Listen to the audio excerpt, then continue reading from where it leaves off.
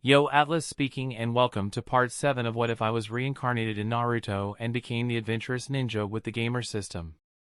Let the tale begin. Chapter 151, A Rare Decision. Hokage Tower. An important meeting was taking place at the Hokage Tower between the Jonins assigned new Genin teams and the Hokage. The ninjas reported the results of the Genin exam to their leader. Team 01 failed. Team 02 failed. Team 09 pass. Everyone looked at Guy as he gave the results. Congratulations, Guy. The Hokage looked at the results. It seems only one team has passed this year. How troubling. Sir. Kakashi isn't here yet. He was assigned a team too. A Jonin spoke up. Yeah, but do you really think he'd pass a team? It's highly unlikely. Another ninja spoke, showing his skepticism over the chances of Kakashi passing his team. I'll speak with Kakashi when he gets here. The rest of you are dismissed. The Hokage gave the order and all of them left the place. Sometime later his secretary came and informed him that Kakashi Hatake had arrived. Send him in. Kakashi walked into the room and Hiruzen could tell that something was bothering him. So what's the excuse this time? The old Kage asked the man. Kakashi sighed and replied. No excuse. I was at the memorial stone. I just needed some time to clear my head. The bell test was the wrong exam for this scenario. Kakashi couldn't get Daichi's words out of his head no matter how hard he tried. Hiruzen nodded and leaned back in his chair. So how did the test go? Kakashi sighed and looked at his leader. They failed. One of them knew the specifics of the test and the other two couldn't bring themselves to trust their teammate. But they got the bells. Or more specifically, Daichi got the bells right? Kakashi's eyes slightly widened. You were watching? Yes. I was interested in how far Daichi had come and I'm impressed with what I saw. But sir, if you saw what happened then you would know that he only agreed to work with the other two because he knew it was the only way of passing the exam. Yes. I'm aware. But the fact of the matter is he did work with them. He made a plan that incorporated their talents and used it to complete the mission. But sir, you have to understand Kakashi, Daichi has been training under a private tutor for the last 2 years. He is used to working alone. And from the other students' perspective, he is a year younger than them. Do you really expect kids who never met each other to suddenly trust one another implicitly? Kakashi was silent when he heard that. The same argument Daichi made. Did you know they were going to fail? Kakashi asked the Kage in a low voice. Hiruzen sighed and leaned back in his chair. After a few moments he answered. Sito may not be from a clan but he is skilled. His taijutsu comes only second to Niji in their class. And Mari is skilled in trap detection, ambush and long-range support. I picked those two as Daichi's teammates because after Niji and Tenten they are the best in that graduation class. He stopped for a moment and Daichi's image appeared in his mind. I knew failure was a possibility. But I also hoped for Daichi to rally his teammates behind him to help. He did. And I was hoping for those two to overcome their fears and trust each other but it seems they couldn't bring themselves to do so. Teamwork is something that should come naturally to a Genin. Yes. I agree. It's why we put them in squads. But there are times when exceptions must be made. Hiruzen said as he took his pipe and lit it on fire. He took a puff and looked at the surprised Jonin. Kakashi. Look at Daichi individually. His skills, his talent, and his capabilities. If you met him on the battlefield without knowing who he is, what rank would you give him? The Hokage asked the man as he smoked from his pipe. Kakashi was silent for several seconds. After reviewing the battle in his mind he answered. A mid to high level chunin at the very least. Hiruzen smiled hearing that and looked at the Jonin. Is that all? I'm sure someone with keen eyes like yourself would have noticed it. Kakashi was silent for a few seconds before he answered. He was holding back. Quite a bit if I'm right. Exactly. He's a lot more cunning than you give him credit for.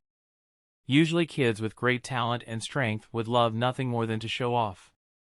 But there are a few exceptions every now and then. Daichi is one such exception. He only showed you what he wanted you to see. And I'm sure that if he wanted to take the bells on his own he could have. Kakashi was surprised at that assessment. Lord Hokage, what makes you so certain that he's already so strong? I have my reasons.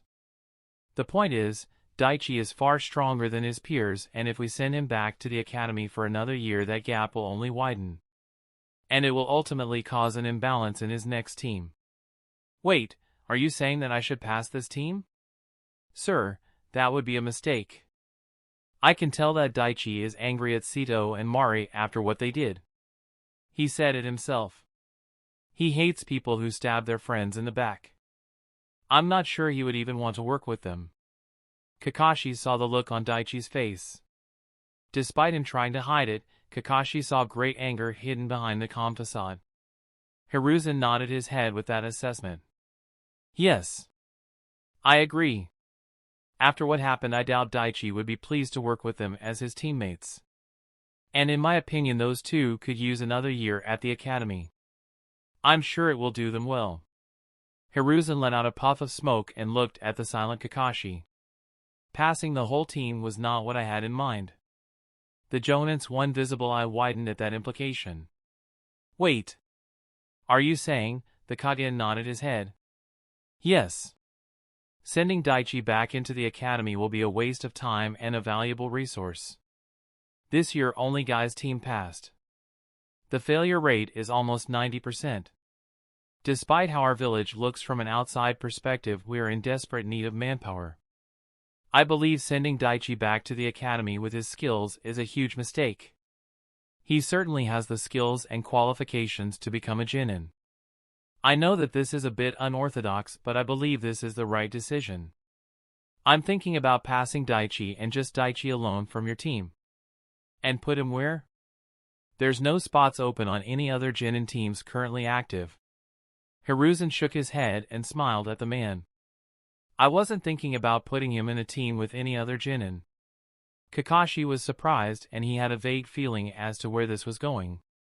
Hiruzen continued. I had a plan in mind to create a few specialized teams next year. If Daichi had waited, I would have put him, Sasuke and Naruto under your care. They would have been a special unit designed for heavy assault and backup. But now that's changed. And seeing Daichi's skills firsthand, I'm inclined to let him pass. He let out another puff of smoke and looked at Kakashi with a serious gaze. I'm thinking about creating a special two-man team. Daichi will be under your care for the next year. On the outside, your team will be a special Genin team, but you will also act as backup for other Genin teams or low-ranked Chunin missions if need be. A rapid response team. This is certainly unexpected. Yes. But sometimes we have to make certain exceptions. And if you want, you can consider this as a way to gain valuable experience. You know, for when you have to teach your next team. The Kage chuckled as he said that. Kakashi was astonished at the decision. But there has to be another reason for this decision. You wouldn't make such a choice without some serious forethought. The Jonin wanted to know why the Hokage was adamant on Daichi passing. Hiruzen leaned back in his chair, and the image of his former teammate came to mind. No matter what, I can't let Danzo get to Daichi. The investigation last year didn't lead anywhere, and I had to pull back some of the restrictions on him. And if he finds out that Daichi is alone, he might strike again. I can't take that chance. Kakashi will be able to keep him safe. But he will want to know the real reason for why I'm doing all this. Having made up his mind, Hiruzen waved a hand and the hidden Umbu and guards vanished. Kakashi immediately knew he was about to hear something highly sensitive. Hiruzen walked to a secret compartment and took a few documents. He then handed them to Kakashi and gestured to the man to read them. You ask me why I'm certain that Daichi is hiding his real strength. The answer is in there. Kakashi went through the papers quickly, and his one visible eye widened at what he saw. Wait. Is this accurate? The Kage just nodded his head. Yes. Based on Tsunade's report, Daichi took down 4 of the 5 assailants on his own. And based on the report, they were Chunin at the very least, with 2 of them even Jonin. And even though I have no proof, I'm sure it was Danzo who sent them. Kakashi finally understood his leader's reason. You want me to train and protect him, and keep him away from the village from time to time with missions. Yes. There's a shadow war going on between me and Danzo, and Daichi is one of the key elements. Someone with his potential cannot fall into Danzo's hands. There are also other pieces in play, but Daichi is a crucial piece. And you are the only Jonin I trust who is loyal and has the strength to protect the boy. The silver-haired man was deep in thought. After a few moments he spoke. Lord Hokage, if you don't mind me asking, why do you think he's hiding his strength? What he's really capable of? At that question, the image of Kinsei came to Hiruzen's mind. I doubt the boy has any nefarious schemes or such. If I'm right, then I believe Daichi is hiding his strength to survive, to not draw any unwanted attention to himself. Kakashi paid rapt attention to his leader. Hiruzen continued. His grandfather was former Umbu. I'm sure he noticed Daichi's growth long before us. And I'm certain he's warned the boy about the enemies and danger that lurk in the shadows of our world. I believe the boy is hiding his real skills, not to cause any damage to anyone but to protect himself. Although being the student of a Sannin, he's bound to draw more attention sooner or later. Kakashi Hatake took a deep breath and let it out. I understand, sir. When do I begin my assignment? Today. I will make the arrangements and announce that you and Daichi will be a special 2-man team, with you taking him as an apprentice due to his talents. I want you to train the boy, sharpen and expand his skills. The Kage said to the man. Yes, sir. I'll leave you to inform the boy of the new arrangements. Kakashi left the Hokage Tower and looked at the people moving through the streets. He slowly made his way back to Training Ground 3, where one of the most important monuments of the Leaf Village stood. Kakashi stood in front of the memorial stone for over an hour and thought about what just happened. He finally let out a breath and spoke as if he was talking to his old team. Looks like I finally got someone as my student. It's not a team, but I suppose I'll have to start somewhere. He reminds me a bit of myself. A great talent minus all the trauma. I hope I can pass on to him the lessons you taught me, Minato-sensei. Kakashi looked at the names important to him and then left the place. A short while later, the silver-haired man found himself standing in front of the Jonin station. He quietly went inside and took a seat near the window. He looked out at the academy building and the children playing around without a worry in the world. Ah! My rival Kakashi. You've arrived. The boisterous sound of his friend came from the other side of the room. Kakashi turned and looked at the man. Guy! I hear you passed your team. Indeed. They have shown their youthful spirit and dedication. So I have taken them under my wing. Guy said with a large smile. What about you? Did you pass your team? Guy asked with a wide smile, but there was a hint of concern for his friend buried in his tone. Kakashi sighed and replied. My team failed. Ha! I knew it. Pay up. The voice of Anko came along with disgruntled groans from a couple of Jonins near her. She collected the money from the few Jonin who made the wrong bet with a wicked smile on her face. Man, Kakashi. Isn't that like the 4th team you failed? If I didn't know any better, I'd say you're failing them because you just don't want to deal with the hassle. Asuma joined in the conversation. Asuma? When did you get back? Kakashi had heard that the man was working at the capital for some time and didn't realize that he was back in the village. A few days ago.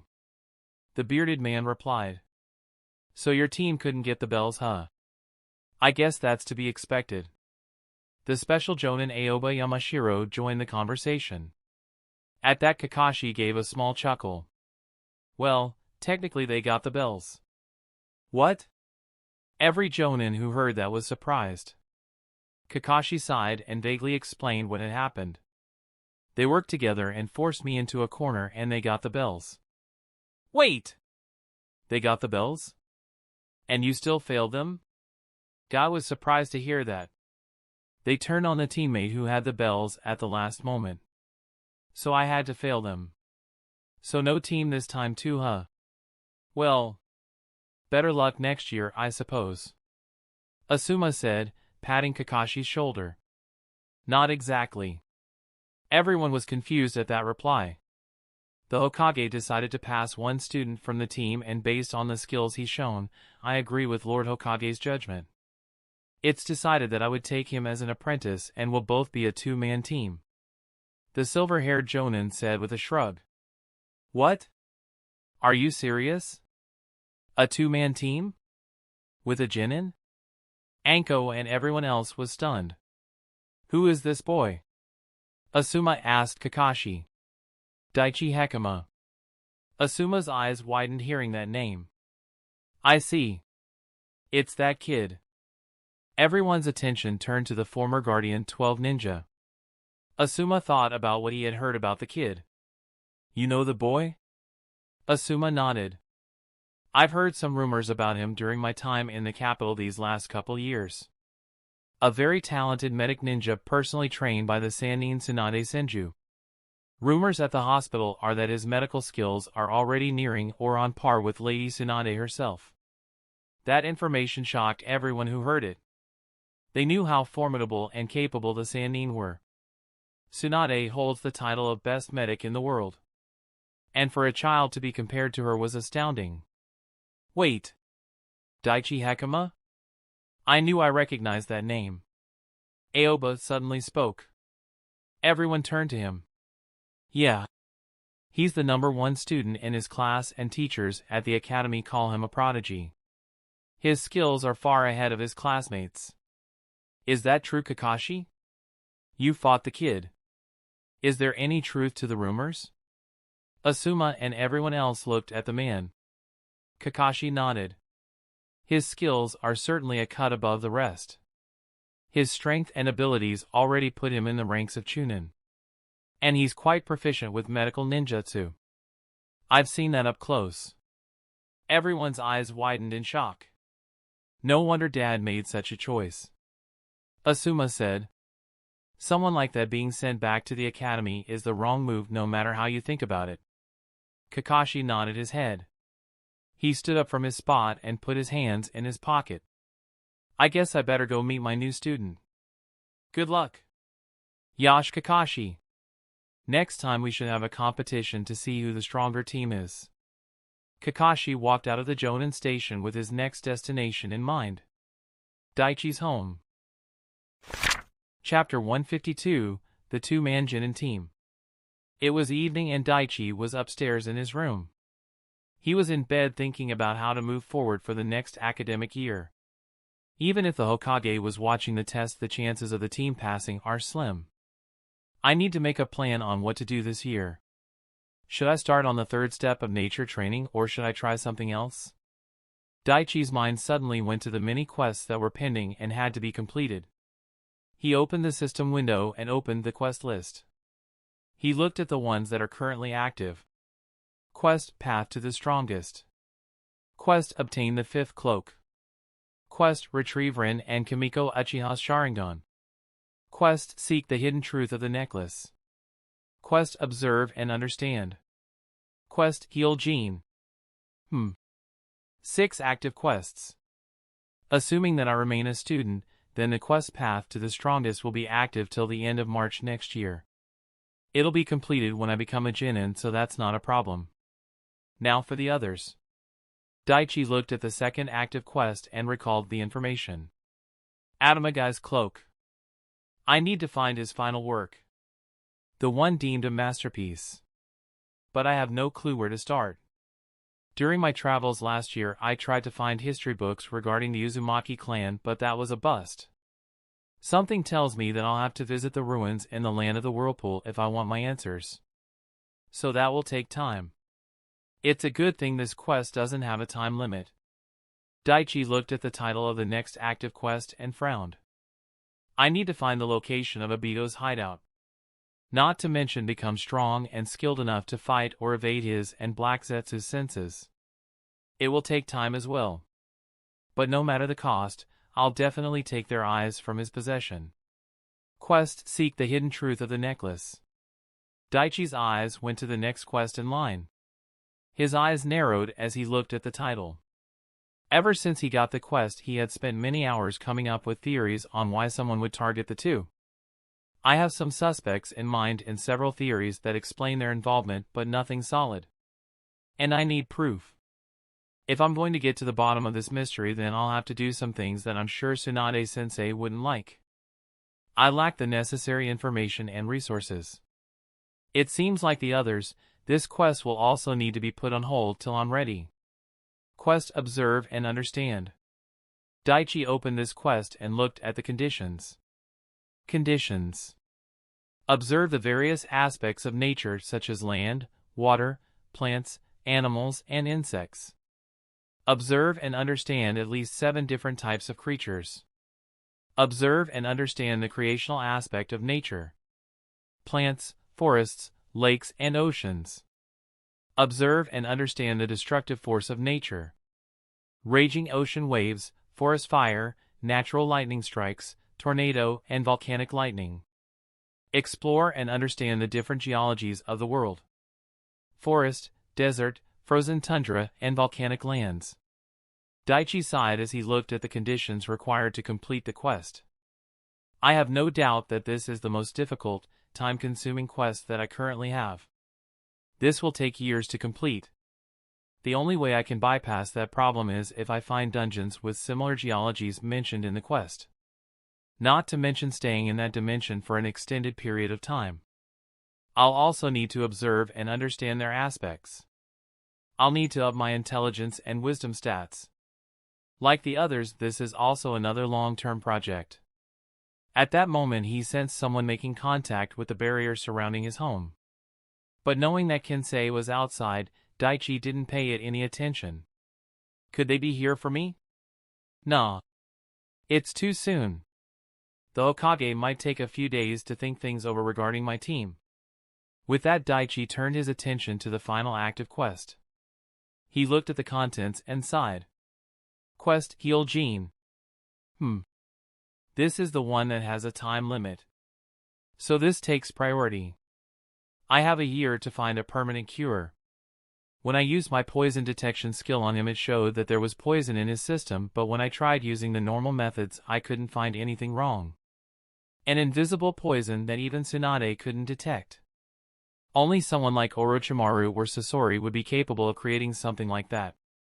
And along with Jin's interest in setting up business in the land of rice paddies.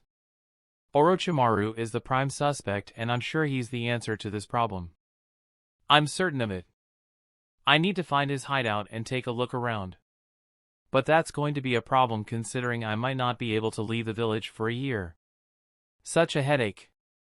Thinking about it for a few moments, Daichi made a choice. He decided he would complete the quest to heal Gene first and then focus on the others. He would try and find a permanent cure, but if he couldn't, he would look for a way to increase the man's lifespan. Daichi. Come on down. There's someone here to see you. At that moment he heard his grandfather calling out to him. I wonder who that could be. Daichi got up from his bed and went downstairs. He was surprised to see who it was that came for him. Kakashi? A few minutes ago. Kakashi Hatake slowly walked through the streets reading his favorite book. It wasn't long before he reached his intended destination. He tucked his precious orange book back in his pouch and looked at the house in front of him. This is the place, all right. The last time I was here was with Minato-sensei when I just became his student. Kakashi stepped forward and observed the place. There's a barrier around the house. But based on the intel, the one currently active is a standard one. As soon as I step near the gates, the person connected to it will know I'm here. Kakashi stepped forward, and a second later he was greeted by an old man. Master Kensei. I don't know if you remember me, but I came here a long time ago. Kensei nodded and recalled a certain memory. With the late 4th Hokage. I remember. You're Kakashi Hatake. You were so tiny back then. The Jonin awkwardly nodded and rubbed his hair. What brings you here, Kakashi? Kinsei asked. I came to speak with Daichi. Is he here? Kinsei looked at the man and nodded after a couple seconds. What's this about? Kakashi sighed and began his explanation. I don't know if he told you or not, but I was the one who conducted his Chunin exam. And based on their conduct, I decided to fail the team. Kinsei kept a passive face as he listened. He told me you were the teacher assigned and that he failed. Didn't tell me the specifics and I didn't ask. Kakashi tilted his head and looked at the old man. You don't seem angry that I failed him despite his vast skills. Kinsei slightly chuckled at that. Don't take me for an old bitter man, Kakashi. I've been a Jonin instructor and was in Umbu. I know how things operate. And I also know your reputation. You're strict and have high standards, but you're also fair. If you failed his team, then I'm sure you have your reasons, and I'm sure they're justified. I don't blame you. Kakashi was surprised at that assessment. Well, there has been a development regarding Daichi's Chunin exam results. Kinsei had a small frown after hearing that. And what would that be? He passed. Just him. The old man's eyebrows rose as he heard that. I'll call him. Kinsei went ahead and called out to Daichi. A few seconds later the boy came out of the house and Kakashi could see the surprise on the child's face. Kakashi? Present time. Daichi knew it was a possibility, but he was still surprised.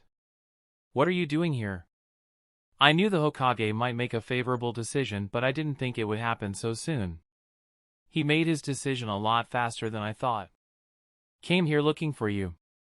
Walk with me. With those words the man took out his orange book, turned around and slowly walked away. Daichi turned to look at Kinsei and the man nodded at him. He quickly left the house and ran up to the Jonin. So, where are we going? Daichi asked. Training Ground 3. Was the only reply from the Jonin. Daichi, not wanting to disturb him, kept silent along the way. Both of them navigated through the streets and soon reached the place where the both of them fought each other hours ago. Kakashi led Daichi through the small forest and soon they stopped in front of a kunai-shaped stone. Kakashi was silent for several minutes and Daichi didn't break the silence. After a few moments the Jonin spoke. I chose the bell test because it's the test my sensei gave me. And like you, I only fought alongside my teammates because I knew the real purpose of the test. I used them as a means to an end. But sensei saw through me. And yet he passed all of us. The man then looked towards Daichi. Teamwork is an important factor. You can accomplish much with a capable team you trust. You may or may not have been right that the bell test wasn't the correct exam for your team. The boy was slightly surprised hearing that admission. Is that an apology? Kakashi shook his head. No. Your team failed when it counted. It may not have been your fault, but they failed to pass my exam. Why exactly are we here? Daichi sighed and finally asked the man. The Jonin turned towards the stone in the training ground. Do you know what this is? Kakashi asked Daichi. The memorial stone. An important monument of our village. The names of all the shinobi who died in the line of duty are engraved on this stone. Daichi replied. That's right. The names of my closest friends and teacher are on this stone. Each one of them taught me a valuable lesson that has guided me throughout my life. Daichi stayed silent as he listened to the man. Wish you forgot some of the lessons Obito imparted. He couldn't help but comment in his heart. Without knowing Daichi's inner thoughts, Kakashi continued. When you're part of a team, you're part of something bigger. Something more than yourself. Sometimes you might have to make tough choices for you and your teammates that will impact everyone for the rest of your lives. At the same time, you'll have to trust that your teammates will have your back if you get into trouble. Trust is a fundamental element in a team. What are you getting at, Kakashi? The Hokage has made a decision regarding your team. Kakashi turned and looked at Daichi. The air around him became heavy. Daichi's eyes slightly widened after hearing that. Is this it? Am I becoming a genin? If so, then what about the other two? Am I going to be put on a new team or? After a few seconds of silence, Kakashi spoke. If I told you that you could become a genin this year, but you'll have to work with Sito and Mari as your teammates, what would you say? The small excitement inside Daichi died down. He looked down and thought about the situation for a while and had an answer. He looked at Kakashi and spoke with a resolute tone. I'm gonna have to pass that offer. I'll wait another year at the academy and graduate with my classmates. Kakashi looked at the kid and sighed. You realize that you'll have to bear some humiliation if you go back to the academy, right? You're someone who took early graduation and the teachers call you a prodigy. If you go back while some ordinary students pass, then you should know you'll no doubt be mocked by some people. What others think about me won't matter after I become a genin next year. Kakashi narrowed his eyes and looked at the boy. Why are you saying no? Is your pride so big that you can't work with people who aren't as skilled as you? Daichi shook his head and replied. I don't care that they aren't as strong as me. Heck, I'd be completely surprised if they were anywhere near my level. I've seen genin fight, so I have an idea as to how strong a fresh academy graduate is. I know they're only starting out and they have much to learn and grow. I don't care about their strength. What I care about is their intent. So it's because they turned on you? At this question, Kakashi's tone turned softer. Yeah. You said it yourself. Trust is a fundamental element in a team. And I can't bring myself to trust those two. They didn't think twice about the objectives of the test. People say that trust is earned. Something that's built with time, through trials and hardships. But with their actions they destroyed it before the foundation was even set. Why didn't you just lie and say you'll give them another chance or something? The silver-haired jonin asked the kid. Daichi shook his head and spoke. That might have helped and made me genin in the short term, but in the long term it'll no doubt become a problem. Saying that I trust them will be a lie and nothing more. I'll second-guess their decisions on missions and I won't be able to trust them to make the important choices. It will lead to one or all of us making the wrong choices and paying the price. I don't want that. I'm glad you were honest. Lord Hokage was right. Daichi looked puzzled at that statement. Wait.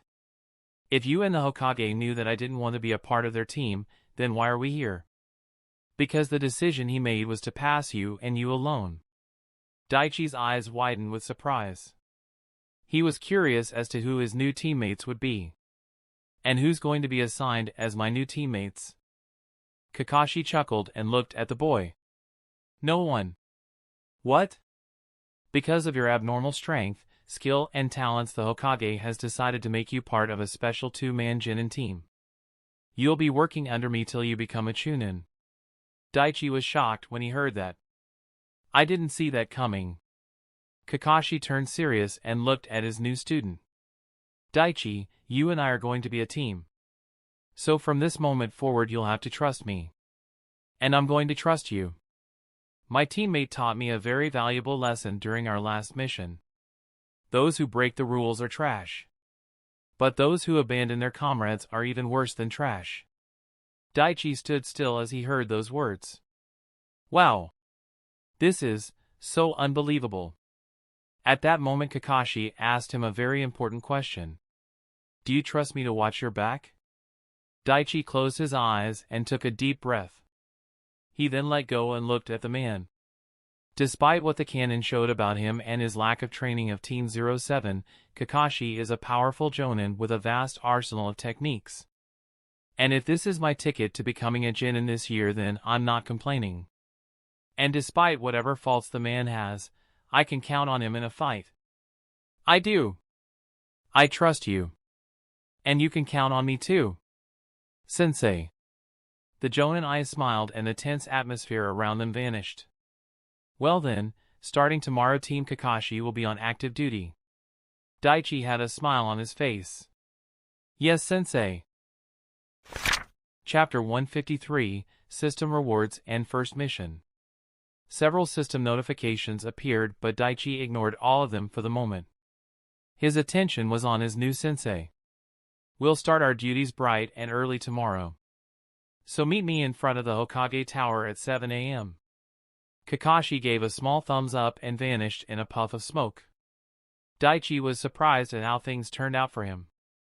I thought the Hokage would pass me and put me on another team, but this was completely unexpected. I haven't heard any instances of a two-man Genin team before. It's normal for Chunin and Jonin ninjas, but definitely unheard of for Genin. This is certainly a unique situation. There's no way he would have created a team like this with ordinary Genins. I guess he must have taken my strength and abilities into account. I should go tell the old man the good news. Daichi left the training ground and went home. He looked at the notifications piled up and decided he would go through them once he reached his house. Before long, Daichi reached his home and saw Kensei waiting for him at the entrance. So I take it everything went well? The old man asked with a smile. Yes. I'm a Genin. It seems the Hokage made a different decision when it came to me. He put me on a two-man team with Kakashi Hatake. It was unexpected, but I'm not complaining. Daichi replied with a wide smile on his face. Kensei nodded and patted his grandson's head. Looks like you get to be a Genin this year after all. Daichi nodded. Yeah. My first mission as a Genin begins tomorrow. Go get some rest. Tomorrow the next part of your journey begins. Daichi agreed and went upstairs to his room. The smile on Kensei's face dimmed as he saw the disappearing figure of his grandson. A two-man Genin team? Hiruzen wouldn't make a choice like this unless he had no other option. Apprenticeship is not rare and is given to special students on certain occasions. But even they must go through with being part of a three-member squad for a while. So Hiruzen must believe that Danzo will go after Daichi again if he is held back. Meanwhile, Daichi was in his room and decided to look over the notifications. He closed the door and started looking through the blue system boxes that were piled up to the side. You have become a Genin. Quest Path to the Strongest is complete. Finally! That's one quest completed. 5 more to go. Special reward. A-grade item blueprint, 3 out of 3. You have obtained a secret map that shows the location of a special A-grade item. Map is now in your inventory. The boy was taken back with the reward. What the? So the blueprint was a map? I thought it would be some kind of method to make an item or something. So this map is essentially a treasure map with a rare and powerful item at the end. I wonder what kind of item I'll find. Daichi took out the map from his storage dimension. New location added to the minimap. Daichi opened the minimap and looked at the location marked on it. The Land of Snow. It looks like I'll have to visit that place sometime in the future. The gamer had the map in his hands for a few seconds. Observe. Map to the A-grade sword Midnight. This map was created by a great swordsman over 6 decades ago. He placed his treasured weapon in a secret location somewhere in the Land of Snow weeks before his death and left this map for a worthy warrior to one day find and claim his treasure. So I'm looking for a sword, huh? And based on the description, I have a feeling it's going to be a special one. Daichi put the map back in his inventory and read the next message. He was absolutely surprised when he saw what it was. Wow! So it finally happened. You have acquired a rank in the ninja world. You have reached a special condition. Special stat dignity is opened.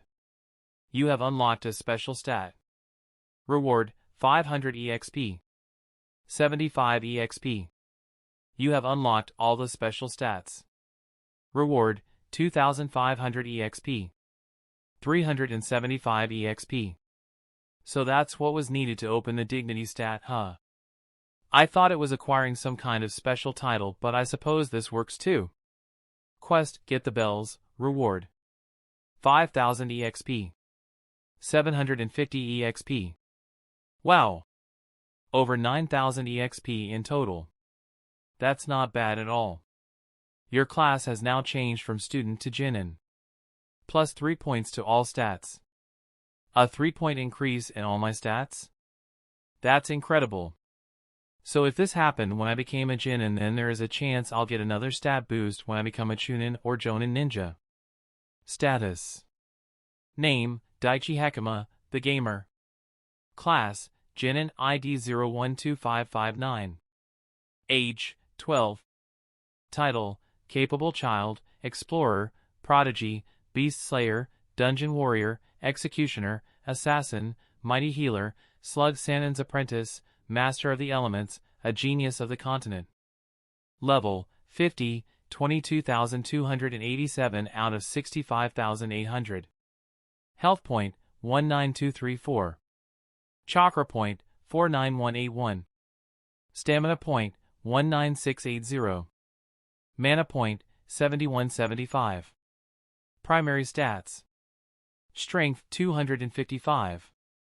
Vitality, 260. Dexterity, 213. Agility, 259. Intelligence, 180. Chakra, 360. Wisdom, 177. Special stats. Sense, 125. Stamina, 212. Indomitable, 32. Charisma, 57. Persistence, 32. Dignity, 4. Luck, 7. Stat points, 712. Rio, 299,720. Nice! Very nice. Just becoming Jonin made me a lot stronger. And this is just the start. Seeing the increase in his stat points always made Daichi happy. Closing the blue boxes, Daichi went to see his grandpa. He and Kinsei spent the day relaxing at the house and exchanging stories during their time away from the village. Before long, night fell and Daichi headed up to his room. The man told me to come at 7 a.m., but I'm sure he'll be late. So should I arrive late as well? No. What if he comes early just to mess with me? If I'm not there and he's already arrived, it might set a bad impression of me to everyone. Daichi let out a sigh and crossed his arms under his head. He looked at the ceiling and his mind went through several things as he laid in his bed. I wonder what Tsunade-sensei and Shizen-senpai are doing right now. Probably running around gambling and drinking. Before long, Daichi went to sleep. He had a big day tomorrow. The next morning, Daichi arrived at the Hokage Tower at exactly 7 a.m. Since the quest path to the strongest was completed, he didn't get any daily quests. But Daichi still woke up early and completed his morning workouts. It had become a habit for him. He didn't see Kakashi anywhere near the location and sighed. God damn it. Why did I even think he would be on time? I'll just wait for a while, and if he still doesn't show up, then I'll meditate. Daichi leaned on the building and waited for his sensei with his arms crossed. Almost half an hour went by, and at that moment a random Jonin walked up to him. Hey kid. You need any help? The man asked Daichi. No. Thank you. I'm just waiting for my sensei. It's my first day as a Jonin, you see. Daichi replied with a small smile. Oh. Who's your sensei? Kakashi Hatake. At that, the Jonin understood what was happening. He let out a small chuckle and looked at Daichi with sympathy. Yeah. You better get comfortable, kid. You're gonna be here for a while. Daichi nodded and decided not to waste any more time and sat down on the ground. He began meditating and gathering chakra and redirecting them to the strength of the 100 seal technique. Even though he was in meditation, Daichi was still vigilant of his surroundings. The people who were walking through the streets and going to the Hokage Tower raised an eyebrow at the kid sitting near the entrance and meditating. But since he wasn't doing anything, they didn't pay him much attention. Time went by and Daichi was suddenly aware of the familiar chakra coming near him. He let out a breath and opened his eyes. Yo! Kakashi raised his hand and greeted his only student. Sup? Daichi gave an equally cheeky greeting to his sensei. You don't want to know why I'm late? Seeing Daichi's silent stare, Kakashi asked. Not really. No. Daichi kept a straight, calm face as he replied. Kakashi's sweat dropped at that bland response. Half the fun of coming late is watching their reaction. But this kid, he's taking the fun out of it for me. Come on. Let's go get your first mission. Kakashi sighed and led Daichi through the tower. Daichi had a smirk as he walked behind the man. Haha. Take that. I'm not gonna give you the satisfaction, you Cyclops. Kakashi's eyes twitched as he had a feeling that Daichi was laughing behind his back. They soon reached the mission room where the Hokage and another Chunin were waiting for them. It's the Lee tradition for a Genin team to receive their first mission directly from the Hokage. Come on, Kakashi said to the boy. Kakashi and Daichi entered the room and saw the third Hokage and Daikoku-sensei waiting for them. Lord Hokage. Kakashi gave a polite bow and nodded his head at the Chunin. Daichi followed his teacher's actions and greeted the Kage and his former academy teacher. Hiruzen and Daikoku smiled as they looked at Daichi, both having different yet similar thoughts about the boy. Hiruzen began and addressed Daichi's unique situation. Daichi, I'm sure you know that the usual makeup of a Genin squad is 3 students and a teacher, right? Yes, Lord Hokage. Daichi nodded and kept a serious face as he looked at the man. I decided to forego that arrangement and pass you because you are an extremely talented individual. And also because of your performance during Kakashi's test. Even though the Hokage praised him, Daichi heard the unspoken words. Don't make me regret it. He replied with a confident smile to those unspoken words. Thank you for your consideration, Lord Hokage. I won't let you down. Hiruzen smiled and nodded his head. Well then, Daichi, are you ready for your first mission? Yes, sir. Hiruzen took the scroll Daikoku handed him and looked it over. He kept a calm face but was laughing hard inside. He couldn't wait to see Daichi's reaction. The Kage looked over the document and spoke. A flower merchant and his family will be traveling a few miles out of the village today. Daichi was surprised at hearing that description. Don't tell me I'm already getting a C rank. Is my first mission going to be an escort mission? Since Daichi was expecting a D rank mission, this was a complete surprise and it excited him. Hiruzen saw the excitement on the boy's face and kept a calm attitude. Your first mission. Daichi slightly leaned forward in eagerness. Is to babysit their 1-year-old son till they return to the village. The Kage said with a calm face. Daichi's expression fell flat, as if someone wiped the excitement off his face. You're kidding me, right? The words came out of Daichi's mouth before he could stop them. Hiruzen, Daikoku, and Kakashi chuckled watching Daichi's reaction. The Kage felt nostalgic as he looked at the boy's face. He looks exactly like Jiraiya did when I told him of their first mission. Ah! Messing with Genin like this. It's so much fun. Daichi looked at the smiling faces of the adults and quickly composed himself. Damn this old man. He got me excited thinking I could go out of the village again so soon only to pull out an Uno reverse card. He probably realized that I'm aware of D rank missions and just wanted to screw with me. So that's why he worded it like that. Daichi sighed and looked at the third Hokage. Well played, Lord Hokage. Why, thank you. Now here's the scroll. Hiruzen smiled and held the document in his hand. Daichi took the scroll and went to stand by his sensei. At that moment a quest was created. Good luck. Kakashi and Daichi bowed and they left the tower. And like that, Daichi's first D rank mission began. Chapter 154, D rank missions. Daichi went over the details in the scroll the Hokage handed him. The time and location to meet the clients were also noted down in the scroll. After going over the details, both of them were on their way to meet the clients. At that time the young gamer looked at the quest that appeared when he got the mission. Quest created, complete the first D rank mission.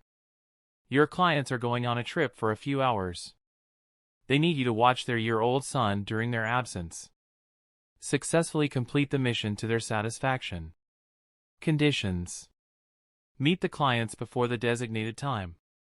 Keep an eye on their son and successfully perform any tasks related to the mission. Rewards: 2,500 EXP. Reputation increases with your clients. 2,000 EXP, bonus reward for completing the first official mission. Failure: reputation massively decreases with your clients, Hokage, Daikoku Fanino, and Kakashi Hatake. No missions for a while. This seems simple enough. The meeting time is at 10 a.m. Based on the location, we'll arrive well before the time. Good thing Kakashi's lateness didn't affect the mission. In a short while the two-man Genin team reached the client's home. It was a modest-sized house located in the heart of the Leaf Village. A man came to greet them and lead them into the house. Good. You're not late. Welcome. When I asked for a Genin squad, I was expecting 2 more Genins. Not that I'm complaining. My name is Hajin Tabori. The man introduced himself. He was a slightly pudgy man but had a charming face.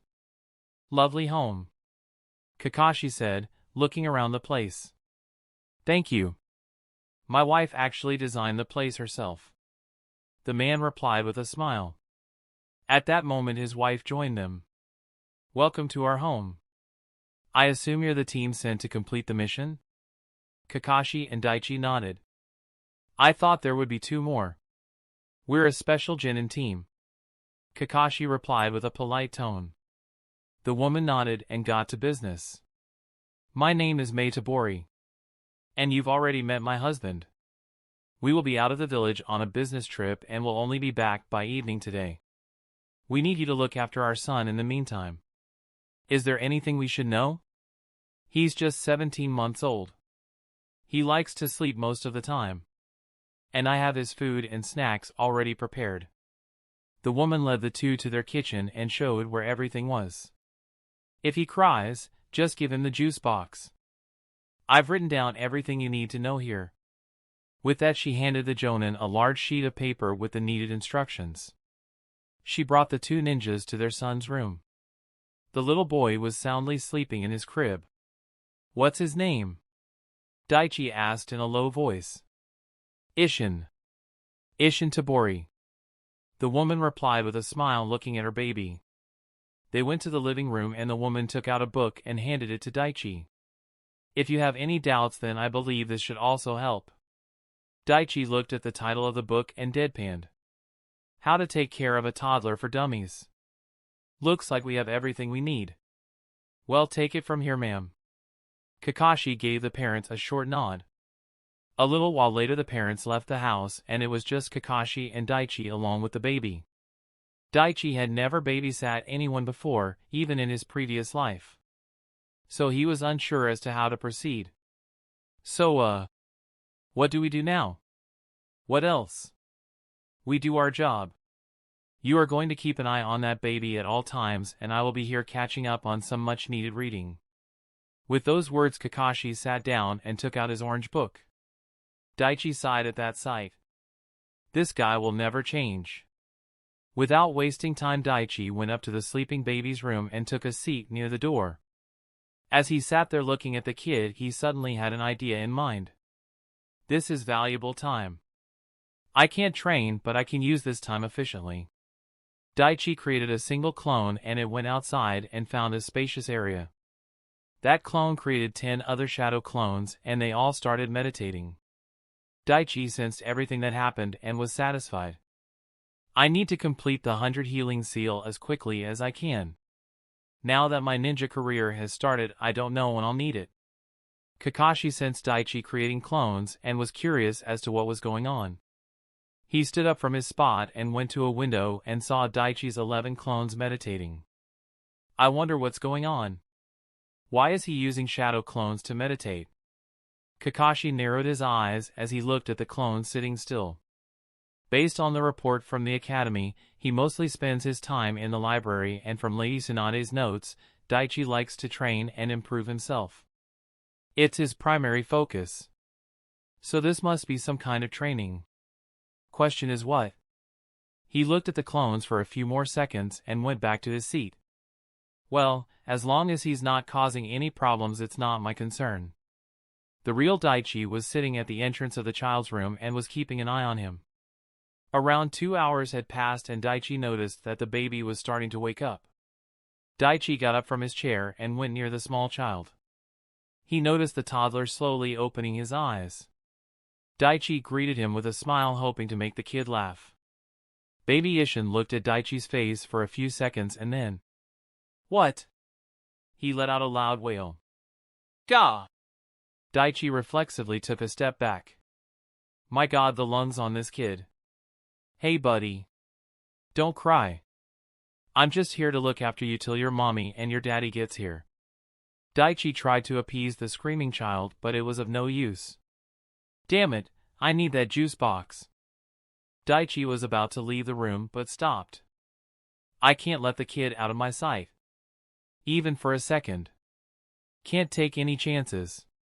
Daichi created another clone and had it run to the kitchen and get the juice box for him. A few moments later the clone returned and Daichi held the small yellow box in front of the kid's face. Here! Don't you want this? This delicious and tasty juice? Daichi slightly shook the box a couple times and baby Ishin attempted to grab the box. Daichi placed the straw in the box and gave it to the little kid. The child stopped crying and focused his attention on the new item in his hand. Familiar with what he had in his hand, the kid slowly started to drink from the box. Daichi let out a breath and sat back in his chair. Crisis averted. Not bad. You handled that well. But the day is still young. You should be alert for anything. The voice of his sensei came from near the door. Daichi looked at the man with a questioning look. This is just a babysitting mission. I'm sure I can handle it just fine. The man shrugged and went back to reading his book in the other room. Daichi then heard a sound coming from the empty box and knew the kid finished his drink. He was about to take the juice box from the little boy, but Ishin quickly threw it in the air. Watching the small box fly up, Daichi couldn't help but sigh. He quickly used chakra strings and caught the box. You're gonna be a little troublemaker when you grow up, aren't you, kid? H.A. Ishin clapped and giggled as he looked at the box flying and landing in Daichi's palm. Why, thank you. It was a perfect catch, wasn't it? The kid's laugh brought a smile to Daichi's face. At that moment another image came to his mind. And it dimmed the boy's smile. Rio. I wish I could have been there for you more. If I had just taken her home. No. If that happened, or if Kensei had adopted her, it would have brought attention from all the wrong people. Daichi slightly shook his head and thought about the positive side of everything. Since Ishin was awake, Daichi decided to play simple games with the kid and pass time. And that's how it went for Daichi's first mission. He played with the kid and kept entertaining him. When it was time for his lunch, Daichi fed him and he also had to change the diaper. It was the only unpleasant part of his day. Before long, it was evening, and not wanting to get questioned by the clients about his many clones around their house, Daichi dispelled them. Before long the parents returned home after what appeared to be a successful trip. Seeing that everything was fine, they gave the necessary paper slip to Kakashi as he was the leader of the team. They thanked the Genin team for their work and both Daichi and Kakashi soon left the place. So, how was your first D-rank mission? Kakashi nonchalantly asked his student. Daichi shrugged and replied. It's alright. Nothing much to think about. Is that all? Daichi looked at Kakashi with a doubtful gaze. These kinds of missions are also used to subtly make the Genin form some sort of bond with the people of the village. A subtle form of manipulation and brainwash. But I'm not gonna say that out loud. Why do you think D-rank missions exist? Kakashi's question brought a frown to Daichi's face. Obviously D-rank missions are in place to build teamwork amongst the squad members. Genin will need experience working together in a safe environment first before they start taking difficult tasks. And I heard that they are tax deductibles. Daichi replied after a short while. Kakashi nodded and began explaining the intent behind the D-rank missions. 2 good points. Not bad. It's true. The D-rank missions and C-rank missions are tax deductibles. This is a system created by the second Hokage Tobirama Senju. Paying the mission fee is the same as giving to charity. So most businesses or wealthy people will hire genin to babysit, mow the lawn or clean their house as a way to reduce the amount of taxes they need to pay. Genins use this opportunity as a team bonding experience and they learn to interact with the clients. The genin will also learn valuable skills and the people get cheap labor. A win-win situation. So I was right. Well, you're only partially right. There is much more to it. Daichi looked at the man in slight confusion. Noticing the look Daichi was giving him, the Jonin instructor asked Daichi a question. Why do you think I let you do all the work today and didn't even bother to supervise you? Because you were bored and D-rank missions aren't worth your time? Daichi gave a snarky reply with a grin. The man chuckled at that answer. True. But that's not the whole picture. There is much more to these simple missions than you think. I left you alone because I wanted to see how you would act inside the house. I wanted to see if you would go through their bedroom or closet. Snoop through their private stuff. Daichi's eyes widened at that. He was beginning to understand the purpose of Kakashi's absence and the true nature of these missions. Kakashi continued. You have to remember, whether it's a D-rank mission or an A-rank mission, we should treat the clients who hire us with respect. And we should follow the mission parameters and not overstep our boundaries. Of course, there are instances where certain exceptions must be made. But that's rare. In most cases, overstepping the mission parameters can cause serious problems. If you had gone through their private stuff and they had found out, it would have created a negative reputation. And that bad reputation will spread and people will become reluctant to hire us in the future. Even if we were only doing something silly like going through their closet or something serious like looking through the secret documents they have, it will create great problems for us. So by doing these D-rank missions at Genin will learn restraint and not do unnecessary stuff like that when handling sensitive materials on higher rank missions. Daichi was surprised at the deeper implications of a mission as simple as babysitting. Wait. The things Kakashi said. They're the same as the requirements for passing the second stage of the Chunin exam. Never open the scroll. Ninjas are not supposed to open a client's secret documents. I see. I had no idea. So these missions are a lot more important than they seem, huh? Of course. And it's not just this type of mission.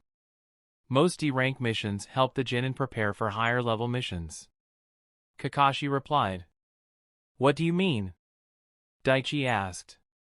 Well, for example, most would think that babysitting is a simple mission, but it's not. It teaches the Genin to be patient. Even when that baby was asleep, you were keeping an eye on him in case he suddenly woke up. Similarly, when you're completing a higher ranked mission, you might need to observe your target for a long period of time. This will require concentration and mostly patience. Kakashi replied. Daichi's eyes widened as he understood the point Kakashi was trying to make. Another example is chasing and retrieving lost pets. Animals have high sensitivity to sounds and they can smell far and wide. Their senses are much sharper than ordinary people. And that's not counting ninja dogs and such. Capturing a pet may be a D-rank mission, but we learn many things during that mission. How to mask our smell and sound, track someone without being noticed and quickly subduing or assassinating them. Most importantly, how to coordinate with your team and efficiently follow commands. Daichi finished what Kakashi was going to say. Exactly. Now you're getting it. A ninja must always see underneath the underneath. The Jonin smiled and looked at Daichi as he spoke those words. I understand, sensei. The boy nodded his head as he realized the true meaning of these missions. Looks like I'll need to take these D-rank missions a lot more seriously than I first thought. Chapter 155, A New Style and Skill. Daichi and his sensei reached the tower and Kakashi handed the slip of paper indicating the completion of the mission to the desk Chunin. At that moment Daichi received the quest completion notification. Quest complete, the first D-rank mission completed. Rewards. 2,500 EXP. 375 EXP. Reputation increases with your clients. 2000 EXP. 300 EXP. So I have to return and report the outcome of my mission to get the reward, huh? Seeing as the mission was marked successful, Kakashi gave Daichi his share of the mission reward. Well, our work is done for the day. Take a break tomorrow and I'll see you the day after at 7 a.m. here. Kakashi vanished in a puff of smoke without waiting for Daichi's response. Daichi sighed and left the place. He looked at the money Kakashi gave him. 1033.2 Ryo. I guess it would be even smaller if I were in a normal squad. Daichi was given the necessary information about payments and such when he became a genin. The client deposits the total mission fee to the village and then a team is assigned to the mission. If the mission is complete, the client gives a slip of paper to the team leader, and after submitting the paper to the mission desk, the money is allocated to the team. If the mission is a failure, the money is returned to the client. The cost of D-rank missions ranges from 300 Ryo to 25,000 Ryo. Daichi stopped at a nearby tea stall and got something to drink. As he drank the tea, he thought about how the money would trickle down to the ninja who completed the mission. The reward for this babysitting mission was 4,000 Ryo. The village takes in 18% from the total mission reward as a commission fee for facilitating the mission. So that brings that number down to 3,280 Ryo. The remaining amount is equally divided among the squad members. Since it's just me and Kakashi, my share is 1640 Ryo. And from that individual amount, the village deducts a 15% for retirement funds or as compensation for the family if anything happened to the ninja. Then another 15% goes to the healthcare system. Medic ninjas are difficult to train and their services are expensive. And another 7% goes to the village taxes. A total of 37% deduction from the amount that was divided. And that brings 1640 Ryo down to 1033. Suddenly I'm kinda glad I don't have teammates. Daichi finished his cup of tea and left the place. Before long he reached his house and noticed that Kensei was not home. Daichi went to his room and just sat on his bed. I'll be busy with missions, but I'll still have some free time. What should I do this year? This was a question that was on his mind for a while. I've mastered the 2 steps of all 5 chakra natures. I've learned medical ninjutsu.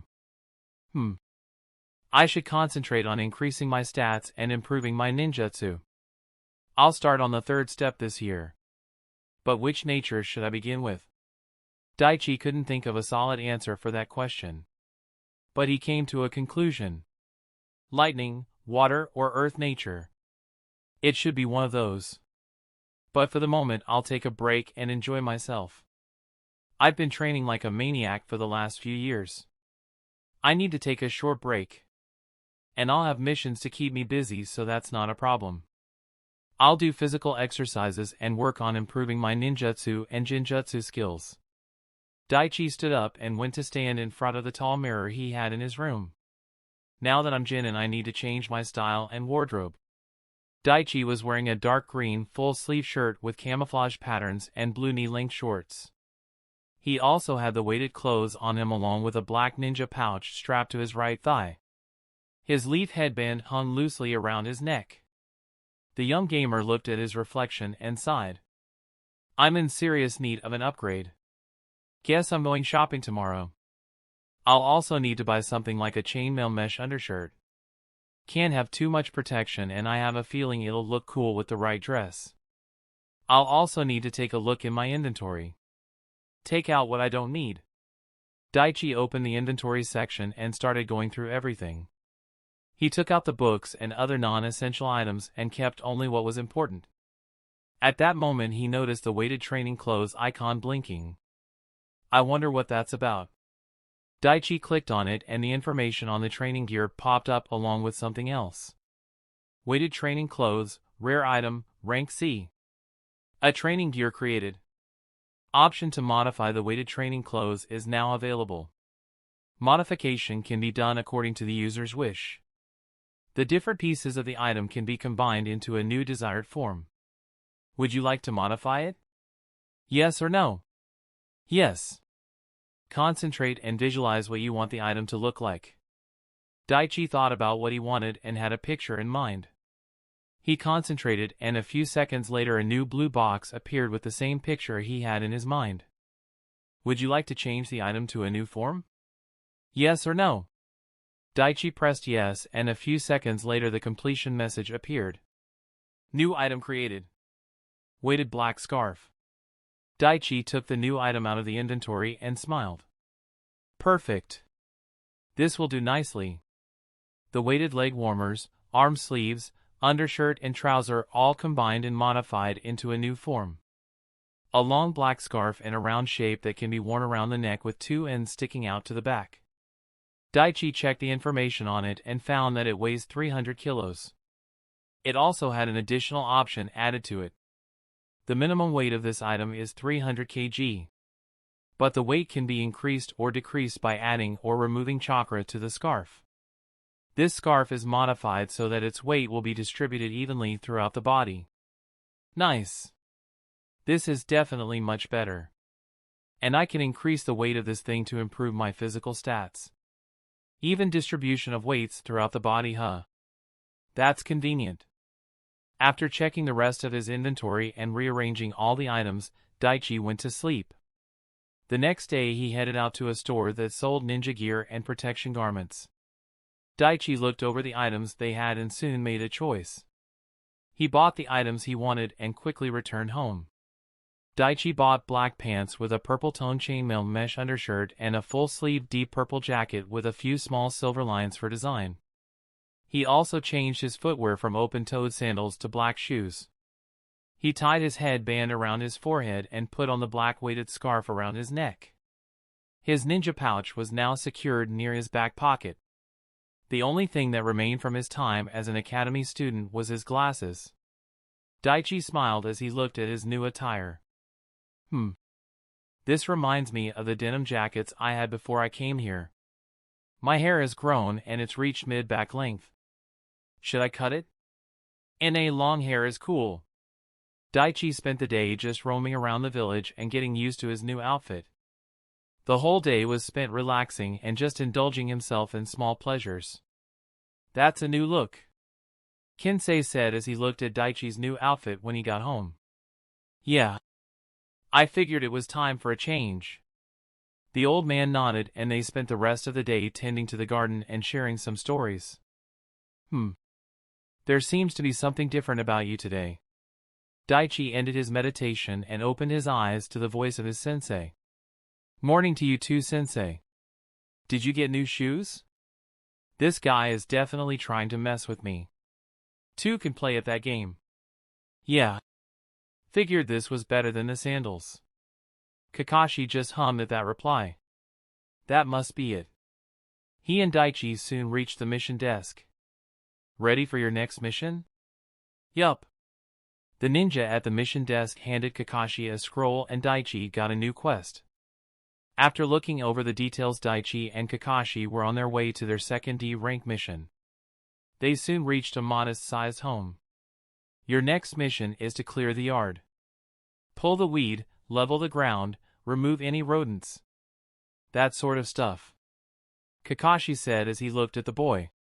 So what deep insightful lessons will I learn from this mission? Daichi asked with a slight sarcasm.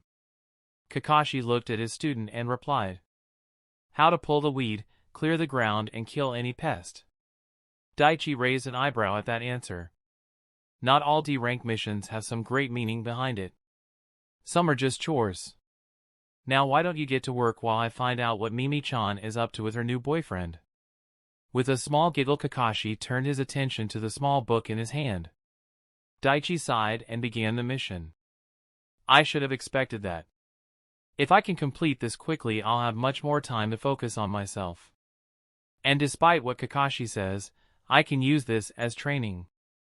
I haven't focused on chakra strings for a while. That should be my priority. Just like the last mission, Daichi created several clones, but this time each clone took a section of the yard surrounding the house and got to work. They used chakra strings to pull the wheat out of the ground. The blue chakra strings dug into the ground and Daichi pulled them out by the roots. Even though it looked like Kakashi had his nose buried in the book, he was keeping an eye on his student. The man was surprised to see Daichi's use of chakra strings with such efficiency. Normally you'd only see puppet masters from the Sand Village with such mastery over the chakra threads. The young gamer used chakra strings to catch the small pests that were running away. When it came to the largest plants, Daichi had an idea in mind. He focused the chakra in the strings and changed it to wind nature. He had a certain image in mind. Wind is mainly used to push and cut. And for this situation, cutting is what I need. The next second, the normal chakra strings took on the form of wind chakra with small blades swirling around it. Daichi essentially had a long, flexible blade running from his fingertips. He flexed his fingers and aimed the strings at a large plant near him. The wind blade-coated strings wrapped around the plant, and the next second it was cut into pieces. Kakashi, who was paying attention to Daichi's every move, was surprised at that development. He was able to create something like that on his first try? And if he can change the nature of the threads to wind, then it stands to reason that he can change it to other natures he mastered. A new skill appeared, but before checking it out, Daichi created a new shadow clone and dispelled it. With that action, all the active clones learned the new technique. They started using the new jutsu to speed up their simple mission. Meanwhile, Daichi looked at the new skill that popped up. Elemental Strings Active, LV.1. This skill is a more advanced version of the skill chakra threads. The user converts the chakra into different nature elements and changes the properties of the string. This technique can be used in battle in various ways. Even combined nature elements can be used to create the elemental strings. Effects: 5% more effective in the changed element properties. Chakra point cost, 25 seconds. Excellent. I can already imagine a lightning and fire whip. I'll definitely need to train this jutsu. It will have so many applications on the battlefield. Looks like this mission wasn't a waste of time after all. Daichi and the clone soon completed the work. With the mission completed, Team Kakashi returned to the mission desk and got their pay. "I'll see you tomorrow, Daichi," Kakashi said to the boy. Daichi nodded and left the place. He didn't know it, but tomorrow was going to be his first C rank mission. Chapter 156, First C rank mission. It was almost 9:30 in the morning. Kakashi slowly walked through the forest of Training Ground 3 and found his student meditating. He quietly walked up to Daichi, and before he could announce himself, he saw the boy open his eyes and look at him. His senses are good. I made sure to keep my chakra and the sound of my footsteps concealed. So what's the excuse for being late this time? Daichi asked the man. Well, you see, on my way here a black cat crossed my path and you had to take the long way around? Daichi interrupted him with a smirk. Well, no. It looked so hungry, I had to feed it. So I took it home, fed it some milk, and then took the long way around. You know, to avoid any bad luck. The Jonin ninja replied with a somewhat smug manner. Daichi just sighed at the man's quirks. Let's just get the missions. Both of them made their way to the Hokage Tower. As they walked, Kakashi spoke. You know, meditation helps with chakra control, managing stress, reducing negative emotions, and makes one self-aware. Is there a question in there? Daichi asked. Your chakra control is already as good as it will ever get. And you don't look like someone who's stressed. You have a good grip on your emotions. Well, most of the time anyway. And I'm sure you can make an objective evaluation of yourself. I'm still not hearing a question. Kakashi turned to look at his student. Why do you meditate? Daichi wasn't all that surprised by the question. With all the time I've spent meditating, it would have been weird if he hadn't asked me this. Daichi decided to give a partial truth as an answer. Meditation helps me focus more. It helps with gathering chakra and moving it throughout my body. And I will have a better understanding of how fast my chakra moves through my coils. How quickly I can release chakra through my chakra points and execute techniques. I would also be able to know if there were abnormalities within my body. Kakashi nodded as he heard that answer. A person would require extreme discipline and knowledge to achieve something like that. They didn't say anything else and soon reached the Hokage Tower. Daichi and Kakashi met the Hokage after a short wait. Well, we have a few D-rank missions. The old Kage spoke, but he saw Daichi let out a tired sigh and slightly smiled. It's a bit soon, but perhaps it's time I gave him something else. But we also have a C-rank mission that I think would be perfect for your team. The old leader saw Daichi's eyes lighting up as he heard those words. Kakashi was only slightly surprised to hear that. So he's starting to test the waters with Daichi. See how the kid operates. What do you say, Daichi? Are you ready for a C-rank mission? Yes, sir. Daichi replied excitedly. Very well. Your mission is to escort the goods trader Hans to the capital. Protect the goods and escort the man to the capital and back. Daichi, since you've spent some time in the capital, I believe your team is perfect for this assignment. The Hokage told them the mission. He gave the mission scroll to Kakashi. At that moment a new quest appeared for Daichi. Quest created: escort Hans to and from the capital. Hans is a merchant that makes frequent trips to the capital. Escort him and his products safely to the capital and back and complete this C-rank mission. Conditions: don't not let anyone harm Hans during this trip. Protect the goods during the journey. Rewards: 4,500 EXP. Reputation slightly increases with Hans. Failure: reputation decreases with the Hokage, Kakashi Hatake, and Hans. No C-rank missions for a while. Accept yes or no. Daichi accepted the quest without hesitation. Finally, my first C-rank mission.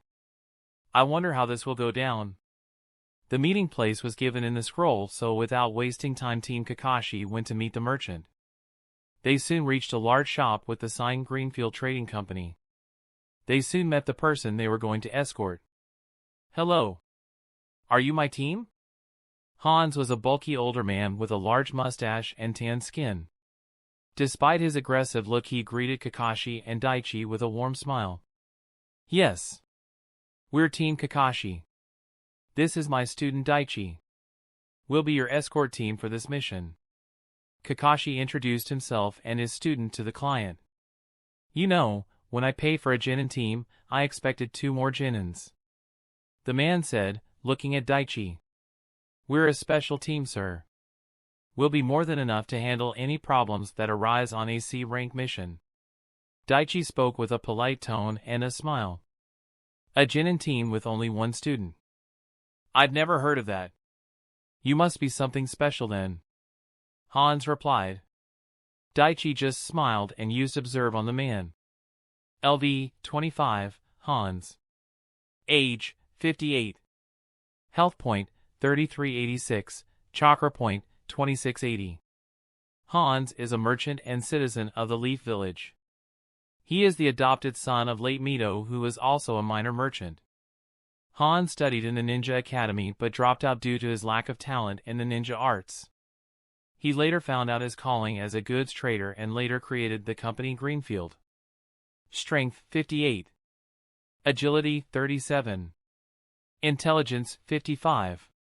When do we leave? Kakashi asked the man. In a few moments. My men are loading the wagon as we speak. A short while later the whole party was at the village gates. There was Kakashi and Daichi as protection and Hans and his associate on their horse pulling a large goods wagon. It's a little after 10. If we leave now, we'll be there by evening. We'll rest up for the night. I've already booked rooms at an inn.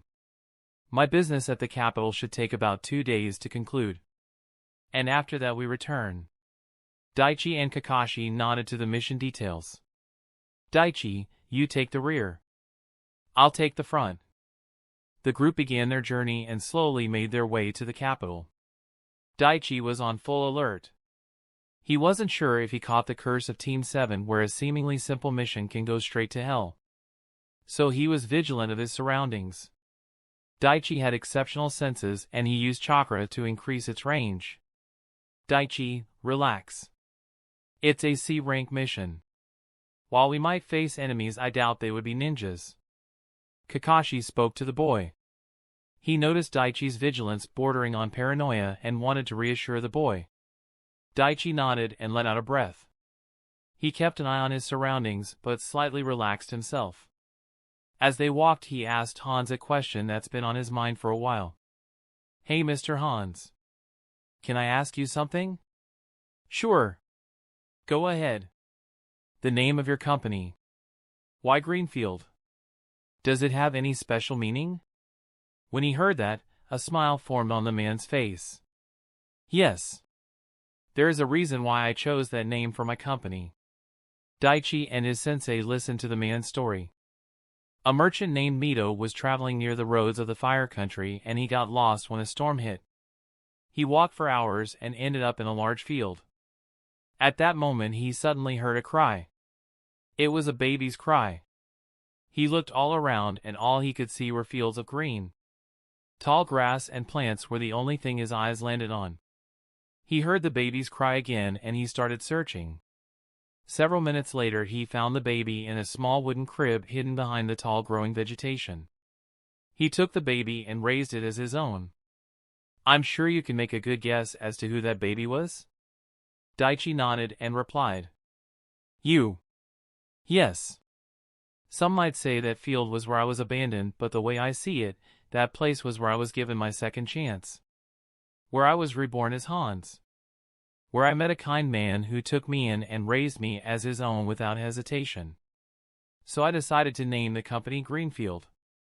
"Wow.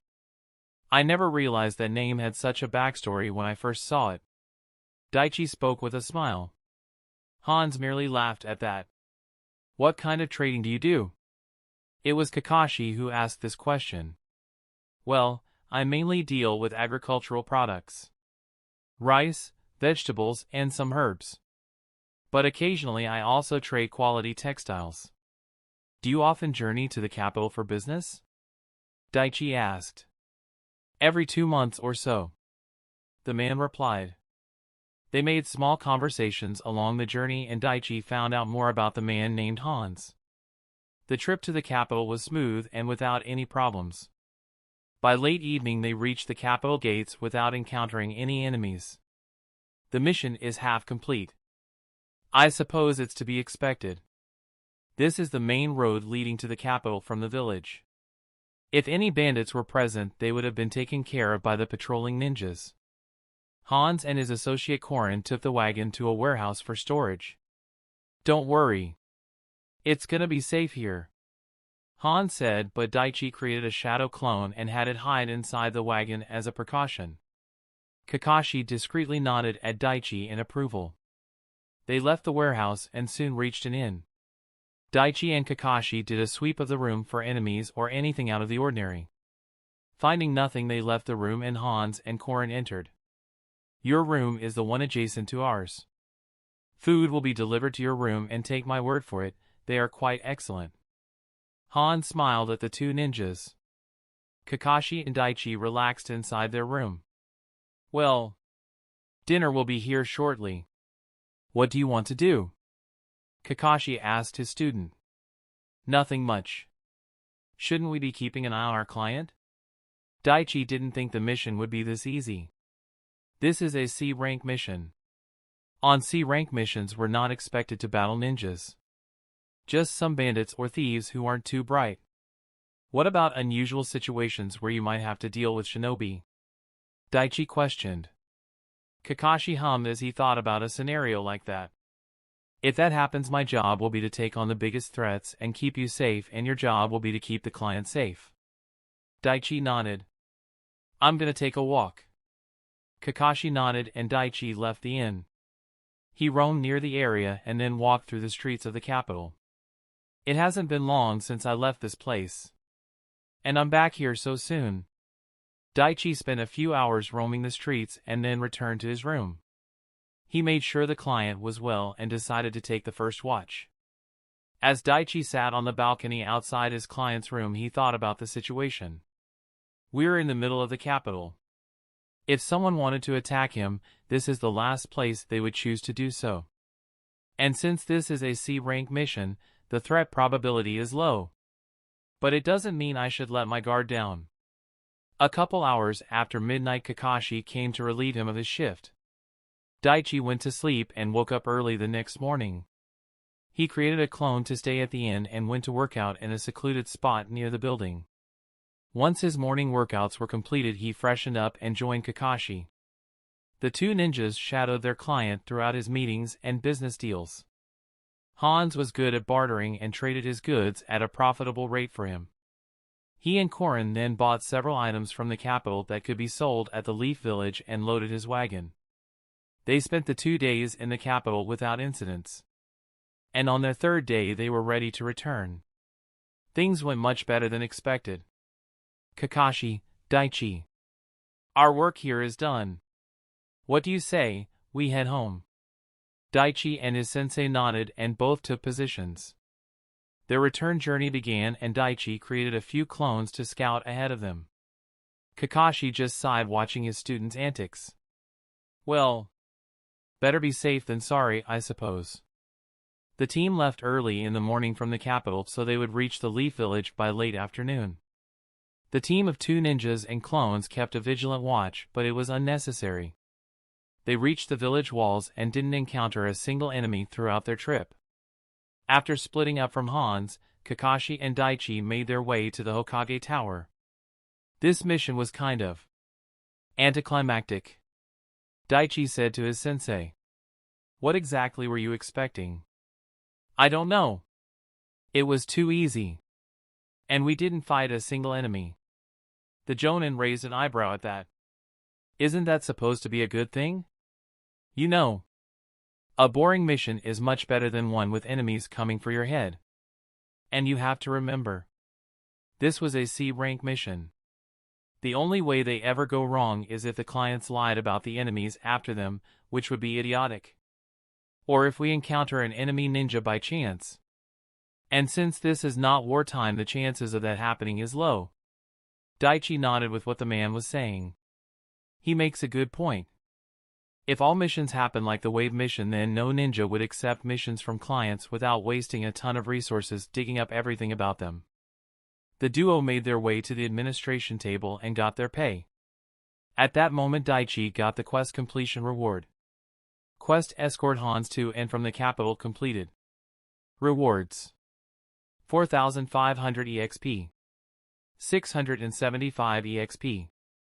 Reputation slightly increases with Hans. Kakashi then looked at his student. Meet me at Training Ground 3 at 8 AM tomorrow. We're going to do something different. Chapter 157, Battle with Kakashi 1. Kakashi was in front of the memorial stone staring at a single name. He had been standing there for over 2 hours as he revisited the memories of his Genin team. The man looked up and noticed the position of the sun and realized how long he had been standing there. It's time to leave. I've kept Daichi waiting long enough. The Jonin looked back at the name engraved on the stone. I'll see you tomorrow, Obito. Kakashi turned around and made his way through the forest.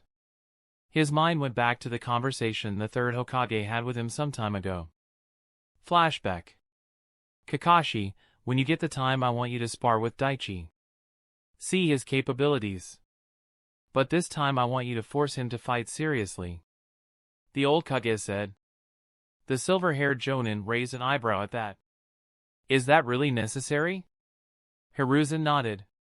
Yes. Only after you have a thorough understanding of his strength and abilities would you be able to train him efficiently. You would also be able to identify his weak spots if he has any, and with training can get rid of them. Yes. I'll handle it. But, do you mind me asking? What's this about? You don't normally take such a keen interest in a Genin team. The Hokage taking an active interest in the training of a fresh Genin was a surprise to Kakashi. True. But your student isn't an ordinary Genin. He is someone who has extraordinary potential and was personally trained by a former Anbu captain and a Sannin. But that's not all, is it? Hiruzen smoked his pipe and was silent for a few seconds. Letting out a smoky breath, he replied. No. I have received some disturbing news regarding Orochimaru and Danzo. Things will come to a collision between the three of us soon, and the people I've tasked with the matter will be in the middle of it. Kinsei is one of those people, and what affects Kinsei will also affect Daichi. I have no doubt that Orochimaru will come to know of the boy soon if he hasn't already, and knowing him, he'll definitely try to make contact with the boy. Kakashi's eyes widened at that. He was alarmed that someone like that would one day come for his student. Wait! Orochimaru's coming for the kid? Lord Hokage, I can protect him from almost any other Jonin, but someone like Orochimaru. Don't be so alarmed, Kakashi. This isn't something that will happen tomorrow or next week.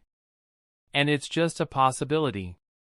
There is also the chance that Orochimaru will leave him alone, but the probability of that is low. I'm not telling you this to frighten you, but to warn you. Take the necessary precautions. The old Kage let out a breath and leaned back in his chair. It's not just Orochimaru, but Danzo also has his eye on Daichi, but for the moment he won't make any moves. He's more concerned with the movements and ongoings of his organization Root. Kakashi nodded. I see. I understand, Lord Hokage.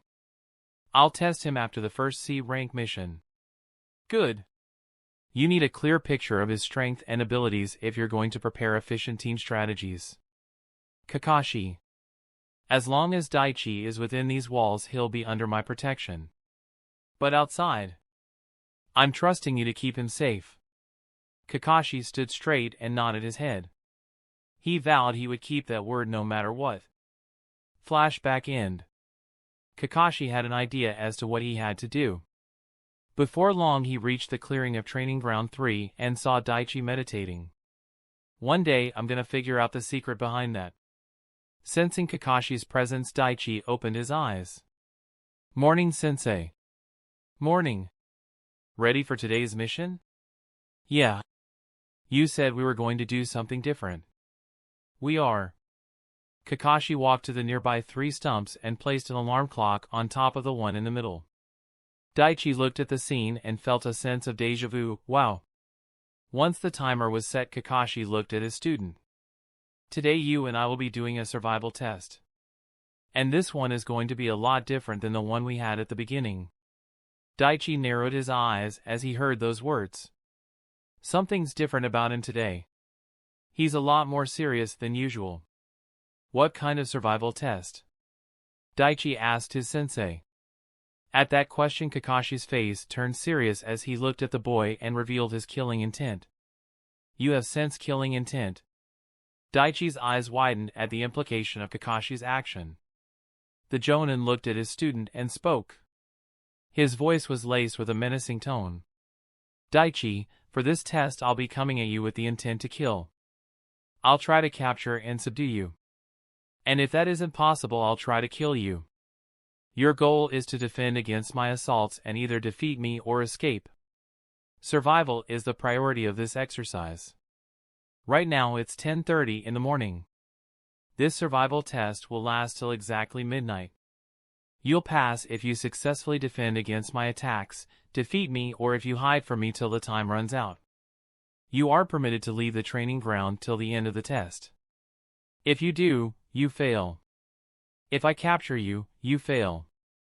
And if you die to one of my killing blows, well, try not to die. Daichi clenched his fists as he looked at the man. He was already releasing chakra throughout his body and was preparing for the coming battle. At that moment a quest appeared in front of him. He quickly read the contents of the quest. Quest created: pass the survival test. Kakashi Hatake has decided to test your skills and find out your true power. Survive his test by battling him or escaping him. Conditions: do not get captured before midnight. Do not leave the forest till the test is over. Do not let Kakashi land any killing lethal blows on your body. Survive till midnight by any means. Defeat Kakashi. Bonus. Rewards: 20,000 EXP. 35,000 EXP. Bonus. Reputation increases with Kakashi Hatake, Hiruzen Sarutobi, and Kinsei Usagi. Failure: no C-rank missions for a while. This quest is automatically accepted. Kakashi continued. And keep this in mind. If you don't use your full power, all your skills and techniques, you will suffer a painful end. I understand. I won't hold back. Daichi replied, releasing his intent as well. The air became heavy and the sound of birds flying away from the forest could be heard. Up in the Hokage Tower, Hiruzen was watching everything through his crystal ball. This isn't exactly what I had in mind, but I suppose it will have to do. This way Kakashi will be able to determine Daichi's stamina and stealth skills, medical prowess, and his proficiency in the ninja arts. But still, he's just 12 years old. A child. Would this be too much for him? Back in the training ground, Kakashi decided to make the first move. Begin. As the words were spoken, the Jonin was already moving at high speed towards Daichi with a punch aimed for his face. Daichi's heightened concentration and senses allowed him to track every move that his sensei made. He saw the man coming at him in slow motion with his left fist tightly clenched, and Daichi's mind began to work faster. His first instinct was to dodge using substitution, but there was something preventing him from making that decision. His pride. Even after all this time, after all the training, the dungeon fights, if I just run away when someone stronger than me shows up without even putting up a fight, then what does that say about the time I spent grinding myself to the bone? A waste. It was only a split second, but Kakashi was already on him. His left fist coming towards his student. Even as the gamer's mind kept him calm, Daichi's face turned into one filled with rage. Fuck that. Chakra flooded his body, and with a greater speed than Kakashi, Daichi threw his right fist. His punch directly aimed at his teacher's incoming one. The Jonin's eye widened at the speed displayed by the boy. A moment later, both fists collided. Boom! Wind whipped around them from the force of the two attacks meeting head-on. The ground cracked below the two, but neither one budged an inch. Since you're intending to fight me head-on, let's begin with taijutsu, Kakashi said as he threw another punch with his right arm aimed for Daichi's throat. The young gamer swiftly parried and redirected the attack away from him. He then immediately sent a knee strike aimed at Kakashi's ribs. The Jonin jumped back, escaping the strike, but Daichi didn't let up. He quickly rushed at Kakashi and they began their intense hand-to-hand combat. Daichi used the skill analyzed to understand his opponent's fighting style and attack patterns. Even though the fight would have been seen as fast-paced to most, the battle was only just beginning. Both of them were only testing the waters and feeling out their opponent's skills. Kakashi sent several powerful punches aimed at Daichi's chest, biceps, and ribs, all of which Daichi successfully blocked or parried. His taijutsu skills are incredible.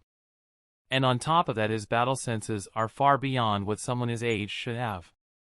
And this is only just the start. Just as Kakashi was making notes on his student, Daichi was also doing the same to his teacher. He's not blocking but redirecting all of my punches. He's trying to conserve energy. That's not a surprise. This is going to last over 12 hours after all.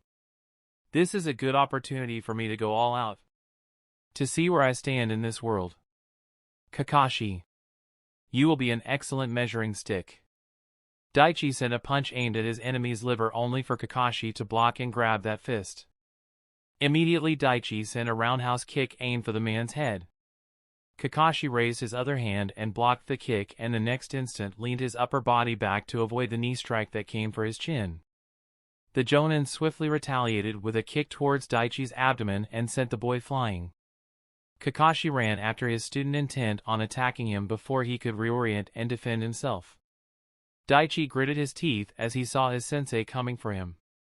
In mid-air, he quickly took out several shuriken and threw them at the man and swiftly went through several seals. Shadow Shuriken Jutsu. The few metal stars quickly became over a dozen, forcing Kakashi to change his path and dodge the oncoming projectiles. These few seconds were all Daichi needed to safely land on the ground and get his footing. Both of them looked at each other and took in their opponent's condition. Neither one was hurt or even out of breath. It was Daichi who broke the silence. What do you say we take things up a notch or two? The silver-haired Jonin smirked at that. Funny. I was thinking the same thing. You know, you might be my favorite student yet. Daichi deadpanned at that. I'm your only student.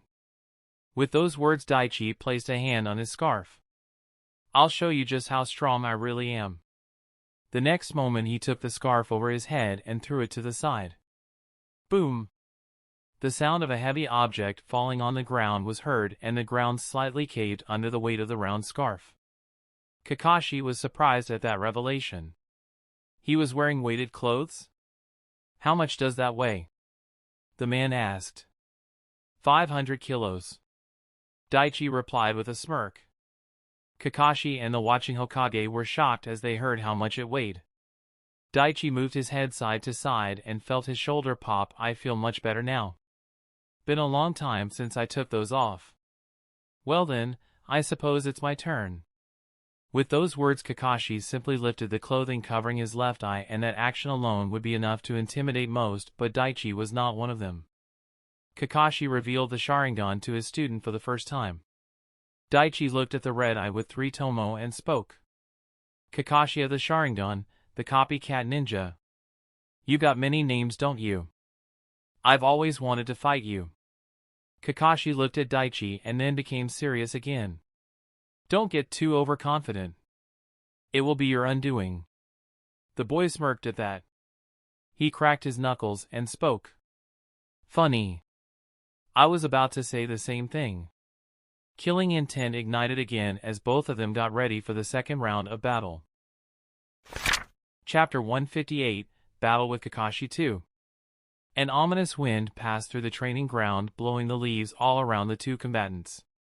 Daichi took that as the metaphorical bell to start the second round of his fight. He flooded his body with chakra and sped towards Kakashi. With his Sharingan, Kakashi saw how Daichi spread chakra throughout his body and prepared to attack. He's coming. Both of them were standing several meters apart, but Daichi crossed that distance in a second. He sent a powerful punch infused with his chakra directly at Kakashi. The Jonin quickly raised and crossed his arms to block the fast and powerful attack. The punch landed on Kakashi's forearm, and the force of the attack pushed him backwards. He skidded several feet before coming to a stop. He dropped his arms and looked at his student in wonder and renewed vigilance. My arm is feeling numb. The power behind that punch. It was magnitudes higher than before. I had no idea he was holding back this much. If I block more attacks like that, then I won't last for long. At this time, Daichi looked at Kakashi without a trace of emotion on his face. The next instant he vanished from view, and the older man instantly ducked. He felt the wind pass and saw a leg sweep above him at high speed. Seeing Daichi miss and still in the air, Kakashi immediately took his chance and fought back. He infused chakra into his arm and sent a precise, powerful punch at Daichi's outer thigh, intent to reduce the boy's mobility. The punch struck its target, but the next second Daichi burst into wooden pieces. Substitution. The man immediately jumped from his spot and expanded his senses. He sensed several projectiles coming towards him at high velocity.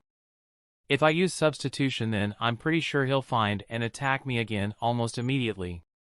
Taking 2 kunais from his pouch, Kakashi expertly deflected all the weapons coming towards his vitals while landing safely. There he is. He sensed Daichi's chakra and body flickered to the boy's location. He found me. Daichi turned around and blocked the knife chop aimed at his head and sent a high kick that Kakashi blocked with his raised leg. The two began their taijutsu bout, with neither one gaining the advantage over the other.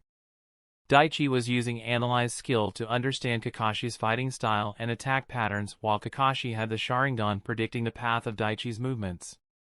Those made it easier for him to parry or redirect the attacks. At that moment, Daichi received several notifications that he looked from the corner of his eyes. Mental intrusion detected. Gamer's mind has neutralized the attack. He's trying to cast Jinjutsu on me. Too bad. Kakashi tried to place one Jinjutsu after another on Daichi, but each one failed as soon as the chakra entered the boy's system. The man narrowed his eyes as he looked at Daichi's confident face. Jinjutsu isn't working on him. And he doesn't even have to disturb his chakra flow. It's almost as if he's immune to it. Kakashi stopped using that tactic to conserve his chakra. Daichi was keeping Kakashi at bay with a combination of skills such as sprint, body flicker, and chakra enhancement. This battle has only just begun. I can't keep going at this intensity so early. I need to break away and create a few shadow clones. But how? Daichi tilted his head and evaded the strike to his face as he sent a stomp to the knee that was blocked. Both opponents were in a sort of stalemate due to them beginning to understand the other's fighting techniques and taijutsu style. Daichi decided to switch gears and see just how strong Kakashi's Sharingan is. Daichi blocked and forcefully caught Kakashi's fists and made several seals with his enemy. He began taking a deep breath as he held onto Kakashi's fists. These actions only took less than 3 seconds. The Jonin's eyes widened as he recognized the seals that were made. If he unleashes that jutsu at this close proximity, I'll take some serious damage. Seeing the coming danger, Kakashi immediately lashed out with a fast kick straight to Daichi's chest. Daichi raised his knee and blocked the kick. But it was just a distraction as Kakashi gathered his chakra around his arms and turned it to lightning. The sudden lightning attack forced Daichi to let go of the man's arms, but his jutsu was ready. Kakashi jumped backwards as fast as he could just as Daichi unleashed a giant fire dragon from his mouth. Fire style, Supreme Fire Dragon Jutsu. The fire took the shape of a giant dragon head with an open mouth as it moved forward. It was a powerful, fast-moving attack that reduced everything in front of it to ashes. The jutsu followed Kakashi and sent several small fireballs from its body as Kakashi tried to change directions. The fast, small flaming balls forced Kakashi to move in a certain direction. The Jonin increased his speed and thus his distance from Daichi's attack. The specialty of Daichi's jutsu is that the caster can control the direction of the jutsu and can change its path if need be. It can also send small fireballs from its body according to the caster's desire. Daichi sensed Kakashi's chakra moving away and he controlled the fire dragon to follow. Kakashi's Jonin vest was a little burned from fire, and aside from a few small light burns on his skin, he was ultimately unhurt. He was moving as fast as he could and within a few seconds landed on the lake flowing through the training ground. That attack is an A-rank jutsu and one on the higher ends of the scale. Daichi had something like that under his belt? That jutsu costs a great deal of chakra. He wouldn't use something like that this early unless he was certain he could finish me or he thinks he has more chakra and can outlast me. Kakashi sensed the heat and saw the fire heading his way. There is only one way I can stop that. He started going through several seals as fast as he could. The moment he reached the final seal, the fire dragon was almost in front of him. Waiting no longer, Kakashi unleashed his jutsu. Water style, Water Dragon Jutsu. The water from the river surged upwards and immediately formed a blue dragon. Both ninjutsu collided and there was a small explosion. Daichi kept pumping chakra into the attack and Kakashi did the same. But a few seconds later, seeing that he entered another stalemate, Daichi cut the flow of chakra to the jutsu. Both attacks cancelled one another out and a giant steam erupted from the epicenter of the jutsu. The steam spread everywhere, covering most parts of the training ground. Daichi smirked as he looked at the steam. Everything is going according to plan. He immediately created a few shadow clones and sent them in various directions.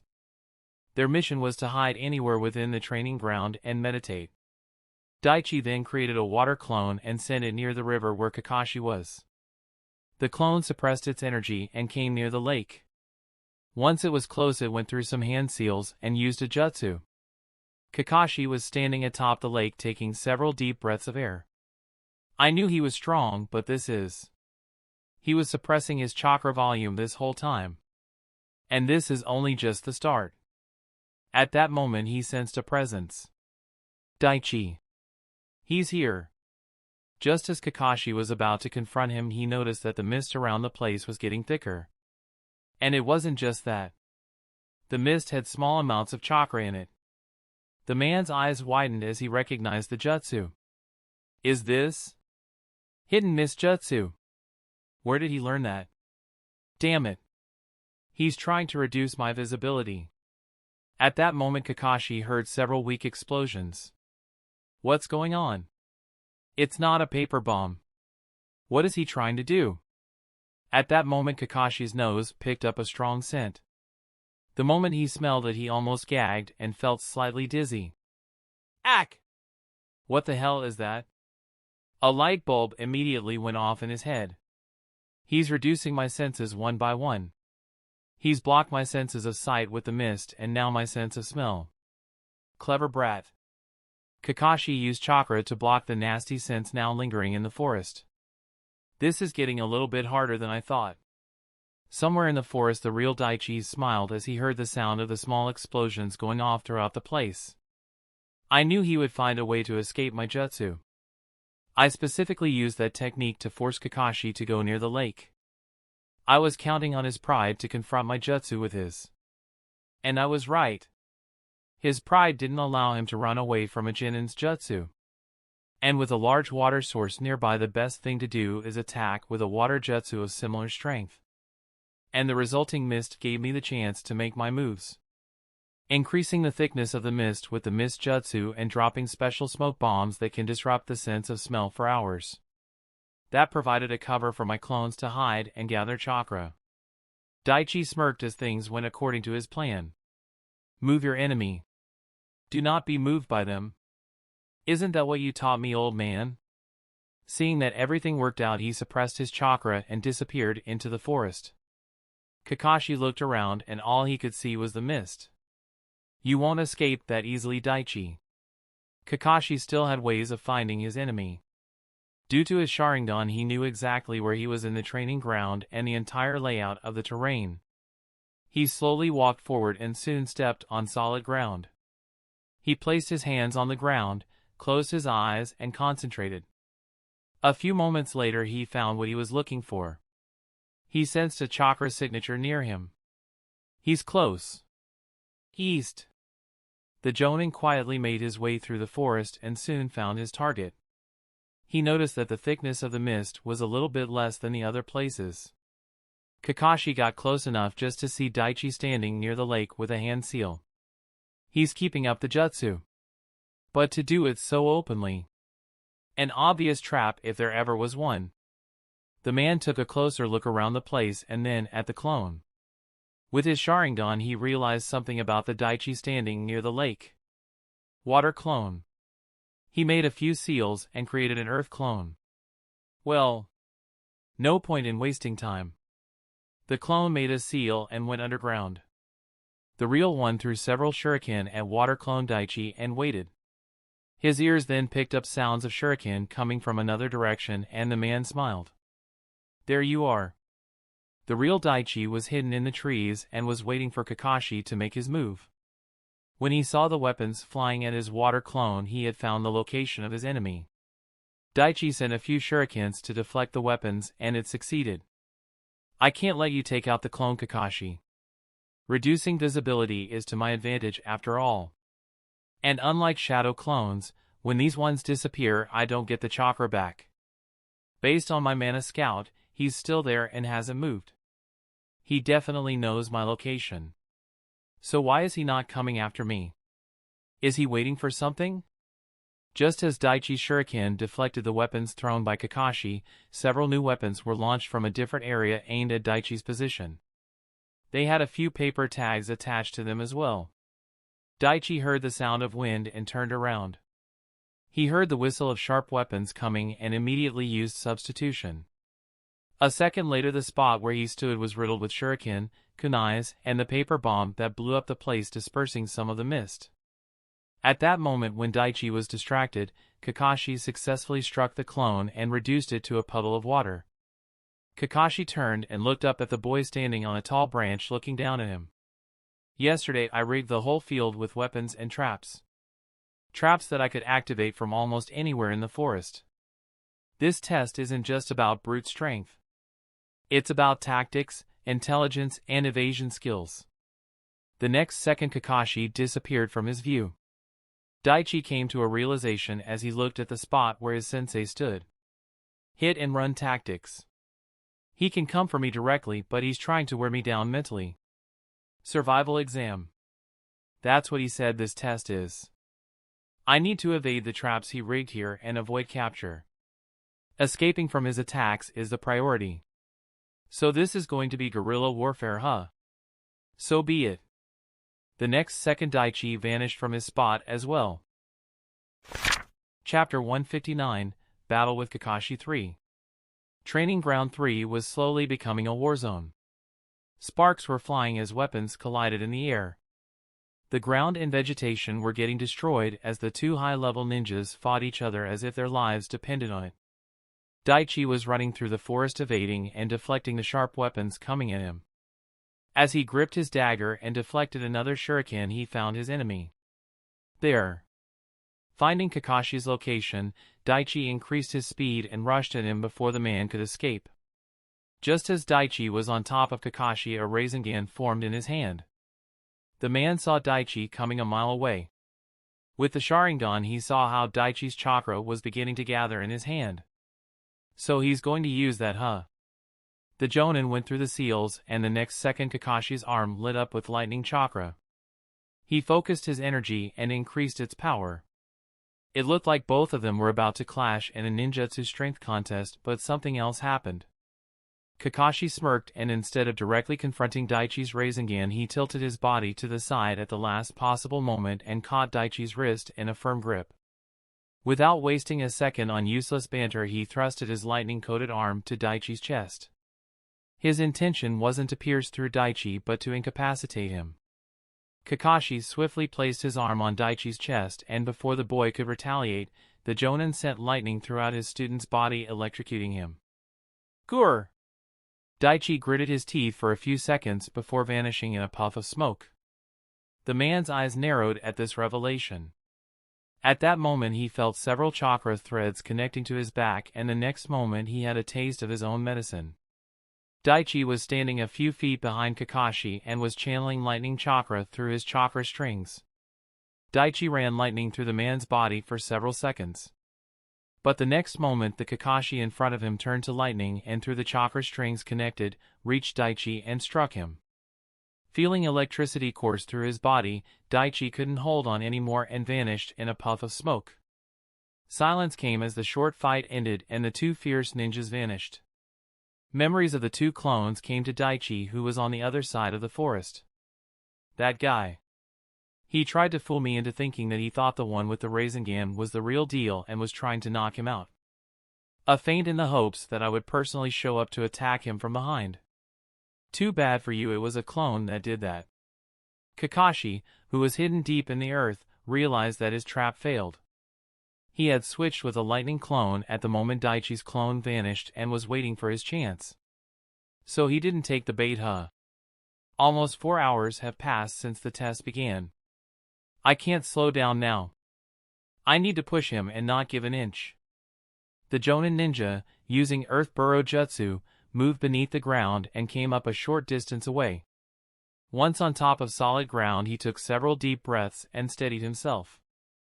I need to get back into shape.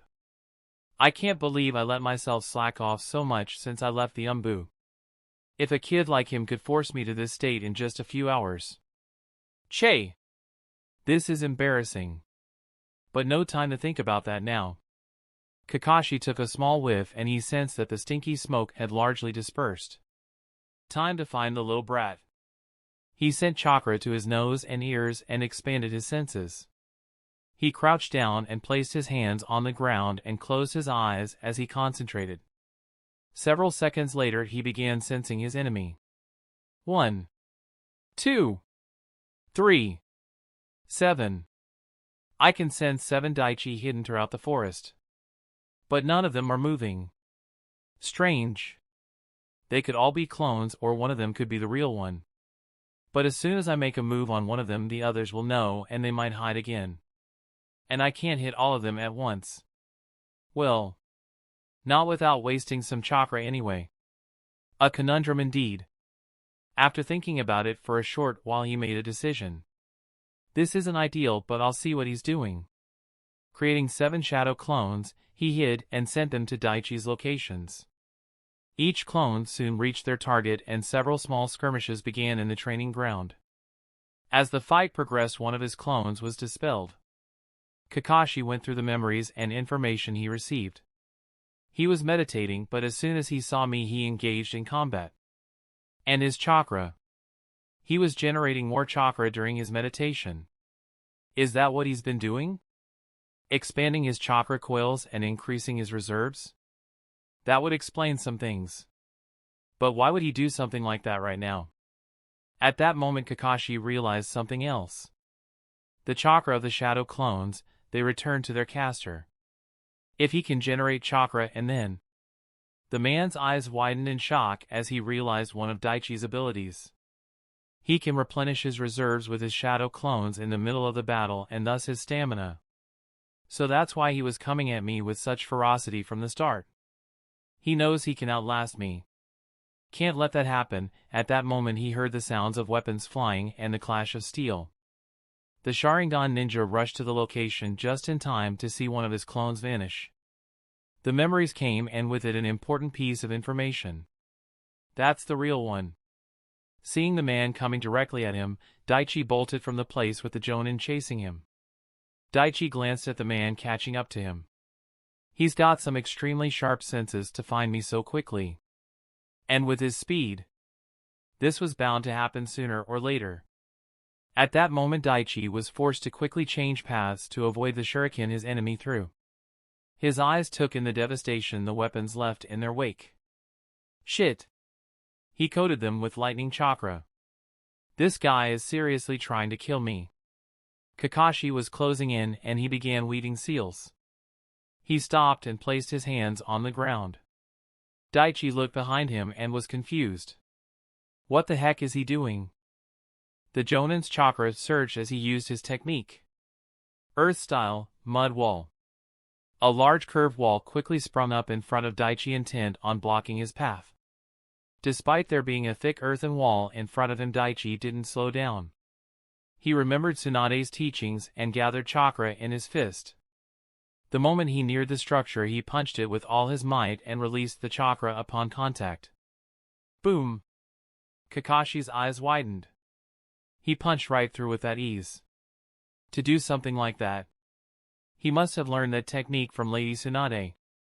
Daichi blasted the large wall and sent chunks of broken rocks flying. But the moment he passed through, he heard the sound of something similar to birds chirping. Is that what I think it is? Daichi saw another Kakashi appearing with Chidori concentrated on his right palm coming for him. Both of them were moving at high speed and would collide in less than a few seconds. Without wasting another moment, Daichi created a Rasengan in his hand and got ready. Up in the tower, the Hokage, watching the battle, tensed as he saw what was happening. Kakashi, I hope you know what you're doing. Chidori and Rasengan clashed the next second, and with an explosive bang, the chaotic lightning and the tightly contained ball of chakra battled one another for supremacy. The ground cracked from the force of the jutsu impact. Lightning arched and wind blew all across the place, destroying the nearby trees, rocks, and anything else in their paths. Daichi gritted his teeth and held his ground. When he looked at his teacher, he saw a grim determination in those eyes that reminded the boy of himself. But even in this moment he kept a vigilance over the real Kakashi dozen meters behind him. He needed to be ready when the man would launch a strike from behind. Though the worry Daichi had was unnecessary. The moment the real Kakashi took a step forward, he fell to one knee. He clenched his Sharingan eye shut and had to take several deep breaths of air. This kid is forcing me to expend more chakra. So he must have already made a guess that the Sharingan costs too much chakra to maintain for long. At that moment Kakashi's shadow clones dispelled and he got confirmation that all of Daichi's clones were destroyed. Having made a decision, he took a ration pill from his pouch and ate it. A few seconds later he let out a breath of air, feeling the pill quickly doing its work. Kakashi just knelt there resting for as much time as he could, looking at the confrontation taking place ahead. Daichi received the memories and chakra of clones and grimaced. I didn't think he'd take out the clones so quickly. But still, I got some chakra back. So that's a good thing. At that moment the Sharingan-wielding ninja with the Chidori looked at Daichi and spoke. Even through the loud sounds of their battling jutsu, Daichi was able to clearly hear his sensei. Your talent is undeniable. But to surpass me, it won't be that easy. Ha!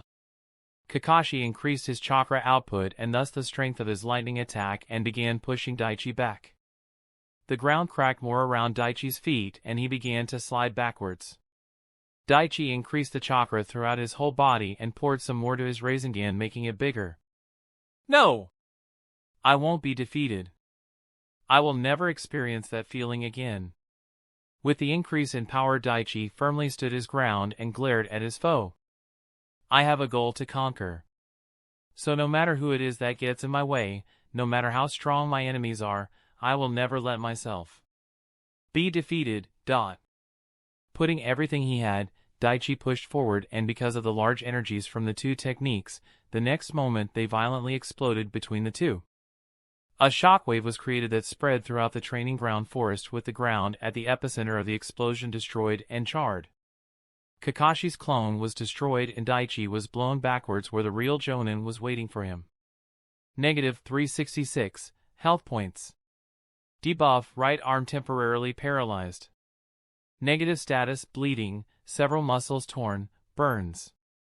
Daichi's special black glasses broke and some of his clothes got torn. But the major injuries were on his right arm. It was wounded in the clash and had burn marks, charred skin in several places, bleeding, and had a few muscles torn. His regeneration powers were kicking in and slowly healing the wounds, but for the moment Daichi was reduced to fighting with one arm. Daichi used chakra strings to reorient himself and bleed off his body's momentum. He came to a stop a few feet in front of his sensei. Daichi looked at the man but was conscious of his wounds and wanted to fight in a way that wouldn't aggravate them. Even with all the damage reduction effects, I still took this many injuries?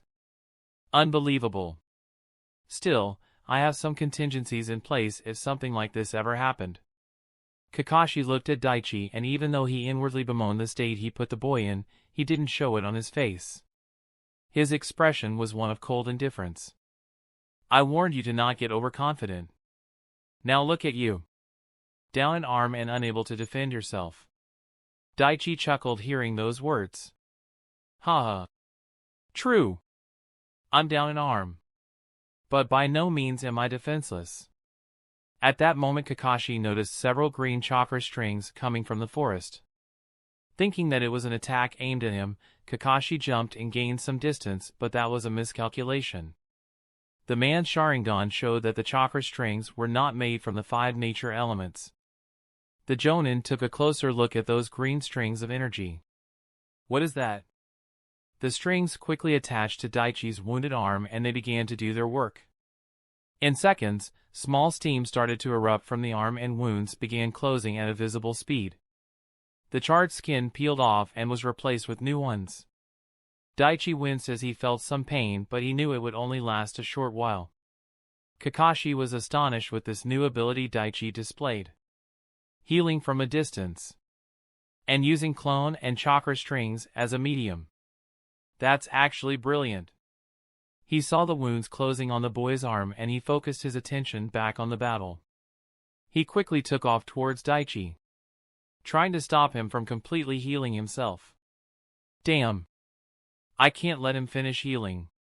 How did a clone escape my senses? I thought I got all of them. Kakashi reached Daichi and thrust his chakra-coated kunai at the strings.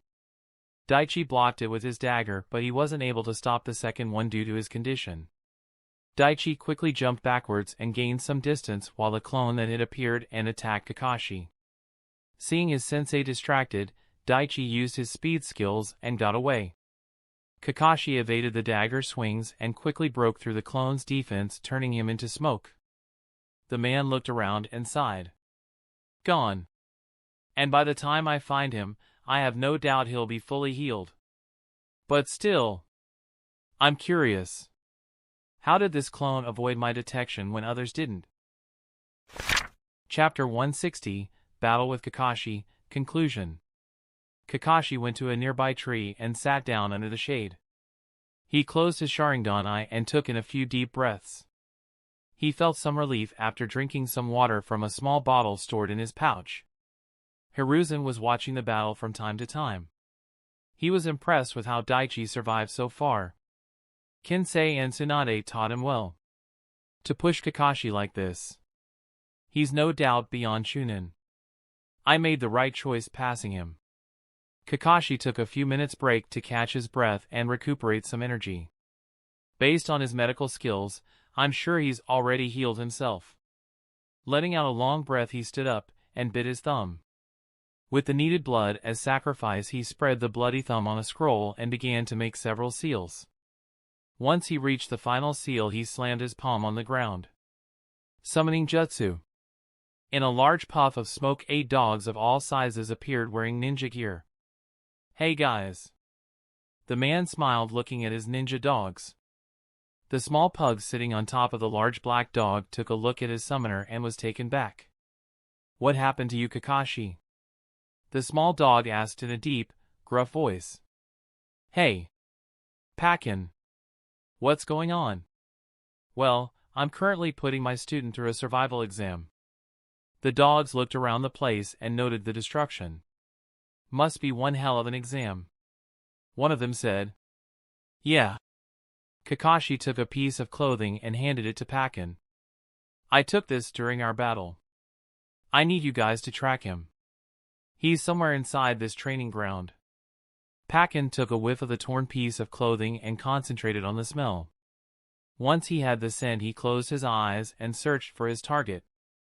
A few seconds later, the ninja dog opened his eyes and spoke. Got him. West of here. Kakashi nodded. Track him and capture. But be careful. He's strong and he has powerful senses. Understood. With those words, the ninja dogs disappeared. Daichi got away from his enemy and stopped near the border of the training field. Kakashi will take at least a few minutes to rest. His Sharingan must be taking its toll on his body by now. So this is my chance. He created a shadow clone and sat down, controlled his breathing, and within a minute entered the meditative state.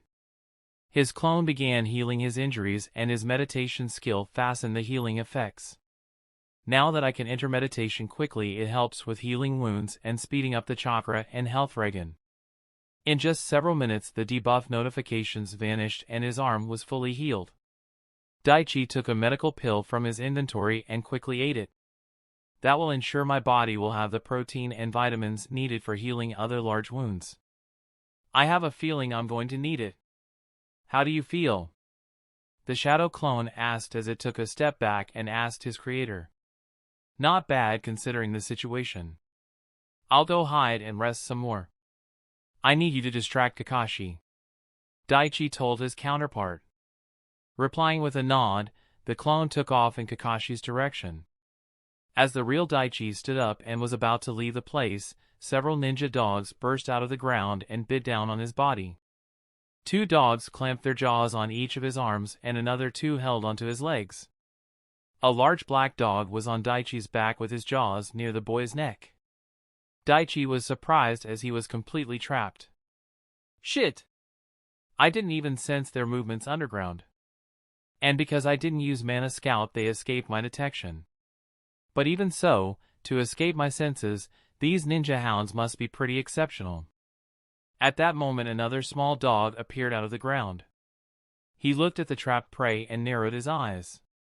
So this is the student. Kakashi was right. I can already tell from his chakra. This kid is extremely dangerous. Daichi recognized the dogs around him. Especially the one that made the latest appearance. Pakin.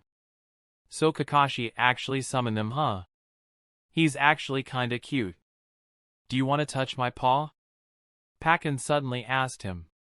What? Daichi was slightly taken back by the question. My paw. Do you want to touch it? It's soft.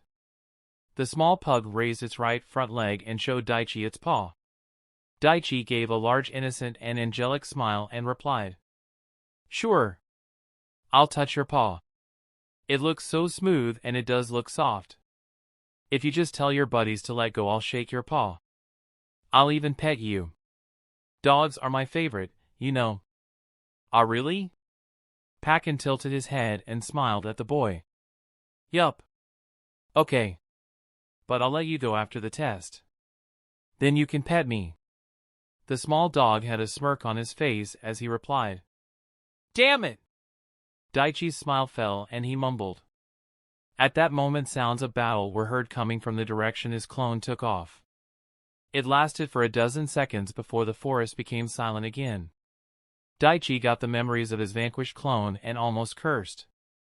Kakashi went for killing blows and quickly finished off the clone. He must want to end this now. I'm not gonna give you that chance. A few seconds later footsteps were heard and Kakashi's form became visible to all. He walked with his hands in his pocket, his Sharingan eye closed and a nonchalant look on his face. Once he reached the spot he looked at Daichi and spoke. You've done well in this test. Far better than I had thought. But this is where it ends. Kakashi spoke with a serious tone.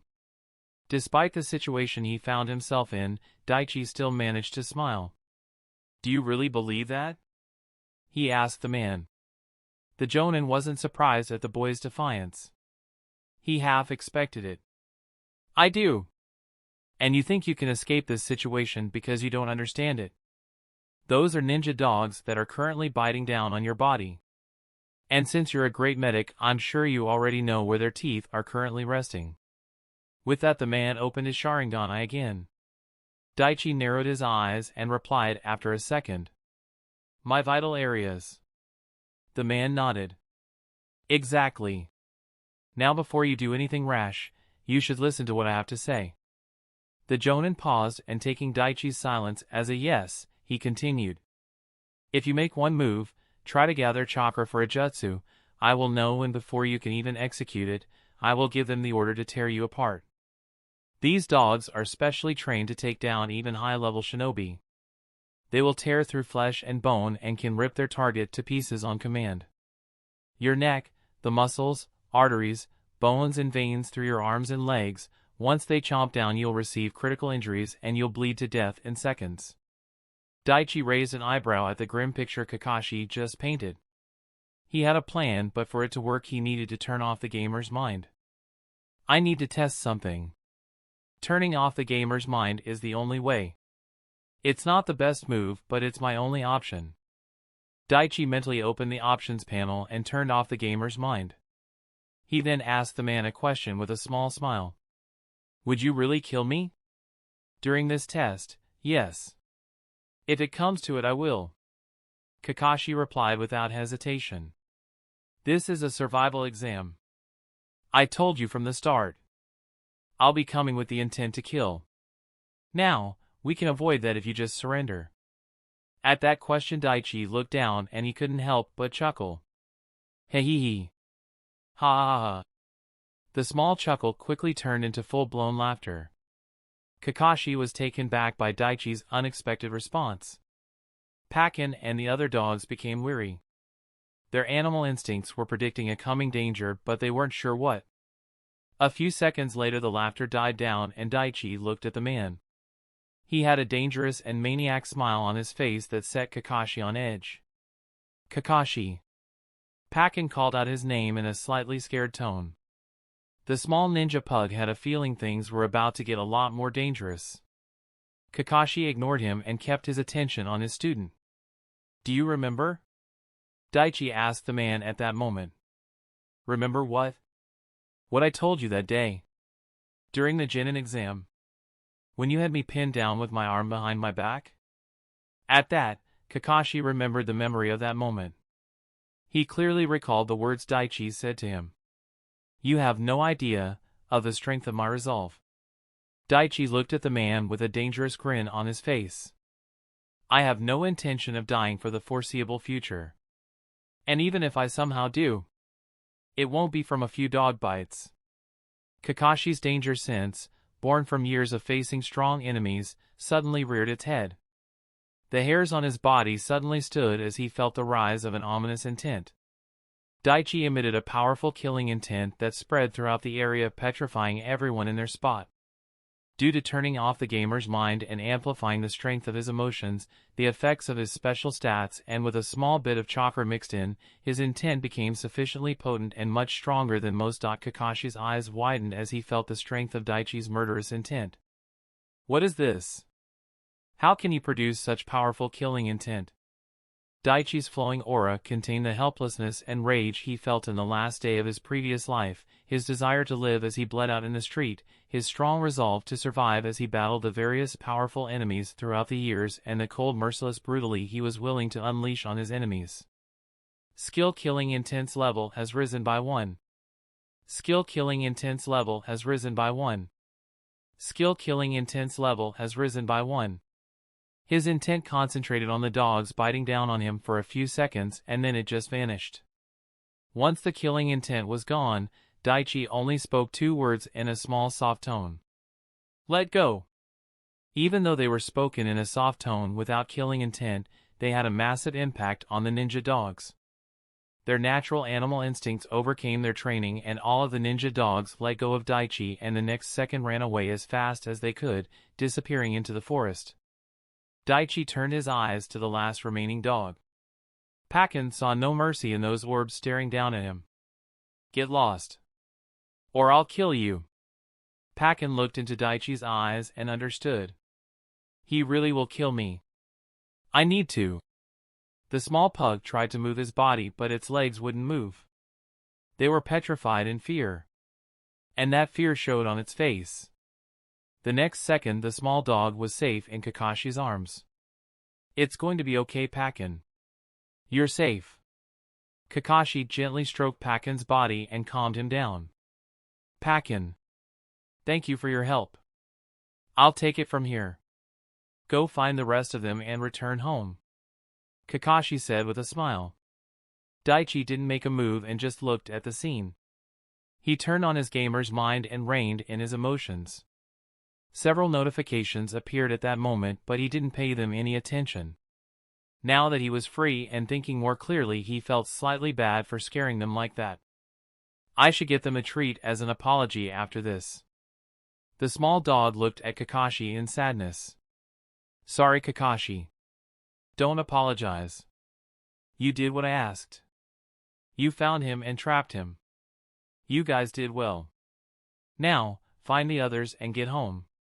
Once I'm done here, I'll call you guys back for a well-deserved snack. The man had a gentle smile as he replied. Pakken nodded and disappeared into the forest the next second. Once his last summon disappeared, Kakashi looked at his student. So that's what happens when someone pushes you to the edge, huh? Thank you for not attacking them. They won't interfere anymore. This will be just between you and me. The Jonin's tone and expression didn't show any rage at what had just happened. Daichi slightly narrowed his eyes and looked at the man.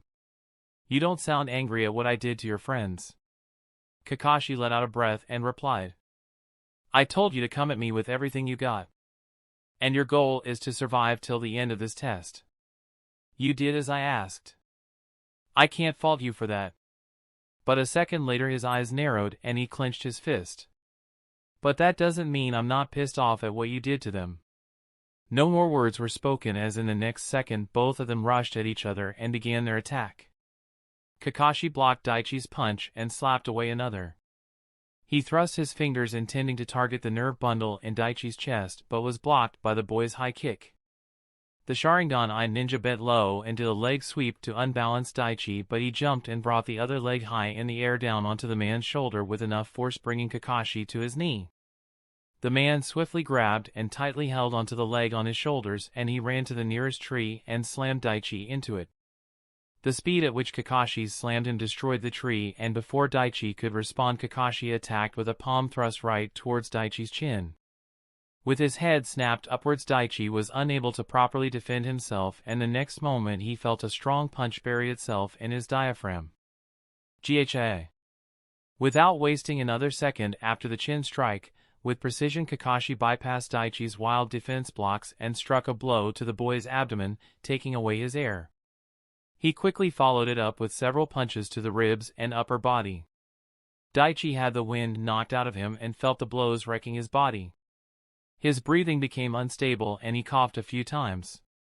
His vision went blurry for a second, but he held on. Using every ounce of willpower and survival instinct, he unleashed chakra threads from his arms and attached to a nearby tree and pulled himself from the spot, thereby barely dodging a kick from his opponent that would have buried him in the ground. Kakashi followed his student, but before he could continue with his assaults, Daichi managed to create over a dozen shadow clones. One began to heal Daichi while the rest surrounded the Jonin ninja. The clone at the back placed his palms on the real Daichi and started emitting green chakra.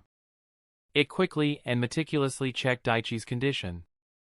Difficulty in breathing due to the spasm of diaphragm. But no tears or other injuries in that area. Now moving upward. 3 cracked ribs and a bruised sternum. The real Daichi took a few deep breaths of air and got his breathing under control while his clone worked on healing the injured ribs and sternum. At that moment, Daichi was watching his clones get torn apart with speed and precision. Despite having a numerical advantage, my clones are getting destroyed. When getting attacked, Kakashi grabs and uses one to take out another. And his taijutsu is almost flawless. He was a former Umbu captain. So I guess I should have expected this much. Kakashi meticulously took out the clones one by one with taijutsu. He avoided their ninjutsu, and due to the Sharingan, their jinjutsu techniques did nothing to slow him down. He dodged the chakra strings flying at him and jumped to the side to evade the wind bullets. But the moment his feet touched the ground, 2 hands suddenly appeared and grabbed onto him. The next second, a fireball from behind came and blasted him, but Daichi's clones realized that the man used substitution jutsu. But it was too late, as the ground around the 3 clones suddenly turned into swamp and fast lightning chakra-coated shuriken came and pierced through them the next instant. Only the real Daichi and the healing clone remained. But the real Daichi was healed and stood next to his doppelganger. Not planning on staying there any longer, they dropped smoke bombs on their location, covering their 2 figures. The next second, 2 Daichis rushed in opposite directions. Kakashi and his shadow clone watched the 2 disappear and followed after them. The real Kakashi took off, and as he swiftly moved through the trees, he threw a kunai that cut a wire hidden in the branches of a tree. Daichi, who was ahead, sensed movement from a bush and quickly dodged the weapons flying in his direction. At that moment, he received the memories of his clone and was not happy. He took out my clone already? As the boy jumped to another branch, Daichi's heightened senses allowed him to sense his teacher coming from above, intending to strike him down. Daichi flipped in mid-air and blocked the knee strike that was aimed at his back. His hands went through seals as he sent a roundhouse kick that Kakashi blocked. A small but fast fireball jutsu came from Daichi and struck the man in the face, but the next second charred wooden pieces rained. Daichi was getting annoyed at that. Sometimes I hate that jutsu. He backflipped and landed on the ground, but something unexpected happened. He had an uneasy feeling just before his feet touched the soil, and his intuition was right. The instant his feet touched the earth, several paper bombs lit up around the ground he was standing on and exploded the next second. Daichi watched from a nearby tree and felt the shockwave from the blast pass him by. But sometimes I love that jutsu. He tilted his head to the side and grabbed the arm that tried to attack him from behind. Daichi used Kakashi's momentum and sent an elbow strike backwards to the man's chest and dispelled him. He jumped down from the tree and avoided the small rain of shuriken that landed in his previous spot. A second later, the real Kakashi appeared in front of him. Both looked at each other and resumed their battle. Daichi was using analyzed skill on Kakashi, and now, after hours of battling the man, he knew how the Jonin fought. The battle continued with both of them trying to bring down the other. During the chaotic fight, Daichi was able to create a few clones and escape the place, but minutes later he sensed that Kakashi was onto him. He created 3 more and had them move in different directions, but still felt that Kakashi was on his tail. Once is happenstance, twice is coincidence, but 3 times is enemy action. How does he know I'm the real one? The Jonin ninja caught up to his student and they clashed for a while. Daichi had to use several skills that amplified his speed to escape the situation once again, but the Mana Scout indicated that his enemy was on his tracks. How is he following me? I managed to drop a few stink bombs around the place and made sure to disappear from his line of sight. But he's still tracking me. How? As this thought came to Daichi's head, he stopped and looked at himself. He quickly checked himself over and soon found a small piece of paper tucked in his pocket. He saw a seal engraved on it. He used observe on the item and cursed. Son of a bitch. A tracking seal. I didn't even know he had something like this. Daichi quickly destroyed the seal and checked his body if there were any more. Finding none, he let out a sigh, but that relief was short-lived as the tree near him exploded, sending him flying through several other trees. Gah! Daichi landed and rolled on the ground a few times before coating his hand in lightning chakra and grabbed the earth to bleed off the momentum. His ears were ringing, but he was able to raise his hand and block the punch that came with his forearm. Another bout of taijutsu battle began, but due to Daichi's less than ideal conditions he took several blows and was only able to partially defend himself. Damn it. He's too good. I can barely defend myself, let alone attack. He's going for my pressure points and nerves. He's trying to paralyze me like the old man did at the end of our fight. Kakashi had great respect for Daichi, especially after seeing what he was capable of in this test. Even after taking an explosion near him, he's still able to defend like this. How hard must he have trained to achieve such tenacity and will? He is definitely the best in his generation. With all his skills and his growth rate, there is no one who will be able to match him. I've been burning my chakra at a fast pace. I won't be able to hold on if I continue at this rate. I need to end this now. Wanting to finish the fight before running out of steam, Kakashi sent a speedy fist to the boy's chest, but the next second Daichi turned into broken wooden pieces. Shit! He escaped. His use of substitution jutsu is impressive. Kakashi was about to give chase, but he noticed something. He narrowed his eyes and concentrated. I can't track him. So he found the seal.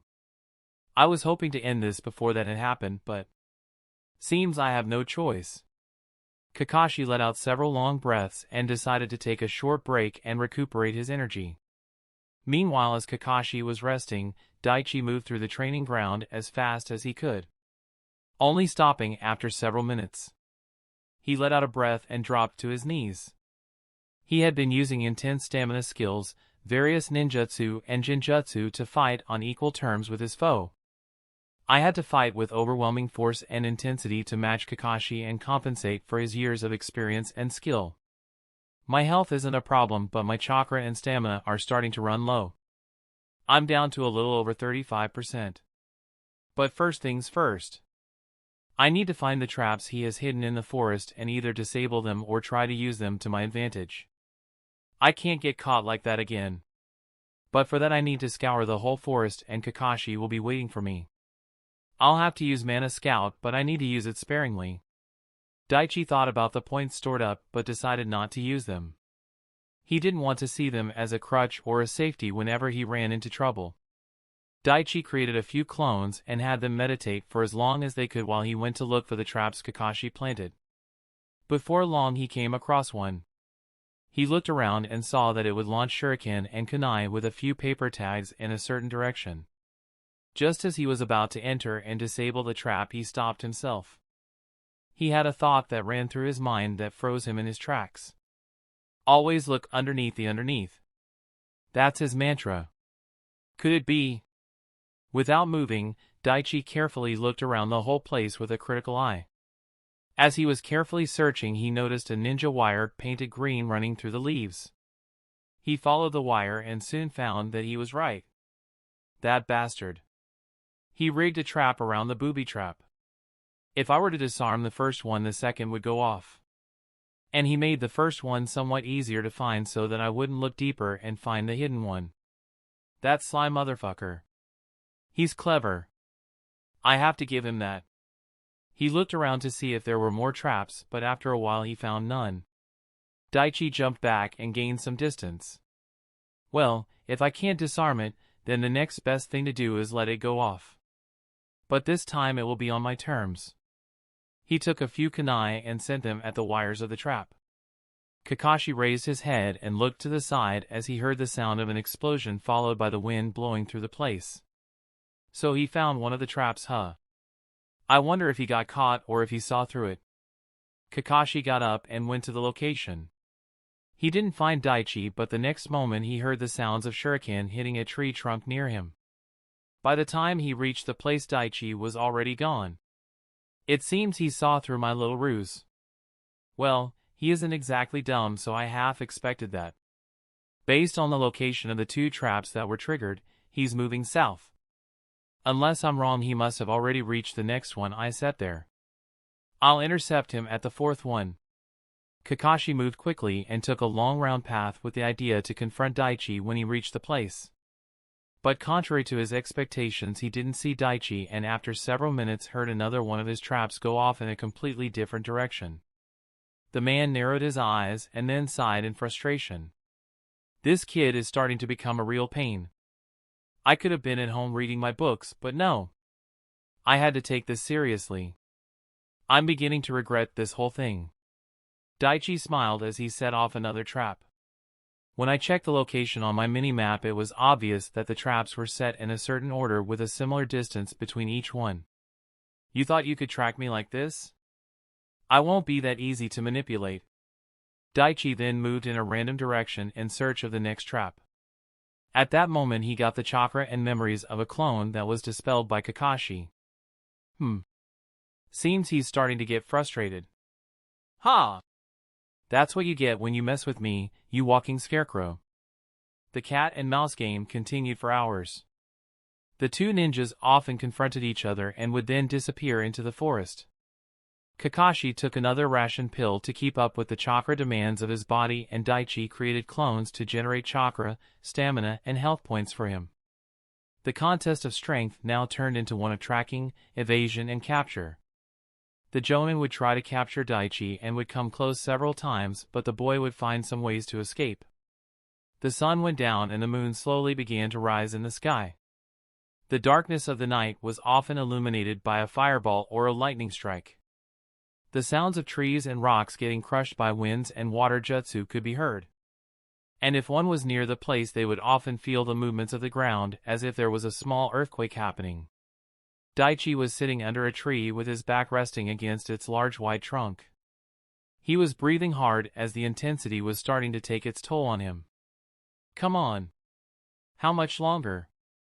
As if to answer his prayers, the sound of an alarm bell going off was clearly heard throughout the training ground. Fucking finally. It's over. I won. I haven't gotten the end of quest reward yet, but it must be because it's not officially acknowledged by Kakashi. But it's not that big of a deal. The bell rang. And I won.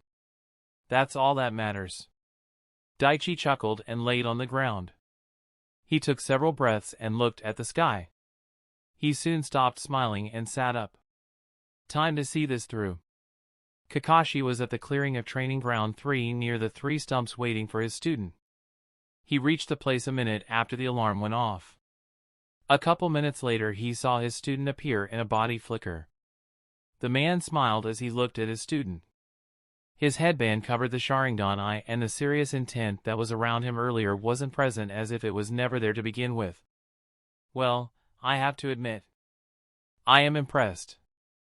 You survived till the bell went off. To be honest, I didn't see that coming. Daichi smiled as he looked at the man. You really put me through the ringer, sensei.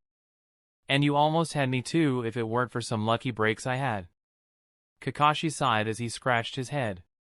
Well, it doesn't matter how, but you survived. So congratulations, you pass.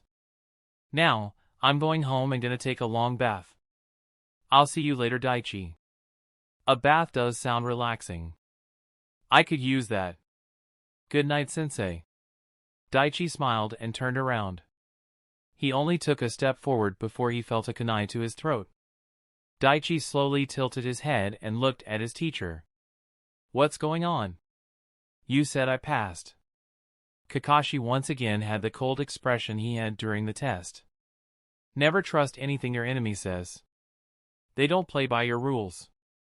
You said the test is over once the alarm rings. Did I say that? Think back to what I said carefully. Daichi recalled every word Kakashi said when they met in the morning. You just placed the clock on the stump. You never did say that the alarm would signify the end of the test. You just wanted me to think that. Exactly. I said this test would be over exactly at midnight. I set the alarm to go off 15 minutes before midnight. So technically this is still not over. Daichi was silent as he heard the words. Kakashi, not wanting the boy to feel depressed, spoke in a somewhat gentle tone. When in prolonged combat our mental state gets worse and after some time we look for a way to finish the battle quickly or to escape. And in that desperate moment people often choose an easier path that opens up that will later become a trap. You were becoming tired and wanted to finish this quickly.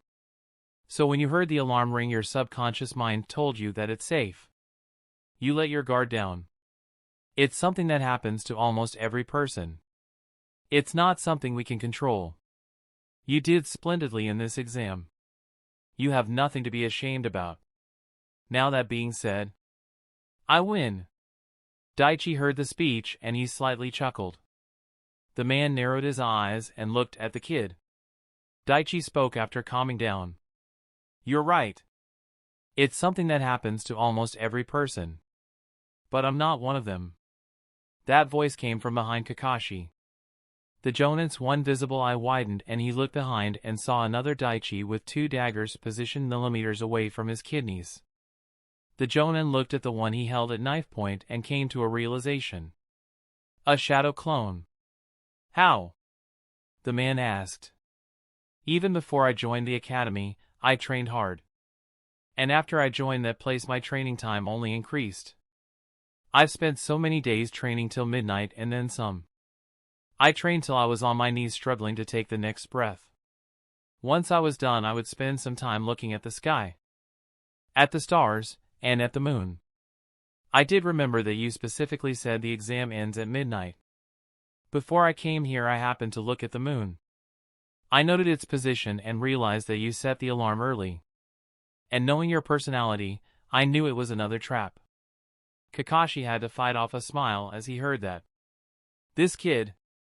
You said that as our situation worsens so does our desperation and the need for a way out. I'm not someone who would make such a careless mistake and I don't think you're the kind of person who would make an error in judgment like that as well. So why didn't you use a shadow clone to confront me? The boy asked his sensei. Kakashi sighed and replied to that question. If I had used a shadow clone, and it turned out you had fallen into my trap then I would have won and the test would have ended immediately. But if it was a clone then we would have been in a stalemate and I doubt I could have found the real you and subdued you in the remaining short time. And I would have ended the test then and there. Either way this test was bound to end quickly. I didn't see a need to waste any more of my chakra and so I came by myself. He took the kunai off clone Daichi's throat and placed it in his pouch. Oh come on. We don't know who will win for certain. We still have a few minutes before midnight. Want to try your luck? Daichi asked the man as he took a few steps back. No. I'm good. You passed Daichi. For real this time. There's no point in continuing this. At that moment Daichi received a system message. Quest past the survival test completed. Chapter 161, Trust and Truth 1. Daichi didn't let his guard down when Kakashi said those words. It was only after he received the quest completion notification message did he start to relax. He let out a deep breath of air and put the two daggers back in his pouch. Once the adrenaline started to wear off, Daichi began breathing hard. He was completely exhausted. But unlike him Kakashi didn't appear to be in such a tired state. Well, you should get some rest and get home. You've pushed yourself beyond your limits in this short time. Take a few days off. We'll meet here next week. With those words Kakashi turned around to leave but Daichi's question stopped him. You can barely see straight, can you? The boy knew Kakashi was only putting up a front. He knew the man was on the brink of collapse but didn't want to seem weak in front of his student. I'll be fine Daichi. It's nothing just some rest won't fix. Kakashi said and began walking away. The young genin narrowed his eyes and stood. He flexed his fingers and the next second chakra strings came to life around them. Kakashi only took a couple steps before he felt something grab onto his back and pull him backwards. He didn't have the strength to move his hands, let alone defend himself. Daichi, you realize that I can escape anytime, right? If you had the strength, then you would be gone by now. Daichi carefully pulled the man back and forced him to sit on the ground. He created 2 shadow clones and then walked up to his sensei and carefully removed his Jonin vest. Daichi placed his palms on the man's chest and concentrated. Green glow formed as healing chakra began emitting from his hands. You need to rest, kid. Don't worry about me, Kakashi said through haggard breaths. I'll be fine. Now stop being so stubborn and let me heal you. Daichi carefully scanned the man's body and took in its condition. Meanwhile, Kakashi took note of the 2 clones meditating a few feet away from him. I guess now is as good a time as any to get some answers. The meditation you do. It increases your chakra reserves and you also use it to replenish your chakra and stamina during battle, don't you? Kakashi said, looking at the boy. Daichi sighed hearing that. He was bound to figure that out. A short silence later, Daichi answered. Yes. The clones hide and begin to build up chakra. It also acts as a counter to the fatigue accumulated. I see. After a second of internal debate, Daichi revealed another use of meditation. I use shadow clones to train chakra-related exercises such as control, nature training, and improving the skill of my jutsu. By using my clones, I can drastically reduce the time needed to learn a technique. Kakashi was surprised to hear that. He thought about such a training method and after a short while came to some conclusions. But something like that is only possible for someone with very large reserves of chakra. And if the experience comes with the clone, then does that mean the fatigue also comes back to the user? Yes. So I have some clones meditate to counteract the negative effects of such training. Kakashi thought about the efficiency of such training and the results it would provide. Too bad I won't be able to do something like that. You took 2 low-grade rations pills, didn't you? Daichi asked the man at that moment. The Jonin sighed and replied. Yes. These pills are not as powerful as the military ration pills used on missions, but they did their job. It was the only way I could fight so long. Daichi looked over his condition and healed his injuries. Aside from major chakra exhaustion, the man didn't take much damage aside from a few minor scrapes and bruises. Your Sharingan consumes lots of chakra and prolonged fights with it puts a large strain on your coils. The pills are quickly starting to wear off, so that's why you're starting to feel such intense side effects. At that moment, Daichi's clones came up to Kakashi and began transferring their chakra to him. Kakashi let out a deep breath of air as he felt his chakra rise. The real Daichi finished his medical checkup and took 2 pills from his pouch and gave one to his teacher. Here. This will counteract the rough side effects of the ration pills. Kakashi was hesitant. Daichi understood the reason and immediately reassured the man. Don't worry. You won't get addicted to this. Kakashi nodded and took the pill. He looked it over and then without hesitation ate it. His movements were fast and he didn't allow Daichi to see his face under the mask. Kakashi internally smirked as he saw the small twitch in Daichi's eyes. He then closed his eyes and felt the pill take effect immediately. He felt much better and in a better condition. What is that? Well, it's something to combat the toxin buildup after using the ration pill. Toxin? Daichi nodded. A ration pill is made with powerful nutrients and stimulants that can be instantly absorbed into the body. When someone eats a military ration pill, it nourishes the body and replenishes the chakra. While that's true, it's not the whole deal. They do supply the body with chakra, but they also stimulate the cells and organs to release some of the chakra stored in them. What do you mean? Even when someone has chakra exhaustion, their cells and organs would have some chakra in them so that they could function. It's the reason ninjas recover from chakra exhaustion without deadly repercussions with just rest and food. Well, most of the time anyway. The chakra stored in the cells and organs helps keep the body alive long enough for the person to recover. Kakashi was beginning to understand where Daichi was going with this. So then the pills force that stored chakra to be released into the coils to be used. Yes. It's how a person would be able to keep fighting for 2 or 3 days after taking a high-grade pill. And that same reason is why they go into severe cases of exhaustion once the effects wear off. And the forceful extraction of chakra throughout the body creates toxins that would become harmful to the body if not treated. I see. I read about some cases where some dropped dead a couple days after taking the pill. But they didn't get the proper treatment in time. Kakashi added his thoughts. Yes. If the right treatment and capable medic ninjas arrive before the time runs out, then there is a good chance of survival. But it's still a risky gamble. Kakashi nodded. It's the reason why most ninjas don't take those pills unless absolutely necessary.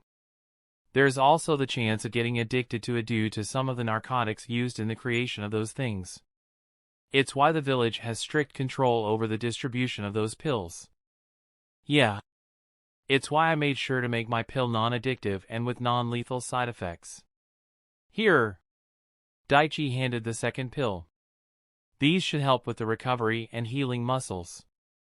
It's also something of my own design. It contains the necessary minerals, vitamins, and proteins needed for cell repair. It works slow, but it has no negative side effects. The only downside is, you'll need to rest properly for a day or 2 and drink plenty of water. That doesn't seem so bad. The boy smirked at that. I told you. Daichi's face then turned slightly serious and asked a question that's been on his mind since the beginning of the test. Hey sensei. Why did you put me through this? You know that an ordinary genin would never have passed something like this, right?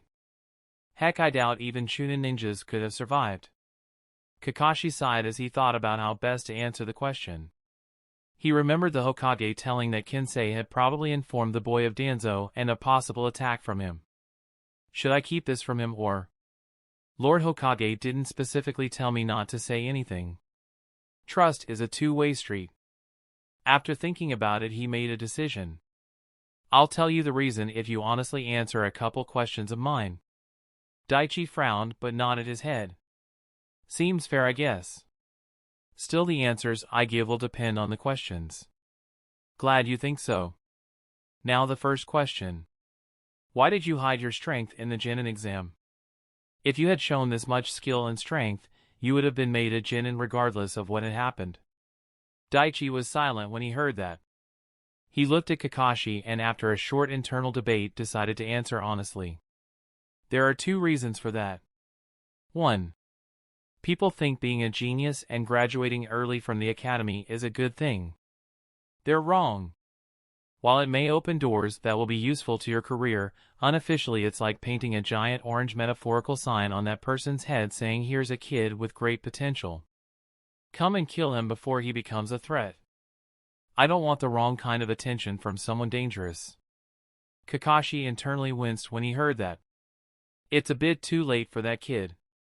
Unaware of Kakashi's thoughts, Daichi continued. I know that it's impossible since I'm a student of one of the Sannin. But if I openly flaunt my strength to anyone I meet, then trouble will find me sooner than I would like. The man nodded in understanding. And the second reason? I wanted to pass.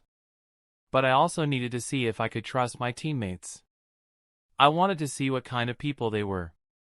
If I had shown my real strength, then as you've said, I would have passed. But I might have been on a team with those 2. And the gap in our strength and lack of concrete trust would have caused problems in the future. There was also the fact that I needed to see what kind of a man you are. If you were like your canon counterpart or someone different. The Jonin nodded. Thank you for being honest, Daichi. Yeah. You said you had a couple questions? What's the second one? Daichi asked. Well, not to brag, but I have powerful senses similar to yours.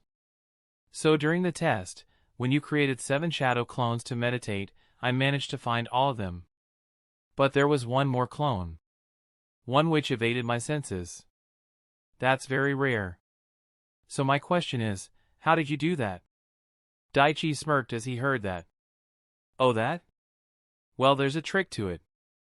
It's something I learned to do during my time with Lady Tsunade. I'm listening. Kakashi wanted to learn the secret to such a perfect hiding technique. There are 4 main factors that come into play. A good location to hide, masking your chakra, trick the nose of your tracker, and the final one. Kakashi already figured that Daichi employed the first 3, and slightly narrowed his eyes as he listened to the 4th. You need to be indistinguishable from a corpse. The Jonin was perplexed at that. What do you mean? Daichi smirked. I'll explain from the top. First, you need to find a good hiding place. I chose to hide underground, right below a giant boulder. Now before you hide, there's something you have to do. As Kakashi listened, Daichi took out 2 pills from his ninja pouch. What are those? Kakashi asked. These are the pills I use to mask my scent. You see, your body odor can change depending on what you eat. Depending on the proteins and minerals that go inside you, your body could exude a good smell, bad smell, or no smell at all. Daichi said with a smile. The man's eyes widened as he heard that information. But there's more. During my time learning about the various medicines and herbs, I figured out that a combination of certain plants when ingested can change the body odor to one of soil scent. Another where they change the body odor to vegetation and plants. The first few combinations I made during my training took a few hours to take effect, but with time I perfected it. Take a couple of these pills, and in just a minute my scent would change and be indistinguishable from that of the one given out by the earth. Kakashi was impressed. You found an ideal location to hide and then took the pills that would change your scent to one resembling the environment you were in. Exactly. But there were still 2 problems. My chakra. A skilled sensor would still be able to find me. So I suppressed my chakra to near undetectable levels. Kakashi rubbed his chin as he thought about that. But that still leaves a problem.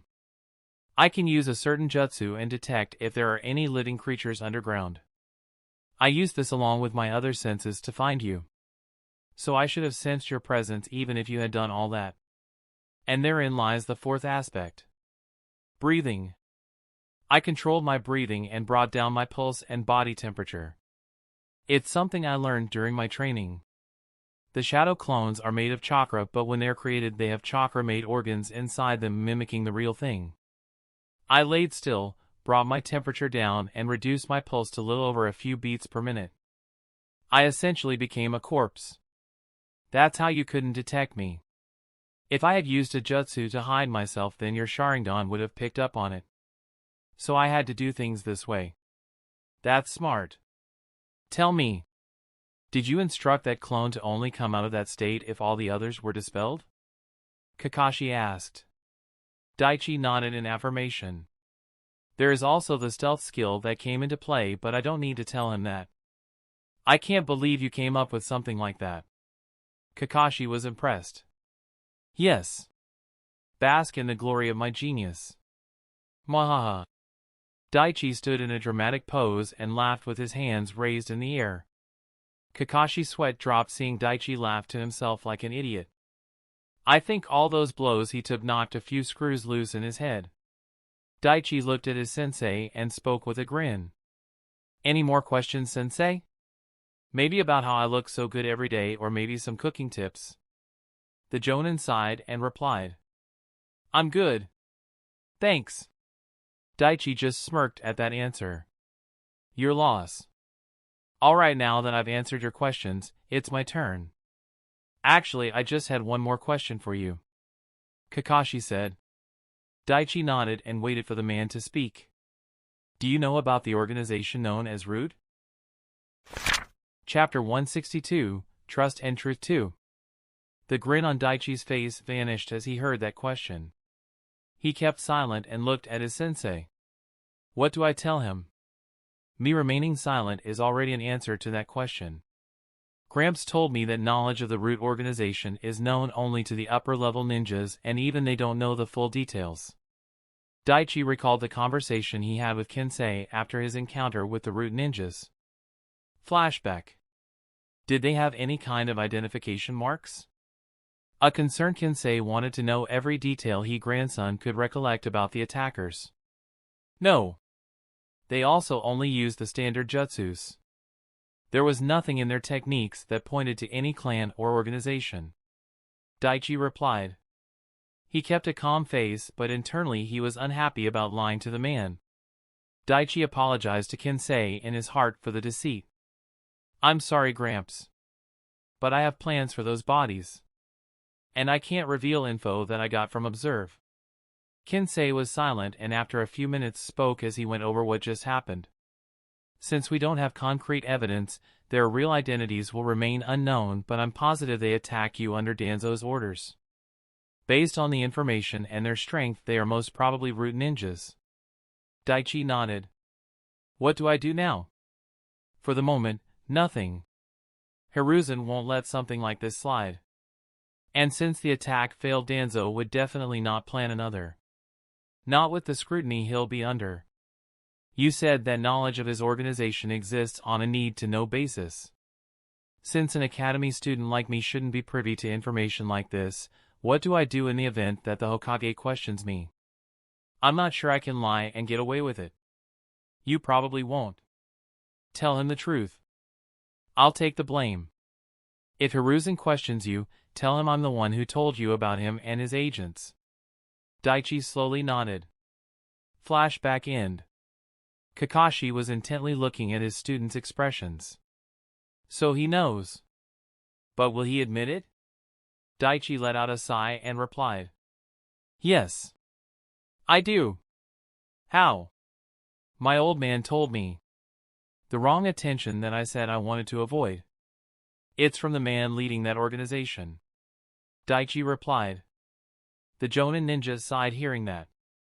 So you know about Danzo? The boy nodded. Kensei told me some things about him. It didn't paint a pretty picture. Kakashi nodded. He knew what Daichi was talking about. That man came after my Sharingan once. So I have no doubt he would go after someone like Daichi. Very well. Since you answered my questions honestly, I suppose it's only fair that I do the same. Daichi was surprised. Wait. Don't you want to know any more? Like how much I know about him and the root ninjas? The Jonin shook his head. No. I'm sure Kensei told you everything you needed to know. Daichi kept silent at that. He then repeated his earlier question. What was the real reason behind this test? That unwanted attention you wanted to avoid. I'm afraid it's too late for that. Daichi's eyes narrowed. So that Danzo guy is coming for me. Not Danzo. Daichi was confused. Is there someone else? Who could be after me at this time? I'm sure you've heard of him. Orochimaru. Kakashi told the boy. Daichi was only slightly taken back by that name. So that snake freak knows of me. I half expected it, since I'm an apprentice of his teammate. But I didn't think he'd be coming for me so soon. I need to prepare countermeasures. You don't seem that surprised. The Jonin noted Daichi's reaction and concluded. Daichi crossed his arms and sat down. I'm Lady Tsunade's apprentice. That title alone will garner me some enemies from hostile nations. I was well aware from the start what training under her would entail. I learned about the legendary three ninjas during the last few years. Orochimaru's name came up during one of my conversations with her. But she didn't talk about him all that much. She just told me that I should be careful if I ever meet him. Kakashi agreed with that assessment. You should be extremely vigilant if you're in his presence. He's not someone you can go up against. Well, not at the moment anyway. Where did you get the information about Orochimaru? Was it the Hokage? Yes. But you don't need to panic. The intelligence that we received suggests that he has knowledge of you and has a mild interest in your capabilities, but nothing more. And besides, I'll keep you safe. It's my job as your teacher. So you don't need to worry. Kakashi gave Daichi an eye smile as he tried to ease the boy's worries. Daichi nodded and both of them became silent for a few moments, processing the information they learned. Daichi looked at Kakashi from the corner of his eyes. He still remembered the moment when his sensei asked him if he was willing to trust him. I can't sense any lies. Looks like I made the right bet. He's like his canon counterpart. He'll definitely try to protect me. I told him the truth when I said I trust him. But even so, that trust only goes so far. I'm sure there is still information Kakashi is keeping to himself. Blind trust is only something fools do. Even with you, I won't completely let my guard down. I won't let anyone catch me from behind. After a few more seconds of rest, Kakashi got up from his spot. Well, I'm going home. I'm looking forward to some much-needed rest. I'll see you next week, Daichi. The gamer ninja stood and nodded his head. He watched Kakashi walk away and decide to head home. He looked around the whole area and noted the devastation. Yeesh. I do not envy whoever has to clean this mess. Daichi went to where his weighted scarf was and put them on. He took a new pair of stylish sunglasses and his inventory through his pocket. Having spares was a good idea. It was then he looked at the numerous notifications piled up on the corner. He decided he would check them out once he reached home. Kakashi slowly made his way to the Hokage Tower. Since it was midnight, there weren't many people in the streets and he only saw a few patrol ninjas roaming by. He soon reached the office door and knocked. Come in. Kakashi went and stood in front of his Kage. This is a surprise. I figured you'd show up a couple hours later with some random excuse once the test was over. Hiruzen spoke with a smile. The man sighed as he heard that. He wanted to report the findings and then take a few days off to rest as quickly as he could. Hiruzen then took in Kakashi's appearance and raised an eyebrow. Seems you've had a very exciting day. That's one way to put it. That concern you had about Daichi's safety in the event of an attack. I don't think you need to worry that much, Kakashi said as he ruffled his hair. Hiruzen smirked and nodded. Yes. I gathered that much from your appearance and from what I saw. The Jonin ninja had a feeling that was the case. You watched the whole fight? Not the entire fight. My work demanded most of my attention, so I was only able to see pieces of your battle. Your assessment? Kakashi straightened and recounted the abilities he took note of. His taijutsu is strong enough to hold back and even take down ordinary Jonin ninjas, and his chakra capacity is larger than mine. But not by much. But I suspect that with time it will grow at an exponential rate. His ninjutsu skills are excellent for someone his age, and I can confirm that he has mastered the second step of change in chakra nature of all 5 elements. His medical skills and techniques were excellent. He's demonstrated that he's capable of using chakra scalpels in battle. He's able to heal wounds much faster than any medic ninjas I've seen in the field. And he can heal from a distance using chakra strings as medium. Hiruzen was surprised to hear that. He changed the properties of strings from ordinary chakra to healing chakra and connected them to the wounded area from a distance. That's smart. Kakashi nodded.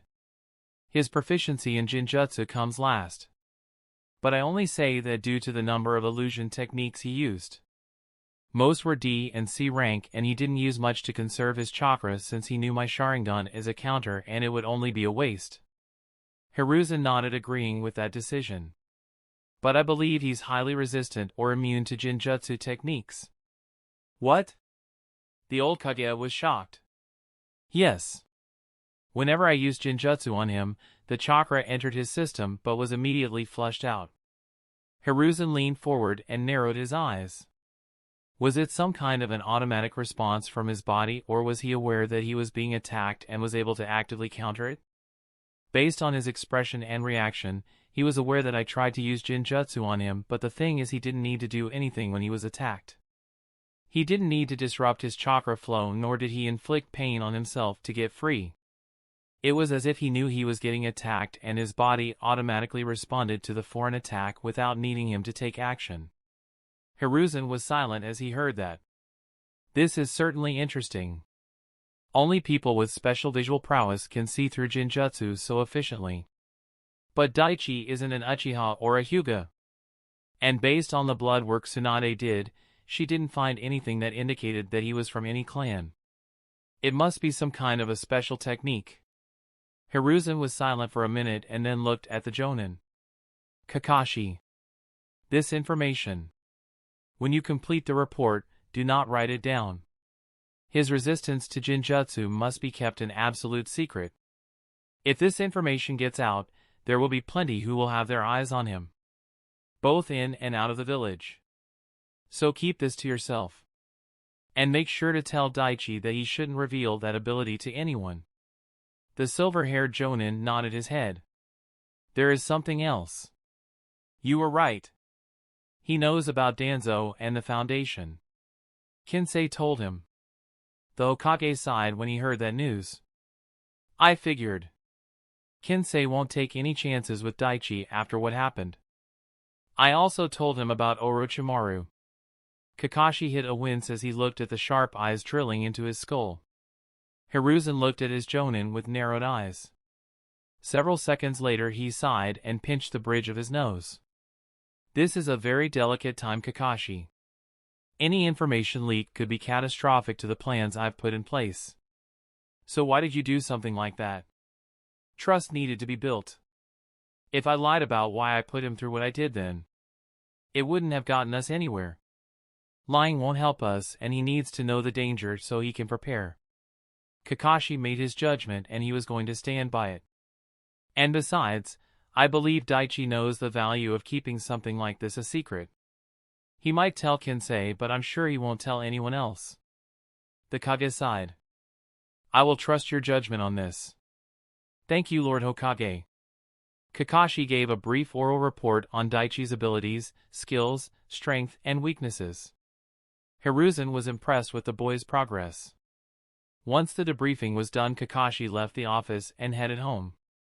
Hiruzen was in his office going through everything he heard. The Chunin exams are coming up in a few months. But it's going to be held in the Stone Village. Should I send Daichi to take part? I can't send him alone. He'll need a team. There is still plenty of time. I'll deal with this matter at a later date. In a dimly lit room, Danzo was standing near the window and looking out at the village. Hiruzen pulled back his surveillance and let go of the restrictions placed on me. So he didn't find anything after all. For the moment I can move somewhat freely and conduct business. But still, I need to be careful. He now knows Root isn't disbanded, but he doesn't have any proof. He turned around, and at that moment a ninja rose from the shadows of the room. The shinobi in black gear kneeled, indicating his loyalty to his master. Lord Danzo, I've conducted a thorough review of all the candidates we've recruited last year, along with some of the active ones who joined a few years prior.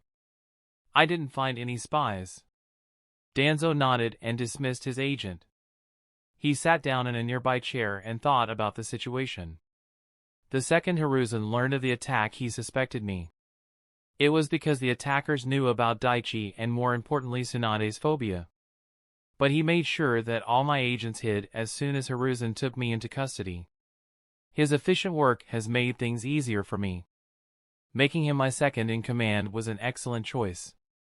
Since Hiruzen couldn't find any evidence of my organization being operational, I thought for sure that he would send someone to infiltrate Root. Seems I was wrong. His grip on his cane tightened just a bit. So then why do I still feel uneasy?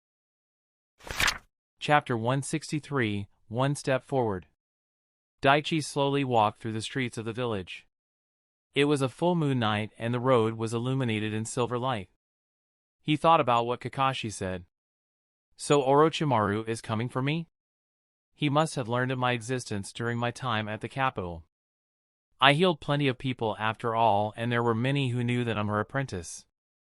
Looks like I need to prepare for him. Daichi thought about the best way to fight one of the most dangerous Sannin. He'll most likely toy with me at first, and that will be my best chance to land a fatal blow. But he has the special substitution jutsu that can heal his injuries. So how do I get around that? As Daichi thought this through, the answer quickly came to his mind. Wind-style Raisin Shuriken. In addition to dealing great damage to the body, that jutsu also attacks the cells and shreds the chakra network. He wouldn't be able to heal himself if he doesn't have access to chakra. But I need something more. He's known for surviving even the most fatal blows. I can't let my guard down. I need something with similar firepower. As Daichi's mind went through a possibility of a combination jutsu, he had an idea. A fire-style Rasengan. If wind cuts, then fire burns, and if this jutsu turns out like the Rasen Shuriken, then its power would be incredible. It would no doubt burn the target to ash. And if I combine the wind and fire Rasengans and use a new combination technique. A smile formed on Daichi's face as he had an idea as to what the jutsu would look like. I need to start working on this. Just as soon as that crossed his mind, his smile dimmed. But there is still the problem of jutsu backlash. My gamer's body will heal the negative effects after a night's sleep, but I'm gonna need to learn to use nature chakra to protect myself and further increase my strength. I wonder if the tiger clan would have access to nature chakra? I hope so. Otherwise, I'll have to look for alternative measures. With several plans in mind, Daichi made his way to his home. Kensei raised an eyebrow as he looked at his grandson and saw the obvious signs of a battle. What happened to you? About that. I have good news and bad news. Kensei kept silent and paid attention to Daichi. My sensei decided to put me through a survival exam so tough that I'm sure even some jonin would fail. But I passed. That's the good news, Daichi said with a small smile. Kensei's eyes narrowed. And the bad news? There is a chance that Orochimaru or one of his minions might come after me in the future. Daichi sighed and sat down. Kensei let out a breath and leaned back in his chair. A few seconds of silence passed before Kensei spoke. We knew this was a possibility. But I didn't think it would happen. Not so soon. Kakashi-sensei didn't look all that worried. But that might be a facade he put on to make sure I'm not scared. Aren't you? Kensei looked at his grandson. There was worry in his eyes. Having the attention of someone as dangerous as Orochimaru was a cause for concern. Daichi let out a breath and looked up at the ceiling. I'm slightly worried. He is dangerous. But I'm not terrified or anything like that. I'm not gonna let someone like him scare me. There are much scarier opponents I have to face in the future. Compared to them, Orochimaru is a joke. Kensei knew Daichi was fully aware of the threat someone like Orochimaru posed. And yet to hear his grandson speak such strong words. A small smile appeared on his face. Yes. No matter who it is, don't let yourself fall. And even if you do, I'll be here to help you get back up. You're right. You should be cautious but never let fear rule you. Daichi smiled and nodded to his grandfather. Daichi quickly got cleaned up and they had their dinner. Daichi was in his room going through the numerous notifications. Skill Advanced Chakra Regeneration level has risen by 1. Right now my chakra is regenerating at 52 chakra points per minute. I was able to keep going thanks to this and my strong vitality. So unlike him, I didn't need any supplements. Skill Basic Body Conditioning's level has risen by 1. X2. Skill Leaf Academy Taijutsu's level has risen by 1. X5. Congratulations. You have successfully trained a skill to its highest level. 500 EXP. 75 EXP. Finally. I should learn and master a more advanced and lethal taijutsu style. I wonder if Guy's strong fist style is suited to me? Skill Physical Endurance's level has risen by 1. X3. Skill Danger Sense's level has risen by 1. X5. Skill Chakra Sense's level has risen by 1. X4. Ninjutsu Wind Style Wind Bullet Jutsu has leveled up. Ninjutsu Earth Style Rock Shelter Jutsu has leveled up. Skill Killing Intense level has risen by 1. 6 times. Plus 4 Indomitable. Wow. So releasing Killing Intent at that level increases this stat quickly, huh? Excellent. Daichi had a smile on his face as he saw his improvements, but the next system message Daichi read erased that smile. Warning! Switching the gamer's mind skill on and off within the span of 3-4 hours can cause damage to psyche. Time required between turning the skill on and off without receiving any negative side effects. 4 hours. I can't believe there's a restriction like this. It seems the system doesn't want me to use that loophole. The gamer's mind would protect me from any permanent damage to my mind, but I should be careful moving forward. Daichi sat down on the ground and focused on his breathing. A minute later he was in meditation. Daichi concentrated and felt his emotions. He focused on his mind and tried to see if there was any damage. After an hour of meditation and sensing nothing wrong with himself, he opened his eyes and began to go through the rest of the blue system message boxes. Skill Ozark's Resilience's level has risen by 1. Skill Dual Wielding Mastery's level has risen by 1. X2. Skill Chakra Enhancement's level has risen by 1. X4. Ninjutsu Lightning Style Overdrive Jutsu has leveled up. Skill Chakra Flow's level has risen by 1. X3. Ninjutsu Fire Style Dragon Fire Jutsu has leveled up. Skill Combat Arts' level has risen by 1. X4. As Daichi went through the notifications, he saw something unexpected. You have analyzed the fighting of your opponent and have reached sufficient understanding. You have acquired a new taijutsu style. Shadow Layering 8 Extremities Fist Active, LV.1, an advanced taijutsu style that can be used in a defensive or offensive manner to kill or subdue a single or multiple targets who are armed or unarmed. This form of martial arts uses few or no weapons and includes throws, holds, and paralyzing attacks against the enemy. A true master of this style can create the illusion and effects of having additional limbs when attacking. Effects: 5% increase of chance in landing critical strike. 2% increase in attack power. 2% increase in defense. 3% increase in speed. 2% decrease in damage taken. This has limitations depending on the stats and level of your enemies. Oh wow! This is incredible. I must have learned this after using Analyze skill on Kakashi's so much. Daichi's mind went through the different forms, stances and katas used during the battle. With the information Daichi acquired with Analyze skill, he was able to reconstruct the taijutsu style and had an understanding of it. This taijutsu style was also designed to supplement swordsmanship or small blades weapons during combat. And in case of absence of a weapon, elbow strike, explosive short-range power fists and leg strikes aimed to cripple are used. A lethal taijutsu indeed. I'll need to work on this. Okay, what else? Ninjutsu Earth Style Fist Rock Jutsu has leveled up. X2. Skill Light Steps' level has risen by 1. X3. Skill Chakra Suppression's level has risen by 1. X4. Skill Analyze level has risen by 1. X7. Plus 2 Persistence. Skill Elemental Strings' level has risen by 1. X2. Medical Jutsu Healing Strings has leveled up. Medical Jutsu Mystical Palm has leveled up. Medical Jutsu Chakra Scalpel has leveled up. Plus 5 cents. Plus 6 stamina. Congratulations. You have encountered a lucky break. Plus 2 luck. Reading this, Daichi remembered the incident it was referring to. Kakashi was about to land a powerful strike that would have knocked him unconscious, but at that moment a tree branch snapped and fell on the trap Kakashi rigged near their area and it was triggered. Kakashi had to dodge his own weapons and Daichi was able to make a quick escape.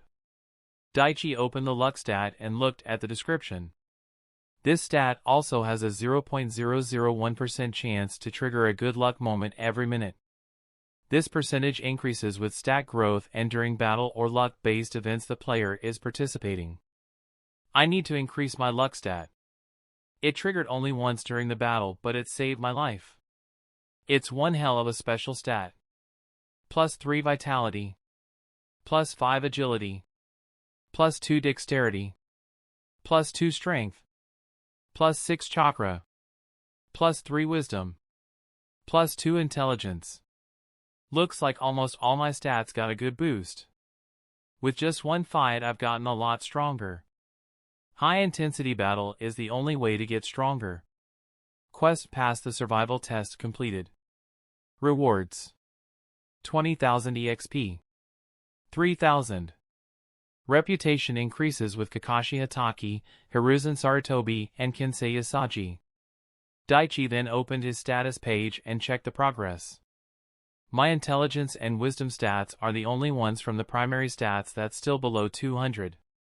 Need to change that. Well, since I'm using points, I might as well use some of them on the other stats as well. Primary stats: Strength 259 plus 11. Vitality 263 plus 7. Dexterity 215 plus 15. Agility 264 plus 6. Intelligence 182 plus 28. Chakra 371 plus 29. Wisdom 180 plus 30. Daichi used a total of 126 points to increase his primary stats. He felt the increase in strength and chakra throughout his body. If I keep going like this, I'll soon be able to complete the strength of the 100 seal. Intelligence has passed 200 points. Negative side effects of overusing mana are now removed. Daichi felt his mind become more powerful all of a sudden. It was as if an invisible weight that had gone unnoticed by him had been lifted off from his head. There are so many mind techniques I want to create. I can also use them to counter Sharingan and maybe even the Rinnegan. Let's see what my stats look like now. Status: Name: Daichi Hakama, the Gamer. Class: Genin ID 012559. Age: 12. Title: Capable Child, Explorer, Prodigy, Beast Slayer, Dungeon Warrior, Executioner, Assassin, Mighty Healer, Slug Sannin's Apprentice, Master of the Elements, a Genius of the Continent. Level: 50, 59,362 out of 65,800. Health point: 20400. Chakra points: 54118. Stamina points: 21070. Mana point: 12620. Primary stats: Strength 270. Vitality 270. Dexterity 230. Agility 270. Intelligence 210. Chakra 400. Wisdom 210. Special stats: Sense 129. Stamina 220. Indomitable 36. Charisma 57. Persistence 34. Dignity 4. Luck 9. Stat points 586. Rio 307,188. I have about 600 points. I could use another 90 to increase strength, vitality, and agility to 300. Should I increase it and get the benefits of 300 stats now or wait? Daichi weighed the pros and cons of such a choice. For the moment, I'm relatively safe. I should train as much as I can and improve my stats. Then I'll increase it with points. Looks like I'm going to hold off for the moment. It's getting more difficult to increase stats with training. Once it reaches 290 or at least 285, I'll put some points into them. The next thing Daichi checked was the progress of the 100 strength seal. 16,743,102 out of 25 million. This is moving faster than anticipated. I sleep for 5 hours a day. So aside from the daily chakra given to the seal, I generate and redirect an additional 16800 chakra point, and I use clones on most days to meditate and store chakra to the seal. So that's an additional 6,000 plus. All in all, things are moving well. Looks like I'll be able to complete this in 4 to 5 months. Daichi laid on the bed and looked at the night sky through the window. I've come a long way since my first day. But there is still a long road ahead. And this adventure has only just begun for me. With a small smile, Daichi soon went to sleep. Chapter 164, The Daily Life of a Genin. It was early morning. The sun had only broken through the horizon a short time ago. The sounds of weapons clashing could be heard throughout the forest. Sasuke and Daichi were engaged in a spar at their usual meeting place. They were battling each other and measuring each other's improvements. The spar had been going on for a couple hours. Daichi tilted his body to the side and evaded the fast punch Sasuke sent his way. He then ducked under a high kick and sent a leg sweep trying to unbalance the Uchiha. Sasuke jumped back and immediately threw several shuriken at Daichi. The boy took a kunai and deflected all the weapons and then immediately jumped away from where he was standing. Several shuriken came from the back and landed on the spot the next second. Daichi stood on a thick tree branch and smiled at Sasuke. "I see you rigged the whole place with traps. Not bad. But it's a shame it won't work on me." Sasuke just smirked and made a hand seal. The next second Daichi was engulfed in a small explosion. Even as Sasuke stood there vigilant, he was unable to sense the kunai at the back of his neck until it was too late. Sensing his defeat, the young Uchiha just grunted. "You've gotten a lot better. Your speed, reaction time, and techniques have certainly improved," Daichi said as he put the weapon back in his pouch. Sasuke turned around to look at his sparring partner. "I could say the same about you. It feels like I'm taking one step forward and you're taking 10. Daichi went under a tree and sat down. "You'll catch up. The way you're improving, you'll be able to match me soon. You're already head and shoulders above the rest of the class. They don't matter. I don't care about them. If I need to reach my goal, then I'll have to go at the pace you're going. The only way I'll get stronger and stronger is if I fight stronger opponents. Like you," the young Uchiha said. "You know, it's not just about physical strength. They could be a great asset if you let them." Daichi wanted Sasuke to form bonds with his peers. He wanted to see if he could turn the Uchiha away from the future that's written. Sasuke smirked and looked at Daichi. "Have you ever asked for their help when you needed something?" Daichi just sighed and remained silent. "This is going to be a lot harder than I initially thought.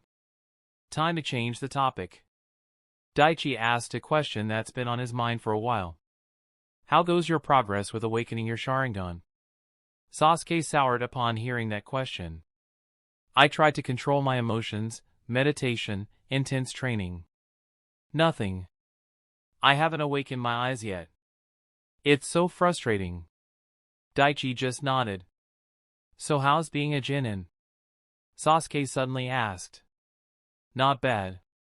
I'm just starting out, so the missions assigned to me are easy ones." "What about your teammates? Are they any good?" Sasuke wanted to know who Daichi was partnered up with. "Actually, it's just me and Sensei. We're a special two-man Genin team." "What? Is that even a thing?" Sasuke had never heard of anything like that, and he was understandably surprised. Daichi just shrugged and replied, "My skills were above them by a large margin, and it would have caused an imbalance. So it was decided that I would be part of a two-man Genin team. Me and my sensei." Sasuke just nodded after hearing that.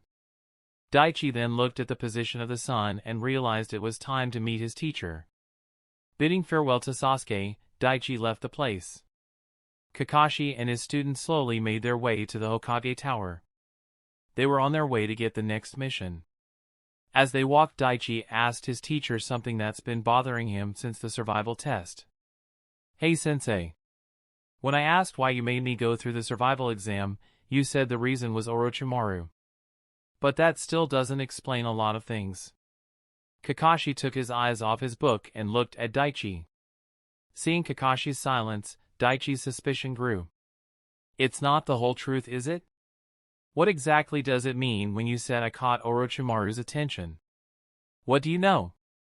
Kakashi looked at his student from the corner of his eyes. After a few seconds of silence, he replied, "The intelligence suggests that at the moment Orochimaru is only mildly curious about you. Most probably because of your association with his former teammate Lady Tsunade. So he might send one of his people after you. But the Hokage didn't want to take any chances, and it was decided that you need to prepare in the eventuality that the man would come for you himself. If I'm going to train you, then I need a full understanding of your skills and abilities. I knew you would only show your true strength if I pushed you hard enough. It's why I conducted such an exam. Daichi thought about it and nodded his head. Kakashi tested me on all fronts. Taijutsu, ninjutsu, jinjutsu, evasion techniques, tactical intelligence, and combat capabilities. And he forced me to go all out. And since he now has a solid understanding of my strength, I'm pretty sure the Hokage does too. Daichi thought about everything that's happened in the last few years. The attack of the root. The old man's frequent trips, and now this. Kinsei has been going out a lot lately and he's more on edge these days. Something's going on. There's a storm brewing and I have a feeling this is just the calm before it hits. You don't need to look so tense. Like I said to you before. I'll be here. Kakashi reassured his student. Daichi nodded with a small smile. They both made the rest of the journey in silence and soon reached the mission desk.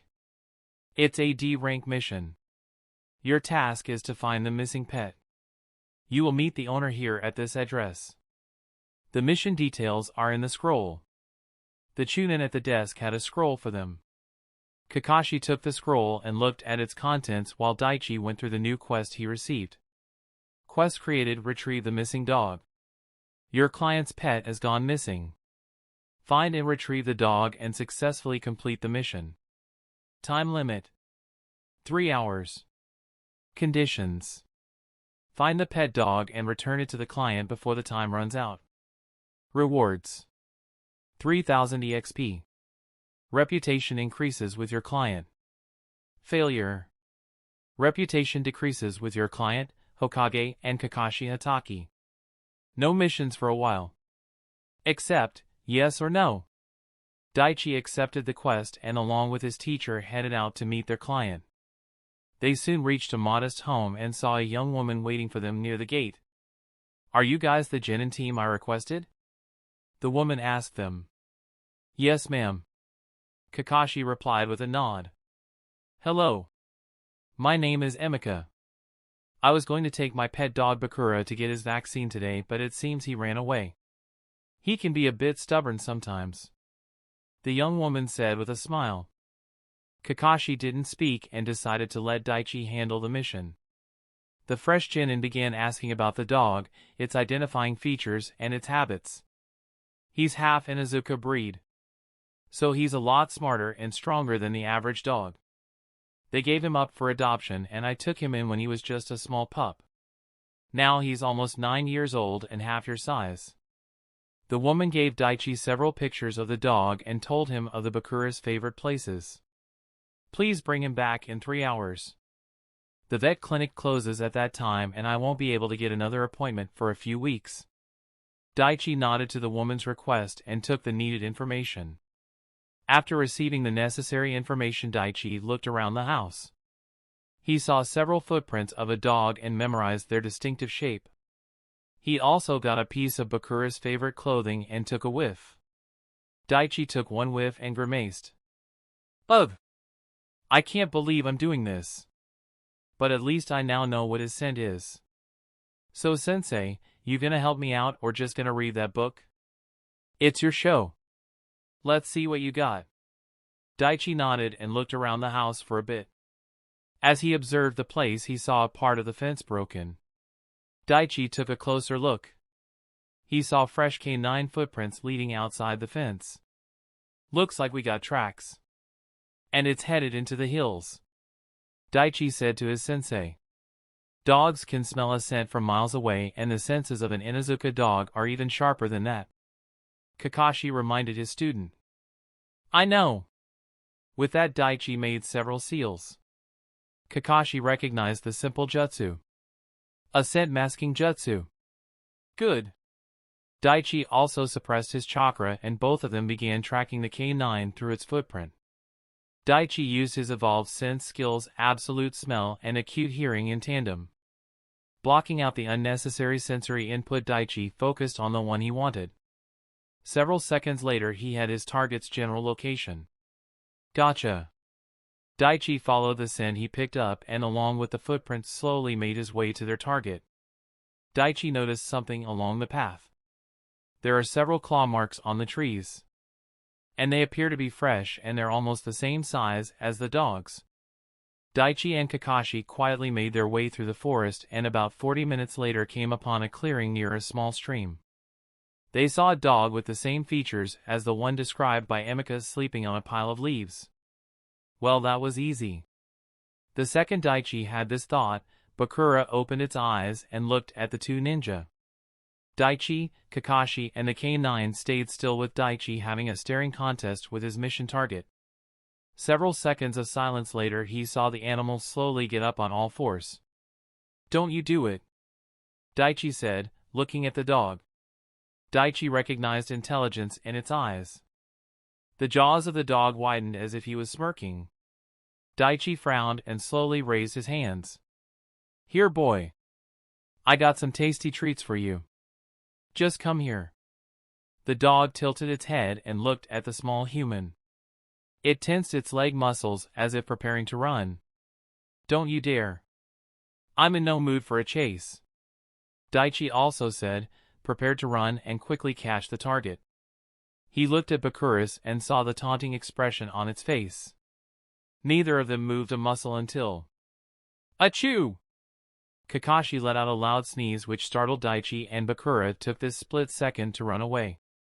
Birds hidden in the forest were crying and flying all around the place, and leaves were falling from the tall trees. "What the hell, sensei?" The young genin looked at his teacher with a gobsmacked expression. "Oops. My bad.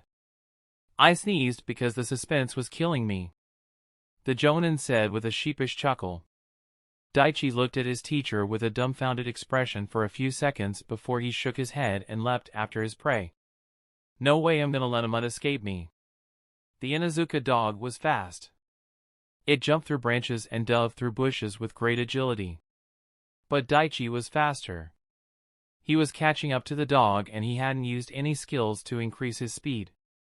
Just as Daichi was within arm's length of reaching Bakura, it showed its defiance and let out a stream of fresh golden piss directly aimed at Daichi's face.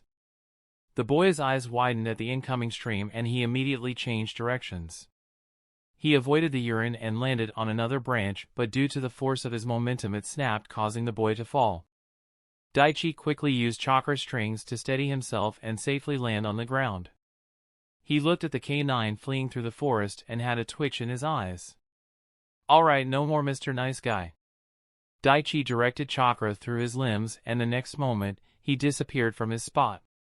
Bakura let out a bark or joy and kept moving forward. PST. It's time you go back to Emika. It didn't even sense Daichi above until it heard the words.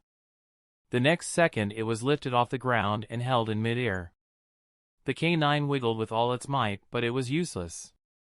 Daichi held his target with chakra strings and suspended him in mid-air. "Well done. Time to return him to the client," Kakashi said, landing behind his student. Daichi nodded, and both of them made their way back. They soon reached their client's home and handed the dog back to the woman. "Oh, I'm so happy you're back. Don't go running off like that again. You're gonna make mommy so sad," Emika said to her pet with a sad expression. The dog whined and licked her face, making the woman giggle. "Thank you for bringing him back in such a short time. Now I'll be able to make my appointment." Emika thanked the team and gave them the mission completion slip. Quest: retrieve the missing dog completed. Rewards: 3000 EXP. 450 EXP. Reputation increases with your client. With another D-rank mission. Well done. Kakashi and Daichi returned to the tower to collect their mission pay. Chapter 165, A Hatred Born Out of Nothing. It was May. A month had passed since the future Rookie 9 entered their final year at the academy. Naruto and his friends were near the academy grounds enjoying their lunch break. Hinata and Sakura were reading a book while Shikamaru was laying on the ground looking at the sky. Ino was calmly eating her lunch while Kiba, Naruto, and Choji fought for the food in front of theirs. And lastly, Shino was off to the side under the shade of a tree observing the small insects flying about. Hey! I came up with this really cool technique that I'm sure is gonna work against Irika-sensei. It's gonna be awesome. Naruto's excitement to use his new technique on his academy teacher was blatantly visible on his face. I'm pretty sure whatever juvenile technique you're gonna use is just gonna get you in trouble, Shikamaru said with a sigh, never taking his eyes off the clouds. Yeah. Aren't you tired of getting detention, Naruto? Ino asked with exasperation. No way. Even if I do get detention, I'll find a way to skip it, the blonde boy said with his arms crossed. And besides, the classes are getting boring.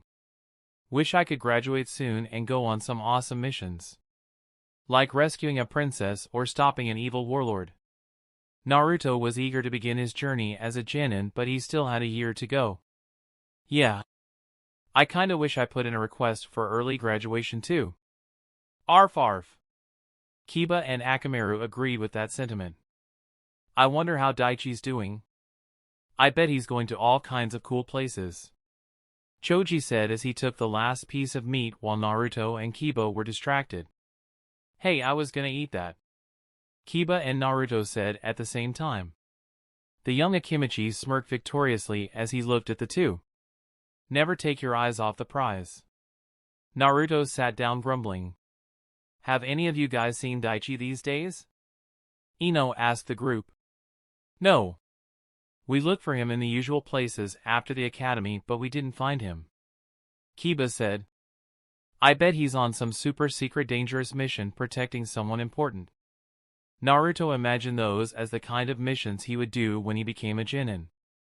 Not exactly Naruto, Daichi said, standing behind the kid. Gah! Naruto almost jumped out of his skin when he heard the voice behind him. Where'd you come from? Oh, I just came to visit my pals, the young genin said with a smile. Daichi! We thought you might be on a mission. Ino smiled at him. She had a small blush on her face as she looked at him. I'm just starting out, so I get assigned simple missions for the moment. Daichi sat down with his friends and placed a small bag of snacks in the middle of the group. They all took some and began asking Daichi questions about his genin life. Daichi answered their questions, and Naruto was disappointed to learn that they would have to do simple D-rank missions when they became genin. Daichi, do you have any more books on medicine? I'm almost done with the one you gave me, Sakura said. Daichi was only mildly surprised. That book had more information than what's taught at the academy, but it still only contained the basic information. Even so, I thought it would take her at least 3 months to finish. For her to complete it already is just... well, her strength at the moment does lay in storing information. Daichi nodded. Yeah. I'll give you the titles of some reference books. They'll probably be in the academy library, so you can check them out whenever you want. I can't believe you're asking for more books to study. Yeah. There's no way I'd do that, Naruto and Kiba said in unison. Well, maybe if you two knuckleheads did study, then you would have better grades, Ino told them and defended her friend. That reminds me, I remember giving you a book on chakra control. Have you read it? Daichi asked Naruto. The blonde boy just sheepishly chucked and rubbed his head. Daichi's sweat dropped as he already knew what the answer to that question was. Well, you see, I tried it and just couldn't get the hang of it, so I kinda stopped after a few days, Naruto replied with an embarrassed smile. Daichi sighed. This kid. I thought he would be motivated enough, but it seems he isn't in the mindset he was in the wave mission. Sasuke was there to motivate him, but here he doesn't have that and the sheer drive to learn the technique. Daichi decided to set a metaphorical fire under Naruto. That's a shame. Sasuke looked like he completely mastered the technique. Hearing that, Naruto jumped to his feet. Say what? How do you know that, Daichi? Choji asked him. You've been sparring with him, haven't you? Shikamaru said. Daichi nodded. Yeah. He's about mastered the tree walking technique. What? How come you don't spar with us? Yeah? Kiba and Naruto were slightly hurt that their friend wouldn't fight them. They still remembered the words Sasuke said during the match at the academy. Daichi recognized the sad tone in their voice. Guys, it's nothing personal. I was training in the forest near his clan grounds and we accidentally met. We just sparred to kill some time. Naruto was now determined. There's no way I'm gonna let Sasuke get ahead of me that easily. I'm gonna master the tree walking as fast as I can. Me too. I'm gonna train and I'll learn it before you do. Kiba also became eager. You should learn it. It helps with chakra movement throughout the body and will also help with the clone jutsu. There are also ways you can increase the chakra control training intensity. Daichi spoke and he had the attention of almost everyone. He saw the most excitement in Naruto's eyes. As written in the scroll, tree walking increases chakra control, but this is a simple exercise. After you learn tree walking, you can also increase your focus and chakra control by sticking leaves to the tip of your toes and the soles of your feet. It's the same concept of sticking the leaf on the forehead. That way you'll learn to control just how much chakra is needed. Naruto, your problem with clone jutsu is that you're not moving your chakra through the body correctly. And Sakura, if you want to learn medical ninjutsu, then chakra control is of utmost importance. Daichi finished his explanation. Naruto and the gang, save for Shikamaru and Shino, nodded their heads. Those two already knew the specifics of chakra control training. As they were talking, Daichi sensed someone watching him. He discreetly looked around the place and a few seconds later saw who it was. Mizuki! He's not as subtle as he thinks. He's observing us. What's his intentions? Is he keeping an eye on Naruto or me? He had contact with Orochimaru, but to that snake this guy is just a weak pawn. Not even worth it. Mizuki was on the first floor of the academy looking at the group through one of the windows. He didn't notice that he caught Daichi's attention. Mizuki's fists clenched as he saw the group of 8 students and one new Genin laughing and enjoying themselves. He had his eyes on 2 people in particular. That damn fox brat. I can't believe he made friends. And that's Daichi Hekima, the student who took early graduation and one who's called a genius. The man's eyes narrowed as he looked at the Genin. He didn't realize it, but he was jealous of Daichi's great talent. And that jealousy, along with the boy's friendship with Naruto, made Mizuki hate the boy. Daichi's senses picked up on the minute-killing intent Mizuki emitted. He kept calm and talked to others with a smile like nothing happened.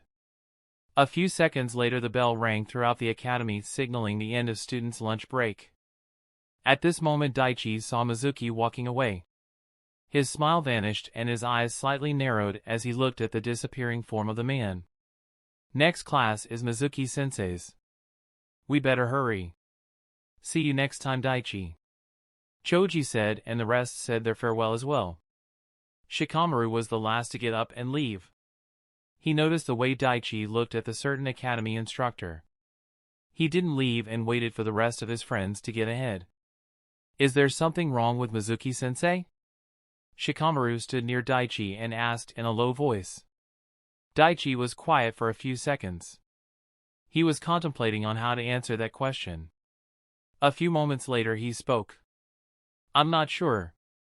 It's just, I have a bad feeling about that guy.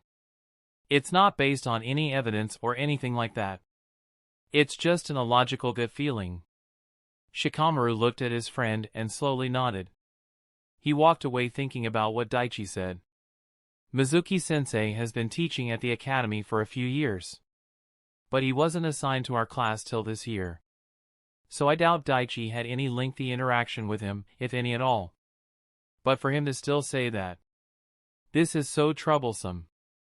Daichi left the academy with his mind on the silver-haired academy instructor. I hope nothing bad happens. Naruto and the others were walking to their class. You know, I'm kinda surprised you didn't ask Daichi for a spar? Sakura said. It's not that I don't want to. It's just that Daichi is the strongest. I do want to challenge him, but I'll only do it after beating Sasuke. And when I fight Daichi, I'm gonna beat him too. Naruto as he clenched his fists. Sakura snorted at that notion. Yeah. Good luck with that. Hey. I'm serious. They soon entered the class and waited for their teacher. A few moments later the door opened. Good afternoon, Mizuki-sensei. The class greeted him. The man had a kind smile and greeted all the students.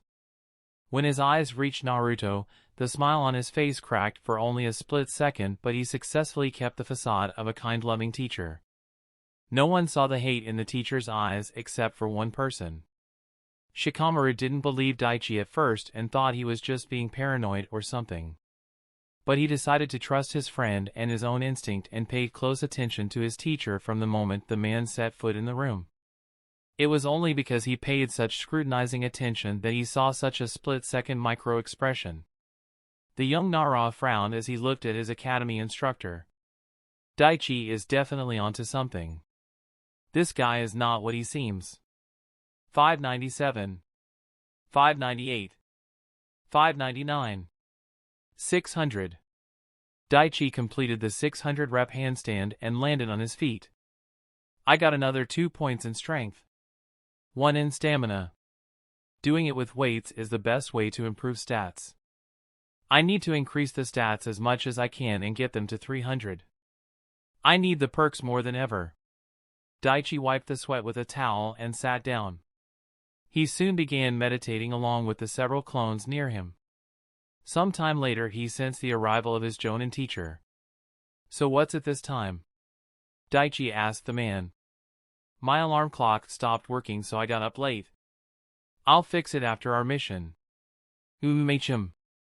Daichi released the shadow clones and stood. So what's the mission today? Let's go find out.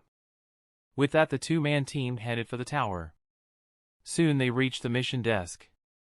They saw the Hokage assigning missions to various teams. Ah! Team Kakashi. Welcome. Lord Hokage. The two ninja greeted their leader. If you're interested, I have a C-rank mission for you. The old leader said. Daichi straightened and nodded.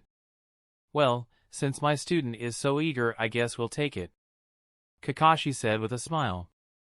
The Kage gave a scroll to Kakashi and gave them a mission overview. It's a document delivery mission to Tanaka Village. At that moment a new quest popped up. Quest created delivery mission to Tanaka Village. Chapter 166, Quest, Acquire the Spring Water. Hiruzen handed Kakashi the scroll and spoke. He told them the details of the mission. This scroll contains authorized documents pertaining goods trade between our villages.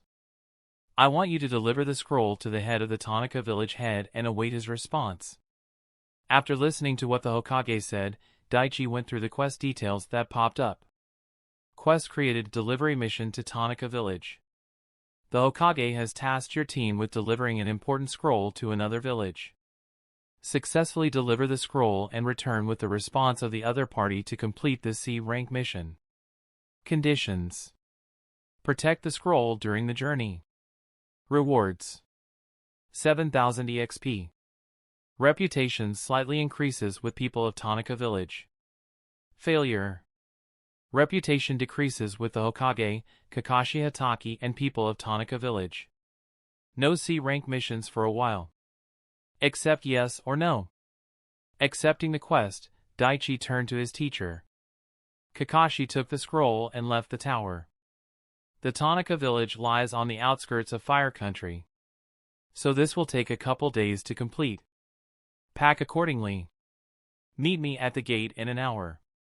Kakashi gave instructions to his student. Daichi nodded and left for his home. He already had everything needed in his inventory, but he needed to inform his grandfather of his journey. Daichi was waiting near the gates of the village. A short while later Kakashi showed up. So ready for a trip outside the Fire Country? Kakashi asked in a jovial tone. Well, I've been to other countries. But yes, I'm somewhat excited to travel to a new village. His student replied with a smile. Both of them marked their departure with the guards and started their journey. Since they didn't have a civilian with them, they were moving through the trees at a fast but controlled pace. Daichi thought about what he knew about the Tanaka village. It's a small village out in the middle of a barren wasteland. That's the village that was attacked by Kabuto. The place with the tower Spear of Heaven. It was a filler arc, but since fillers exist, that place also exists. It's also the place with spring water that has overflowing life energy and accelerated cell division. I need to get a sample of that water and analyze it. There are also rumors about hidden treasures in that village. What's on your mind? Kakashi asked his student.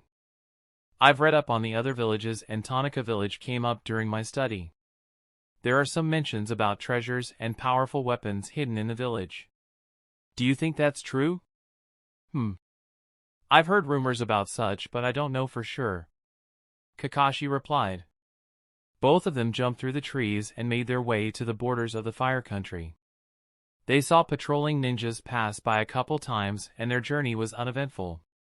The young genin was amazed as he hadn't encountered any unexpected surprises yet. Naruto and Sasuke. Maybe those two are just bad luck. Or maybe it's the curse. Technically my team is called Team Kakashi. So maybe I'm free from the curse of Team 7? That must be it. The ninja duo made their way through the trees and after several hours they started to see a change in the terrain. Vegetation and trees became less and less as they moved forward and soon they were moving through a barren land in the scorching sun. Mini-map updated. Daichi looked at the notification and new information appeared in his head. We're on the outskirts of the country. We need to move along east of here and we'll reach the village in a couple hours. Kakashi said and pointed and they both took off in the direction.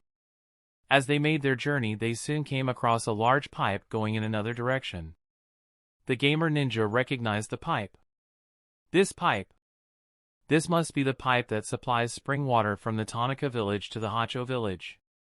We're close, Kakashi said and they both continued on. Before long they reached their destination. Wow! Daichi was amazed at the sight. Seeing this village through a television screen does no justice. The Tanaka village was situated in a large hole. It was an ecological oasis in the middle of a barren wasteland.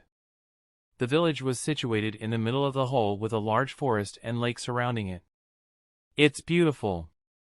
The boy spoke. Kakashi agreed with that sentiment. The village, bustling with wildlife and vegetation, was a stark contrast to the lifeless wasteland around it. At that moment a few people were coming towards them. A group of 4 people came near Kakashi and Daichi and looked at the two. They noticed the leaf headband and slightly relaxed their posture. My name is Santo. This is my team. We're the guards of this village. What brings you Leaf Ninja here? The man introduced himself. I'm Kakashi Hataki. This is my student Daichi Hekima. We're on a mission to deliver a scroll to the village head. Kakashi took out the scroll and showed the official seal of the Hokage. The guards straightened and nodded. They left to patrol the village while their leader Santo escorted the 2-man genin team to his village. Come. I'll take you to meet the elder. The 3 shinobi made their way to a wooden stairs that led down to the village. So, can I ask you something? The genin looked at the Tanaka ninja. Santo had a smile as he addressed Daichi. Of course. So is it true? The rumors? Haha. I assume you must be referring to the ones about treasures. Yeah. Well, the legend has it that long ago, long before even this village was created, a powerful ninja hid something here in this area. That information spread and over time became the legend of the treasure. Truth be told, when I was a child, me and my friends searched this village up and down for the so-called treasure. Couldn't find anything. I heard that bandits used to attack this place. Kakashi spoke. Yes. The thieves come in search of the treasure, but we've repelled them. We've placed traps around the place to stop intruders. Santo didn't elaborate on it any further. The trio soon reached the bottom of the steps. As soon as Daichi touched the ground, a new quest appeared in his view. Quest created obtain the spring water. The spring water is abundant with life energy and vitality. Obtain the spring water and increase your stats. Conditions. Obtain 1 liter of spring water for consumption. Rewards. Stat increase. Failure. None. Accept yes or no. Wow. Amazing. A stat increase by obtaining the water. There's no way I'm gonna reject this. Without wasting a second, Daichi accepted the quest. They made their way to the village. As they walked, Daichi recognized certain areas of the village. Especially the place where several pillars stood tall. There were patrol ninjas roaming around the place. They soon made their way to a large house. A tall old man with large white hair and beard appeared before them. Behind the elder stood another tall man. He was the guard tasked with protecting the head. Santo bowed to the elderly man. Elder. They are from the Leaf Village. Santo said. Thank you, Santo. I got it. The elder then looked at Kakashi and Daichi and smiled. Welcome to our village. Please come inside. The leader of the village led the 2 ninjas to his office. Kakashi gave the scroll to the village head. The details of the trade agreement between our villages are inside. Our Hokage would like your response. The elder opened the scroll and went through the information. Once he was done, he looked at the 2 ninja. Please wait for a day. I must discuss it with a few others before I make a final decision. I understand. Kakashi nodded. He had been on plenty of missions like this, so he knew he would have to wait for a while. In the meantime, you 2 are more than welcome here. Gino here will guide you. Thank you. Kakashi and Daichi nodded and they left the office. This place is completely different from the outside. So full of life. Kakashi said as he looked around. Yes. It's because of the spring water here. Gino didn't elaborate further. He had a somewhat stern visage. They walked through the streets of the village enjoying the peaceful atmosphere of the village. At that moment, a little kid playing near them tripped and fell down on some sharp stones and wounded his arm. He cradled his arm and started crying. Daichi immediately rushed to the boy. What are you trying to do? Gino quickly rushed after Daichi and asked the boy. He was wary of foreign ninjas, and that included ninjas of the Leaf Village. I'm a medic ninja.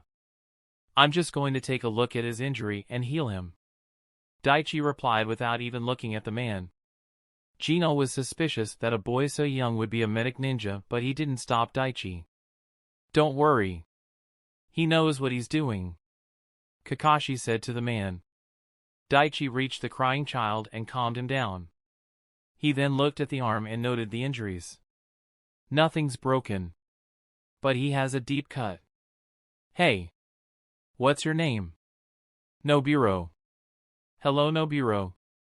My name is Daichi. Don't worry. Everything's gonna be okay. I want you to hold still, close your eyes, and count to 60. Can you do that? Daichi asked the child with a gentle smile. The small child nodded and closed his eyes. He started counting in a small voice, and the medic ninja beside him quickly got to work. Daichi immediately brought up his hands and they started glowing green. He quickly removed any foreign objects from the child's wounded area and began to heal the injury. The Tanaka village ninja watched in fascination as the wounds on the boy's hand quickly closed up. In less than a minute, Daichi completely healed the arm, and when the boy opened his eyes at 60, he was shocked. It doesn't hurt anymore. Of course. I healed you. But you need to take it easy for the day. And don't play around near sharp rocks. The child stood and bowed. Thank you, Brother Daichi. You're welcome. The child left with a wide smile on his face. Gino looked at Daichi and his expression softened. Thank you. For what you did to him. Daichi nodded. I'm a medic. It's what I do. Would you like to look around the village? They toured the village and Gino's attitude slowly became friendly towards them. After some time, Daichi asked a question that's been on his mind. I could just sneak into Spring Lake, but I'd rather not cause any problems. And now the chances of them rejecting my request is near zero. Even if they do, I still have ways to get the water. Hey, I have a request. If you'll indulge me? Daichi spoke. What is it? Can I take some of the Spring Lake water with me? During my time learning about various herbs, I read about the spring water here and its abundant life energy. And based on the fact that there is a forest in the middle of a wasteland, I'm guessing that's true. Gino nodded. Yes. It's true. The spring water here nourishes and creates the wildlife you see before you. And it has some healing properties as well. And as for your request, yes, you may take some water. I'll show you where to get it. Thank you. Why do you need the spring water, Daichi? Kakashi asked. Mostly for research. I want to study its effects and see if it's possible in creating medicine. The boy replied. They soon reached the lake that surrounded the village. It was a crystal clear lake that almost sparkled. The trees around the place were even taller than most trees in the lead village. Daichi sensed various animals roaming throughout the area. This is the place, Gino said. Daichi took a gourd out of his scroll and dipped it inside the clear lake. Once it was filled, he brought it to his nose. No smell. It's pure. There are no contaminating elements. He then quickly began drinking the water. In a few seconds, Daichi finished the whole thing. Plus 4,000 health points. Plus 3,400 chakra points. Plus 3,700 stamina points. Note, drinking 1 liter of Spring Lake water gives an increase in health points, chakra point, stamina point, but it is a temporary effect. Drinking the water again within 12 hours of consumption will not increase the health point, chakra point, stamina points. Plus 15 vitality. Plus 13 stamina.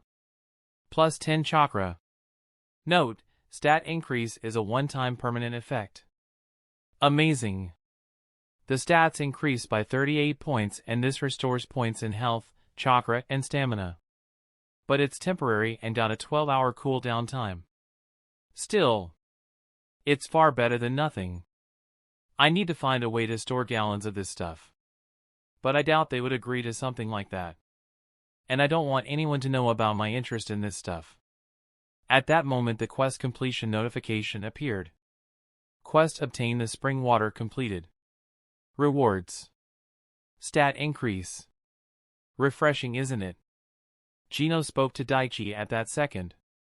Yes. It's quite something. Daichi dipped the gourd into the lake and refilled it. Once it was full, he sealed the bottle and they left the place. Daichi was very happy with the results. He was already making plans to abscond with a large quantity of the pure water.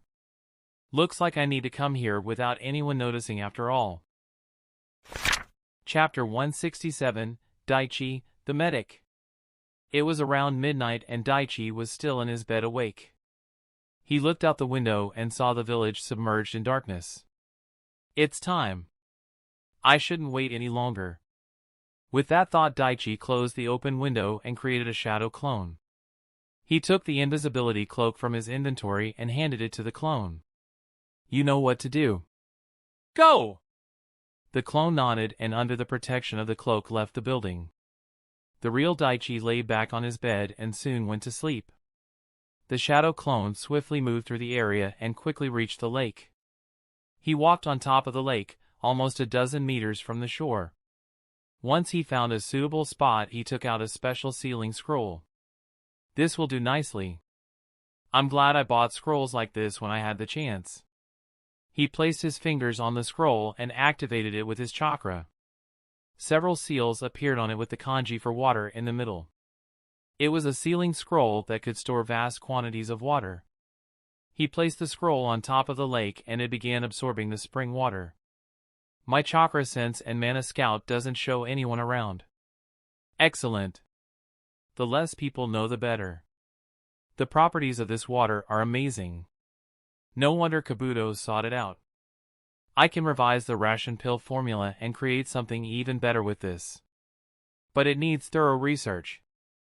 I could also use this as an ingredient for Jin's cure. At this, another thought popped up in Daichi's mind. It was something he's been considering for a while. I need to set up a lab. Learning medical ninjutsu from Lady Tsunade has certainly ignited a passion for research in me. I need to also use it for my other quests. A top-tier research lab will definitely come in handy for me. But how do I build one? Daichi knew he wouldn't be satisfied with a regular laboratory. He was thinking about building one with advanced high-tech equipment and machines. I need to find an ideal spot to set up my lab. I need the funding to buy the necessary items. And even then, the production and distribution of advanced medical equipment is monitored by every nation. If I'm not careful, I could get into some serious trouble. And after creating my lab, I need to create adequate defensive measures. Arg! So many things to do. As he was making plans for the future, the scroll he was holding stopped absorbing the water. It's filled to capacity.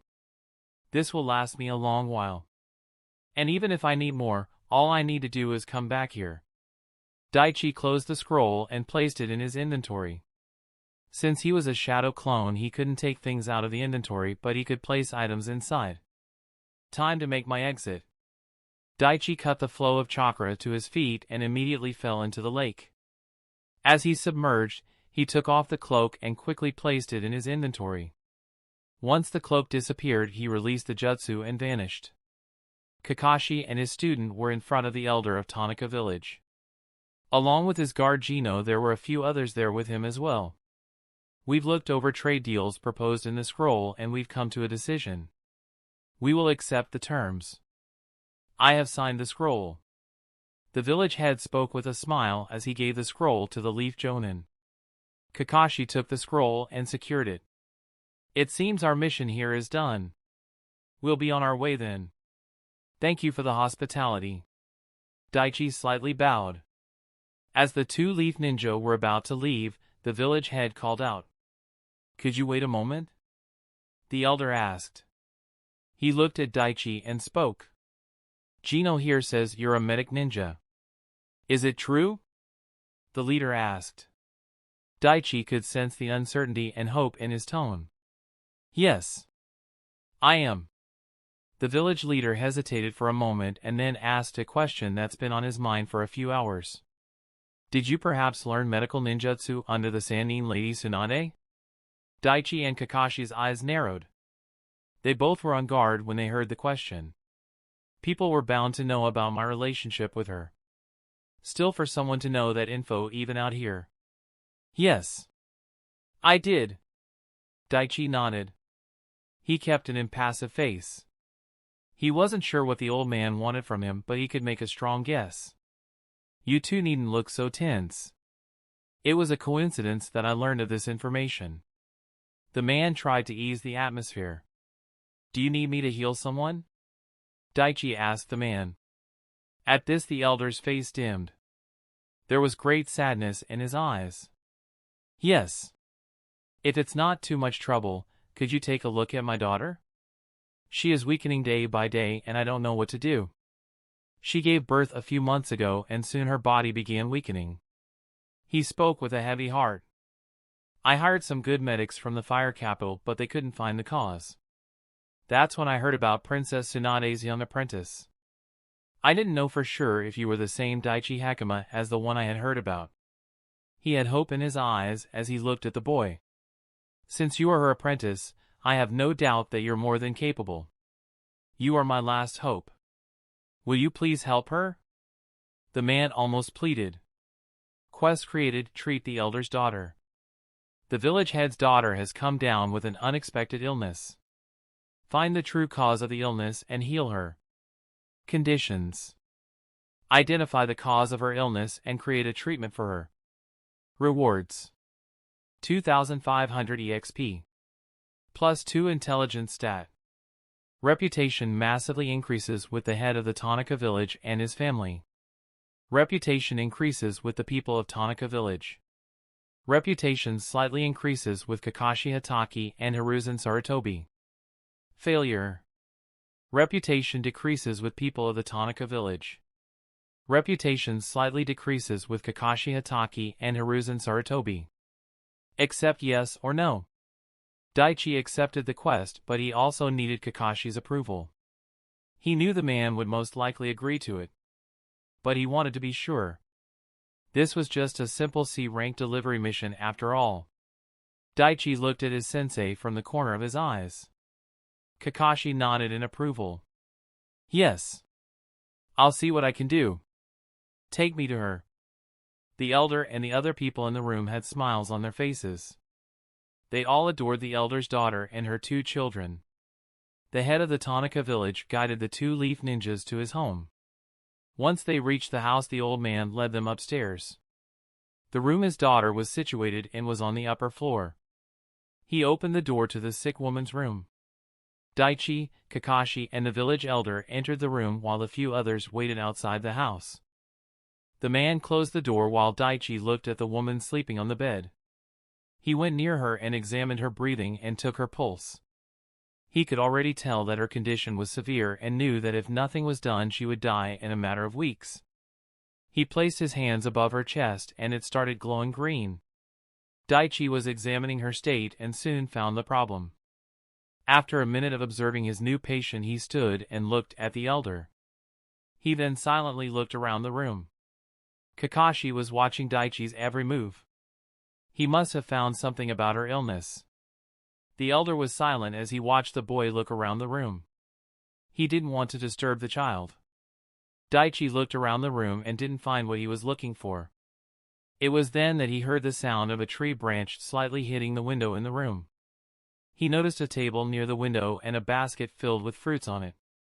Daichi went near the table and examined the fruits in the basket. He then opened the window and looked outside. He looked down and saw something he had expected to see. A small smile formed on his face and he turned around. Kakashi knew that smile. Seems he figured it out. Seeing the boy's smile, hope began to rise in the old man's heart. Can you help her? The desperation in his voice was obvious. I found the problem, but for an effective treatment and cure, I need to make sure of something. I need you to answer a question. Daichi replied. The elder's eyes widened and he nodded.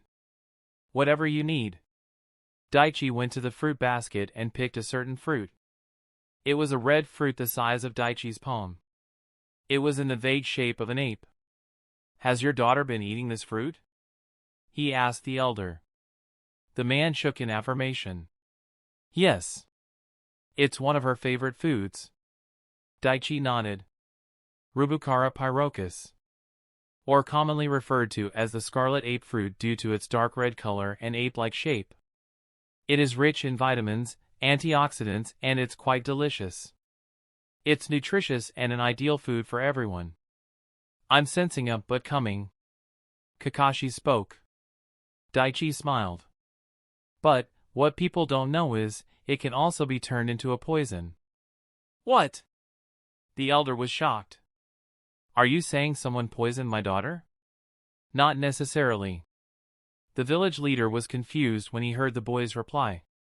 Daichi beckoned them to come near the window and look outside. The 2 men did as Daichi told and looked outside. Look down. The small garden you see down there. Do you see a green flower with 6 petals? At Daichi's question, both men focused their attention and quickly found the plant in question. Heptorellum, or the green umbrella flower. The 6 leaves hanging down in an arc resembles the shape of an open umbrella with the green flower on the top center. It's a very rare, beautiful flower and quite harmless. It's difficult to grow this flower in most places. It flourished here most likely due to the spring water here. The 2 adults looked at Daichi as he continued with his explanation. It produces much more pollen than other flowers. About 7 times. And since these pollen are microspores and no different than dust, we dismiss them. Now this plant was recently grown here, wasn't it? The village head nodded. Yes. It was among the plants I brought here from my trip to the fire capital several months ago. My daughter thought it would be beautiful in the garden and planted it there. But what does that have to do with the fruit or my daughter's illness? The old man asked. The pollen from this plant, when combined with the scarlet ape fruit, creates a toxin that slowly eats away at the chakra system and weakens the muscles. It's virtually impossible to detect unless you know what you're looking for. Your daughter must have been eating this fruit with the window open, and with the winds flowing in this direction, the pollen may have landed on the fruit when she was eating it. It created the toxin and your daughter became poisoned. The two men's eyes widened. So it was just an accident? Kakashi asked. Yeah. I don't think anyone intentionally poisoned her. This was just a random coincidence. Daichi replied. See, can you save her? The elder was anxious. Don't worry. Even though the poison has been in her system for a while, she's not gonna die today. And yes, I can save her. Daichi eased the old man's worries. Hearing that, a wide smile formed on the old man's face. A few tears escaped his eyes, which he quickly wiped away. I need a pen and paper, Daichi said to the man. The elder quickly took a large piece of paper and pen and handed them to Daichi. The young medic quickly wrote down several instructions on the paper. Once he was done, he handed them back to the man. I've created a medication for her. Right now her body is weak, so a heavy dose of the cure could do more damage to her than good. So I want you to give her this. I've written another prescription. Give this to her for 2 weeks and then start on the second medicine. In about a month she should be fully healed. Oh, and you should either remove the flower from that area or don't let her eat the fruit. Quest treat the elder's daughter completed. Rewards: 2,500 EXP. 375 EXP. Plus 2 intelligence stat. Reputation massively increases with the head of the Tanaka village and his family. Reputation increases with the people of Tanaka village. Reputation slightly increases with Kakashi Hatake and Hiruzen Sarutobi. The elder held Daichi's hands in gratitude. Thank you. You saved her life. How can I repay you? You don't need to do anything. I'd prefer it, actually. Oh, and before I forget, you need to keep what you learned here to yourself. This is a good way to make an almost undetectable poison, and if this information got out, it would cause trouble. Daichi conveyed the seriousness of the situation to the man. I understand. The man nodded his head. He smiled at the boy who created a cure for his daughter. He then led the 2 ninjas outside. The few people outside were anxiously waiting for the results. They saw the village head come out with the 2 leaf ninjas. They saw the wide smile on his face and had an answer. He truly is Lady Tsunade's apprentice. He found her illness and created a treatment for her. The man said to them. Reputation increases with the people of Tanaka village. What was wrong with her? Gino asked his leader. Before the man could reply, Daichi answered. She was suffering from a rare genetic disease. It caused her muscles to weaken over time. The village head didn't dispute the words and nodded along with Daichi. Would you like to stay for a few more days? We'd be more than happy to have you. The elder gave them an invitation, which the 2 ninjas politely declined. I'll be sure to visit the Leaf Village with my family once my daughter is healed. I'm sure she'll be excited to meet her savior, the village head said. After some time, the 2 leaf ninjas left the village and headed back home. Chapter 168, Military Tactics. The 2 leaf ninja were on their way back to the village. Watching Daichi find the root of the woman's illness and create a treatment so quickly still amazed Kakashi. It was yet another reminder that the boy was the apprentice of one of the Sannin. How did you diagnose her condition so quickly? The Jonin asked out of curiosity. Daichi had a small smirk when he heard the question. My medical ninjutsu techniques are far more precise and thorough than everyone else's. The only one who could match my skills or have even greater proficiency is Lady Tsunade. The second I scanned her body, I knew there were foreign particles inside her. Those particles are almost impossible to detect by anyone else. It's why the other medics failed to recognize what was wrong with her. And during my scan I found that her veins started clogging up first and her chakra system was being attacked after. That narrowed down the cause and the rest. Well, you saw. Kakashi nodded and looked ahead. People dedicate their whole lives to learn and become proficient in a certain field. But this kid... To him, it was as if learning medical ninjutsu was just a side project. The man still remembered the day he met the boy and the discussion he had with the Hokage after. An immeasurable talent with a rapid growth rate. He could very well become Kage level in a few years if he keeps going at this rate. The duo moved through the trees without stopping. They didn't encounter any resistance or bandits on their trip. Several hours later they reached the village gates and notified their arrival at the gate guards. Hiruzen was listening to the mission details. Kakashi recalled everything that happened and quickly gave an oral report.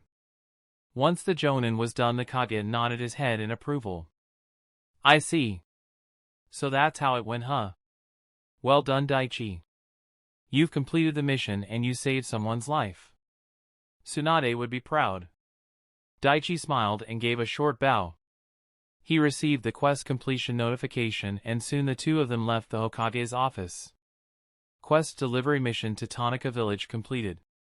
Rewards: 7,000 EXP. 1050 EXP. Reputation slightly increases with people of Tanaka village. You have leveled up. Yes. Level 51. I need to complete high-ranking missions and increase my experience. I also need to think about the next dungeon I want to enter. As Daichi was making plans, Kakashi spoke. Take a day off to rest. The day after tomorrow, meet me at the training ground at 7 a.m. We'll go over some battle tactics and team formations. Kakashi said those words and the next second vanished in a puff of smoke. So military tactics and strategies, huh? I'm looking forward to it. Daichi headed back home and spent the remainder of the day just enjoying himself. He visited Naruto and the gang the next day and spent some time with his friends catching up. It was almost 10 a.m. and Daichi's senses picked up the scent of his teacher entering the forest. He opened his eyes and stopped his meditation when Kakashi got near. So what are we doing today? Daichi asked the man. You're not even curious as to why I'm late? The Jonin looked at the kid. Nope. Daichi shook his head and kept a straight face. Kakashi sighed, seeing his student's lackluster response. Maybe this will be more fun with my next team. He decided to get down to business. The academy gives their students survival, evasion, resistance, and escape training. You've been away from the academy for 2 years, but I'm sure Lady Tsunade has taught you these lessons during your time with her. Yeah. Daichi nodded. The curriculum I received during those 2 years were even more comprehensive and advanced than the standard ones given in the academy. I learned about survival techniques, recovery methods, rescue techniques, and various signals. He continued. The Jonin nodded. So Lord Hokage wanted to make sure he was ready, huh? Today you're going to learn team formation training and military tactics. I'm going to teach you some general form of warfare. Now these are things you only learn when you become a Chunin or during wartime, but circumstances have forced our hands. The Jonin looked at Daichi and knew the boy took the situation seriously. Daichi knew what Kakashi meant. Powerful people had taken an interest in him and he needed to be prepared. Kakashi and Daichi sat down and the Jonin began his lesson with Daichi paying close attention. Like I said, there are several forms of warfare. The first is exploiting the weather. The tactical use of weather as a force multiplier has influenced many battles throughout history. Using the terrain to our advantage also falls into this category. At this, Daichi thought about the Sasuke vs Itachi battle. The way Sasuke used fire to create a lightning cloud and used its power to use one of the strongest lightning attacks. Kakashi continued. Next comes force concentration. It's the practice of concentrating a military force against a portion of an enemy force. To take out high-profile targets or important bases, right? Yes. Only when we stand to gain something significant of value would we employ such a tactic. Kakashi recalled the missions he completed during the last war. Now comes night combat. As the name suggests, it is combat that takes place during the night. But it would have tactical advantages and disadvantages to both attacker and defender, wouldn't it? Daichi questioned. Yes. If we employ such a tactic without proper information on the enemy, then we could be the ones in trouble. And night combat requires more preparation than combat during the day. One needs to have all their senses on high alert during such a battle. The next is reconnaissance. The mission to obtain information on the enemy by any detection methods. In such a mission, one would need to find out the activities and resources of the enemy, their routes, potential, and even the meteorological, hydrographic, and even the geographical characteristics of their location. Man, that's a lot of things. The chances of getting caught during such a mission are high. Daichi spoke. He knew he would one day be sent on a mission like that, but with his cloak he wasn't all that worried. Yes. It's an extremely dangerous mission. We're talking about spying in hostile territory with enemies that have who knows what abilities. It is why most reconnaissance missions consist of Hyuga clan and Aburame clan shinobi. Since they can spy on enemies from a long range, they will also be aided by someone who's good in close combat. Idea as to what Kakashi was talking about. Listening and reading about this stuff is entirely different from experience and actually doing it. I need to train these tactics during my next dungeon run. Giving Daichi a basic idea, Kakashi moved on to the next topic. Now these are some of the general tactics used. There are much more, but for now this should do. Next we move on to standard warfare maneuvers. You're talking about penetration of the enemy center, defensive attack, single and double envelopment, feigned retreat, and delayed approach. Daichi remembered the techniques used by Kensei during his time in the war. Kakashi was surprised. Information like that wasn't easily available to ninjas below Chunin rank. You know about that? The boy nodded his head. Old man Kensei told me about the various strategies he used during the war. Daichi recalled that day. Flashback. Daichi and Kensei were having a shogi match. The only way to get smarter is if you play a smarter opponent. And shogi is the perfect tool to help with that. It will help you in coming up with strategies to get out of tight situations. Kensei said as he moved his piece on the board. Daichi moved his piece and spoke. In war it won't be just me fighting. I may be part of a large team dash. Or you may be the one leading a team. Either way you'll no doubt find yourself in a difficult situation. It's not a matter of if, only when. Kensei said as a matter of fact. So how do I prepare? How did you do it? I'm sure you've led a team or two in your time. What kind of strategies did you use? Daichi asked his grandfather. Well, in a war there are several maneuvers one can use to overcome the enemy forces. The first is penetration of the center. We exploit a gap in the enemy line and go directly to the enemy's command or base of operations. There are two ways to accomplish this. Can you take a guess as to how? At Kensei's question, Daichi thought about how he would do such a thing. We separate the enemy forces and use a reserve to exploit the gap. Or we attack their weak spot with overwhelming force. Kensei smiled as he heard that answer. Precisely. Just like this. He moved his shogi piece and captured Daichi's piece. Damn it. Daichi cursed and looked at the board. His grandfather had forced him to concentrate his pieces to two locations and thereby creating a path directly to one of the more valuable pieces. Daichi looked at the scene and his eyes widened as he understood what happened. His battle senses and wisdom are incredible. We use Chunin ninjas and special jonin to hold the line while our elite forces smash down the weak spots and continue forward exploiting the gap.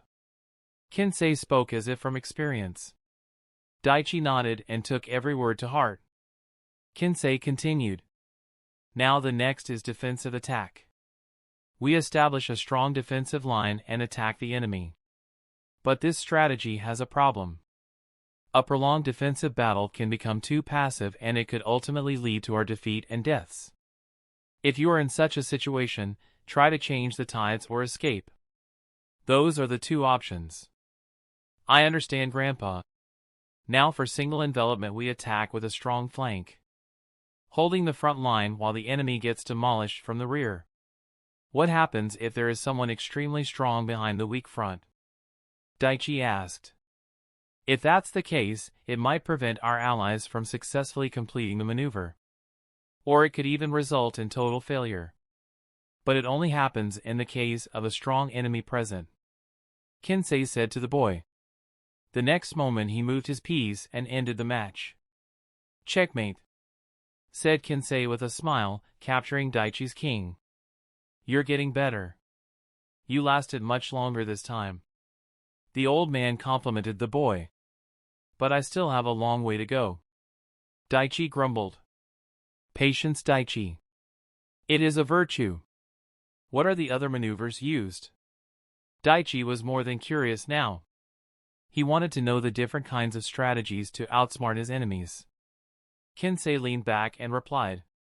Well, the next is feigned retreat. The frontal forces fake a retreat, forcing the enemies to chase us, drawing them out in pursuit and then attacking them. Is that what you're getting at? From the very name of the technique, Daichi had an idea as to what it entailed.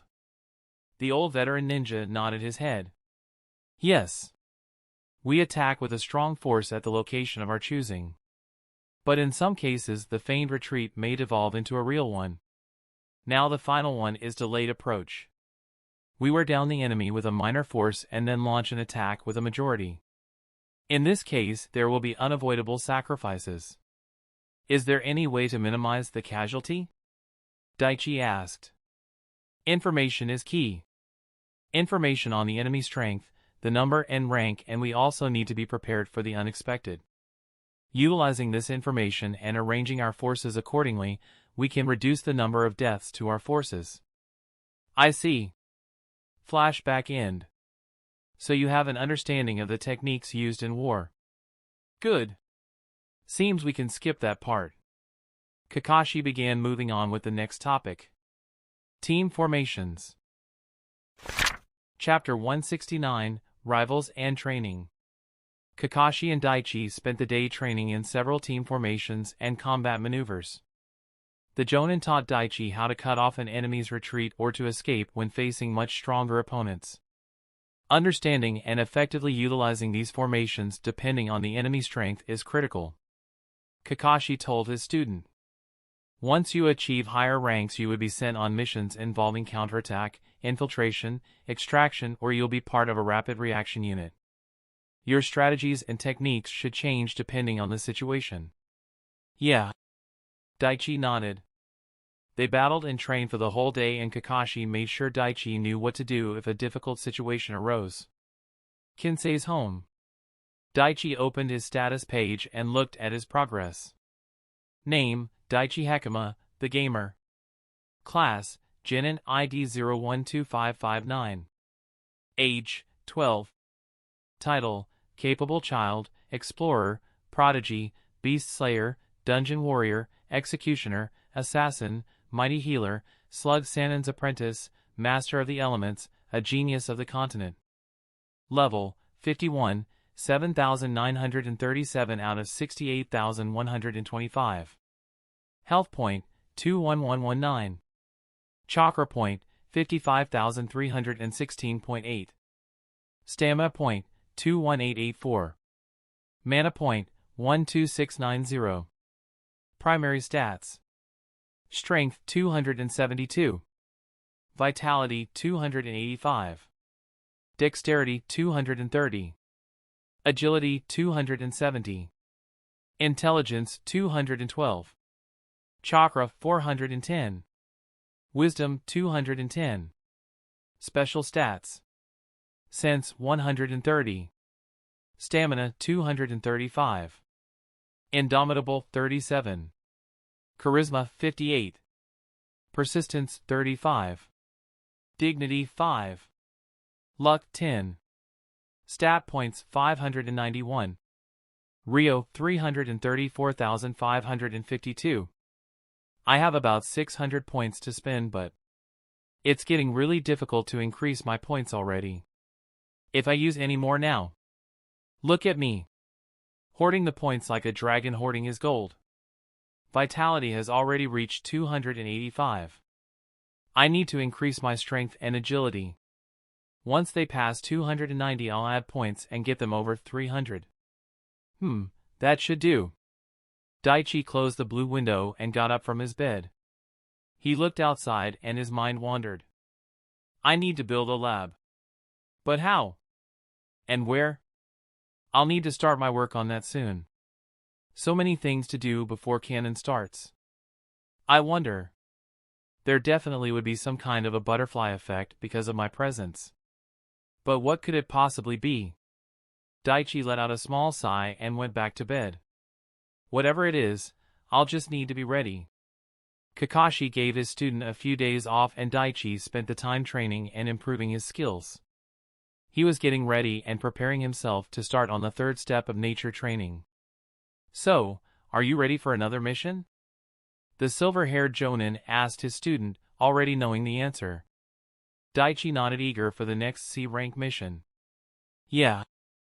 I've been getting a little restless. The duo made their way to the tower with Kakashi reading his favorite book and Daichi looking around the place. As they reached the entrance of the tower, Daichi noticed another Genin team exiting the place. A team he knew well from canon. Team Guy had just accepted a mission from the Hokage and left the place. As they came out of the Hokage Tower, Rock Lee saw his best friend coming in his direction. Daichi! Lee had a wide smile and ran to give his friend a tight hug. Easy, Lee. I'm happy to see you too. Daichi awkwardly hugged and then pried the bowl-cut-haired boy off him. Guy also smiled and looked at his Jonin rival. He stood in front of the man, not minding that Kakashi was still engrossed in his book, and boisterously spoke. Ah, Kakashi! My youthful friend and rival. I see you came here for a mission. Haha. But it is too late. We came first and got the mission before you. It was then that Kakashi looked up from his reading material and looked at the green spandex-wearing taijutsu specialist. Oh! Guy! I didn't see you there. Did you say something? Guy dramatically held his heart as if an invisible arrow pierced it. Arg! That hip and cool attitude. I'll definitely beat you, Kakashi. His gaze then shifted to Daichi, who was conversing with Lee. You must be Kakashi's youthful student Daichi. Daichi looked at the Jonin and slightly bowed. Yes. Sir. So polite. You must be exceptionally strong for Kakashi to take you as his only student. Guy spoke, looking at the boy. Well, I do eat my vegetables and train a lot. So. Daichi replied, giving a small smile. He used observed skill on the man and found what he expected. Damn. Nothing. Makes sense. He's on the same level as Kakashi. Guy laughed hearing that response from the boy. Lee was excited to see his friend after a long time. I've gotten a lot stronger since the last time we met, Daichi. I can't wait to spar again with you. Lee said with a smile. I look forward to it. Daichi replied. He then turned his attention to the last two members of Team Guy standing back and looking at him. Niji looked at Daichi and the Hyuga didn't know what to make of him. So it's him. The only Genin on a two-man team.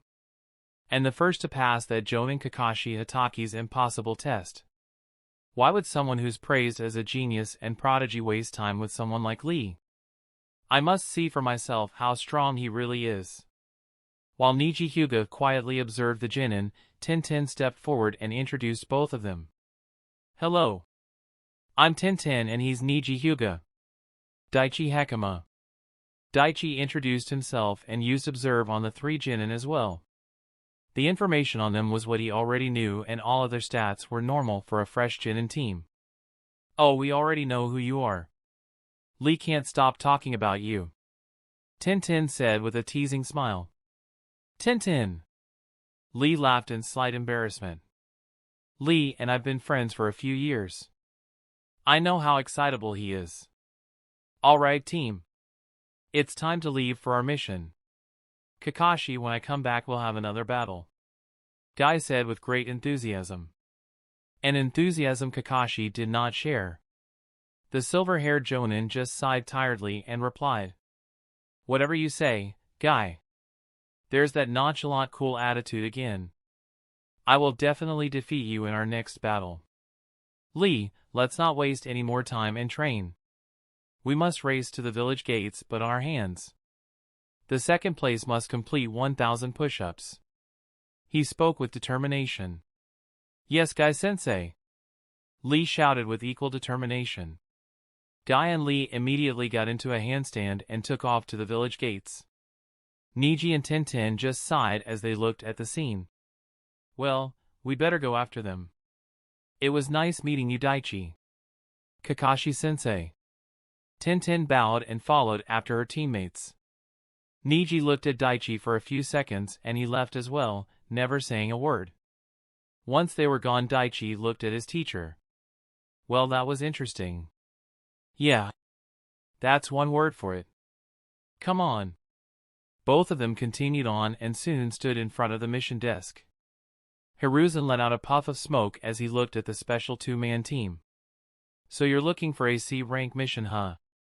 I'm afraid you two are a bit late for that. The team before you took the last C rank. There are a couple of D ranks available. Daichi looked at his sensei from the corner of his eyes. If this guy came at least half an hour earlier we would be on a C rank mission by now. Kakashi awkwardly rubbed his head and pretended not to notice the stink eye his student kept giving him. Well, take it.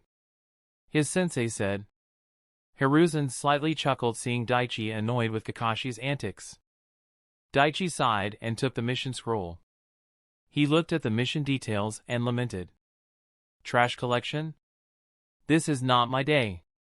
Daichi accepted the corresponding quest that popped up and decided to complete the mission as soon as possible. He had some important nature training to complete.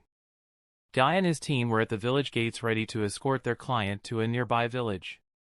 So that's the guy you're always going on about, huh? He's kinda cute.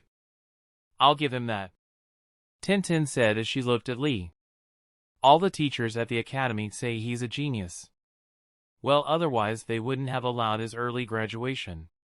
So how strong is he exactly? Do you know? She asked Lee, the question that's been on her and Niji's mind. Lee was on the ground completing his push-ups. A few seconds later he stood and looked at Tintin. He's really strong. Daichi is the best at everything. I was never able to make him take me seriously. Che. That's not much of a problem. Niji said with a cold tone. Lee looked at his teammate in seriousness and spoke. Niji. You may have heard the teachers say that he's a prodigy, but you have no idea just how true that is. If you were to challenge him now you'd lose. I can tell you right now, he's much stronger than me and he's stronger than you. He's a prodigy in ninjutsu, jinjutsu, and taijutsu. Right now, there is no jin in here that's his equal. Tintin's eyes widened and Niji was also surprised at that declaration. He's that strong? At her question Lee nodded his head. Guy was also listening in on their conversation. If the rumors are to be believed, then Lee is absolutely right. He's the strongest Jinin currently in the village. A genius and a student of one of the legendary Sannin herself. The Hyuga Jinin narrowed his eyes and looked at his teammate. His face was calm, but there was anger beneath that calm facade. We'll see. At this time their teacher interrupted them. Yes. Daichi may be stronger than you at the moment, but are you going to let that get to you? Guy asked. No way, Guy-sensei. I'm going to train harder and become much stronger. I'm going to defeat him. Lee's words had strength and determination in them. I'm going to show everyone that I can be a great ninja too. Lee's greatest dream was to be acknowledged as a splendid ninja. Daichi and Kakashi were completing the D rank mission assigned to them. Man, I need a long shower after this. Daichi said as he kept collecting the trash. Well, we probably won't get a mission like this for a while. So that's good news, Kakashi said, trying to lighten the mood. Daichi just grunted at that reply. He was quiet for a while and then asked Kakashi something. Hey sensei. I'm thinking about starting the third step of change in chakra nature training. Daichi spoke. Kakashi's single visible eye widened when he heard that. Daichi, that's very advanced stuff. Its difficulty is on a completely different level when compared to the second step. You would have to spend a great deal of time on it? Are you sure about this? Yeah. I've been thinking about it for a while. I want to master the elements to their highest degree.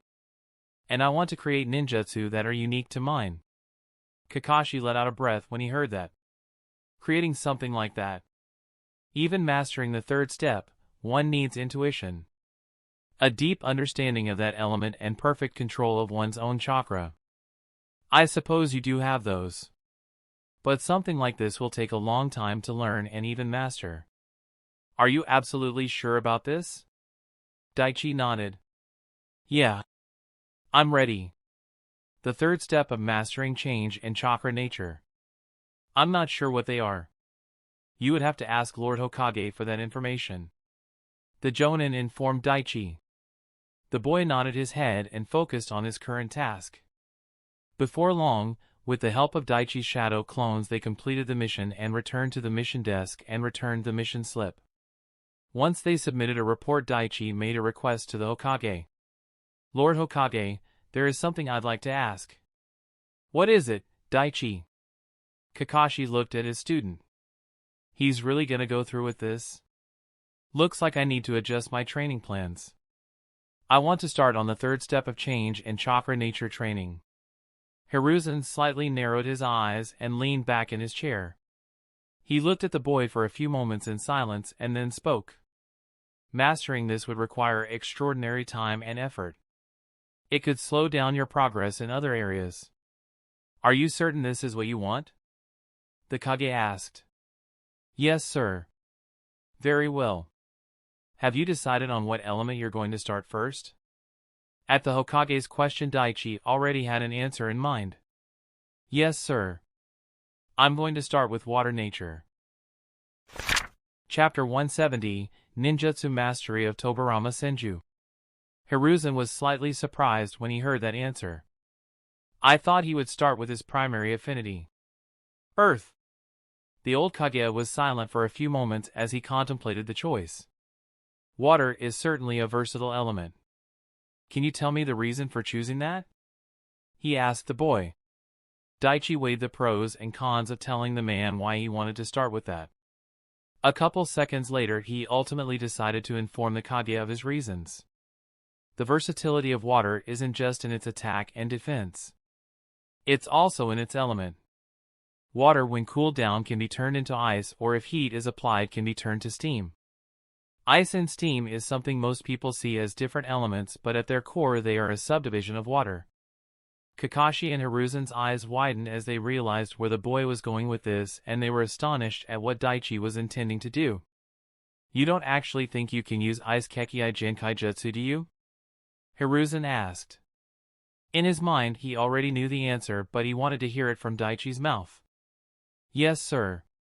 But not in the way you think. Daichi replied. Seeing the Hokage's silence, Daichi continued. I'm not from the Yuki clan, so I won't be able to create ice particles out of nothing and use ice-style jutsu like them. But if I master water nature to its highest degree, even greater than Lord Second, then I believe I'll be able to turn the existing water around me to ice and use that to my advantage. By removing heat and cooling down water to 0 degrees Celsius, then I'll be able to create ice. The same and the opposite can also be done, and I get steam. Daichi replied and looked at the Hokage. Hiruzen was amazed at what he heard. It reminded him of the few times with the second Hokage where the man would tell him theories on what was possible. The logical answer to what you just said is that it's an impossibility. The young genin said nothing as he looked at his leader. Hiruzen sighed and spoke. Daichi, what you're saying? You're not the first person to think that. Lord Second also had theories that it could be achieved, but he was never able to do it. Do you really believe you can succeed where he failed? The boy gave a small smile and replied, I won't know unless I try. You're determined to go through with this, aren't you? Yes, sir. Hearing Daichi's strong-hearted reply, Hiruzen got up from his seat and went to the corner of his room. He made several seals in a second and focused his chakra on a particular seal etched into the floor. The next second a box appeared and Hiruzen opened it. Rummaging through it for a minute he found what he was looking for. Hiruzen closed the box and the next second it vanished.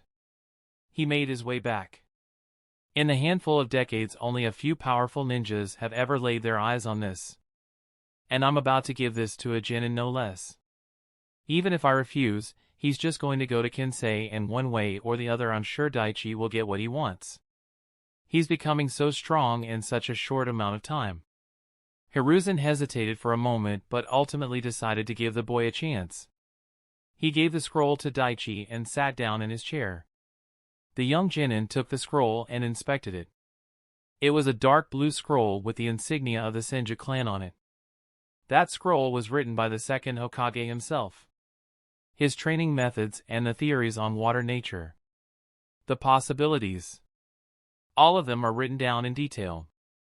Your talent is undeniable. Since you've insisted on this, let's see what you can do. Hiruzen spoke. Daichi pocketed the scroll and bowed to the man. Thank you, Lord Hokage. Hiruzen nodded his head. Make sure to keep that safe and return it to either me or Tsunade. Daichi nodded his head and a short while later the Hokage dismissed them. Kakashi and Daichi were walking down the streets at a slow pace. You're going to dive right in and not waste time, aren't you? Kakashi asked the boy as he read his book. You know me so well, sensei. The Jonin sighed as he thought about the extra workload. And here I was looking forward to a relaxing few weeks. Meanwhile Daichi opened his skill list and looked at the water affinity skill. Water affinity, active and passive, LV.90 water release is one of the 5 basic nature transformations. It is commonly affiliated with Dog Hand Seal. Once this skill crosses level 85 the user can manipulate even the molecular structure of water to create ice or steam. Once this skill crosses level 90, the user can combine it with other nature affinities which have also crossed level 90. I crossed level 85 long ago. And I was able to level up all the affinities to level 90 with the first 2 steps of nature training. Now since I can manipulate water at a molecular level, it is best I start with this element. Both of them soon reached the training ground. Why don't you go through that scroll and then we'll start? Kakashi told Daichi and went to sit under the shade of a tree intent on finishing his book before starting. Daichi didn't waste any more time and opened the scroll.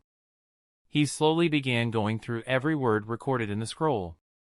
The second Hokage meticulously noted down the most efficient ways to train the water chakra nature and several of his theories. He also theorized that his brother's unparalleled medical ninjutsu skills were also partially due to his proficiency in water style and yang chakra.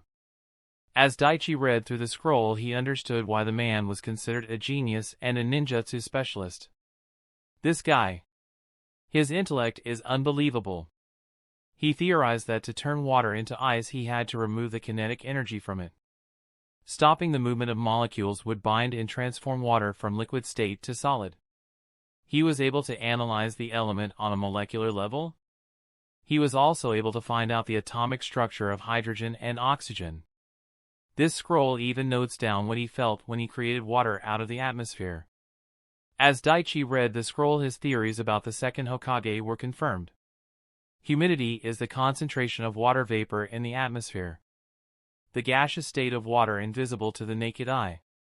Tobirama Senju has an exceptionally high affinity to water nature.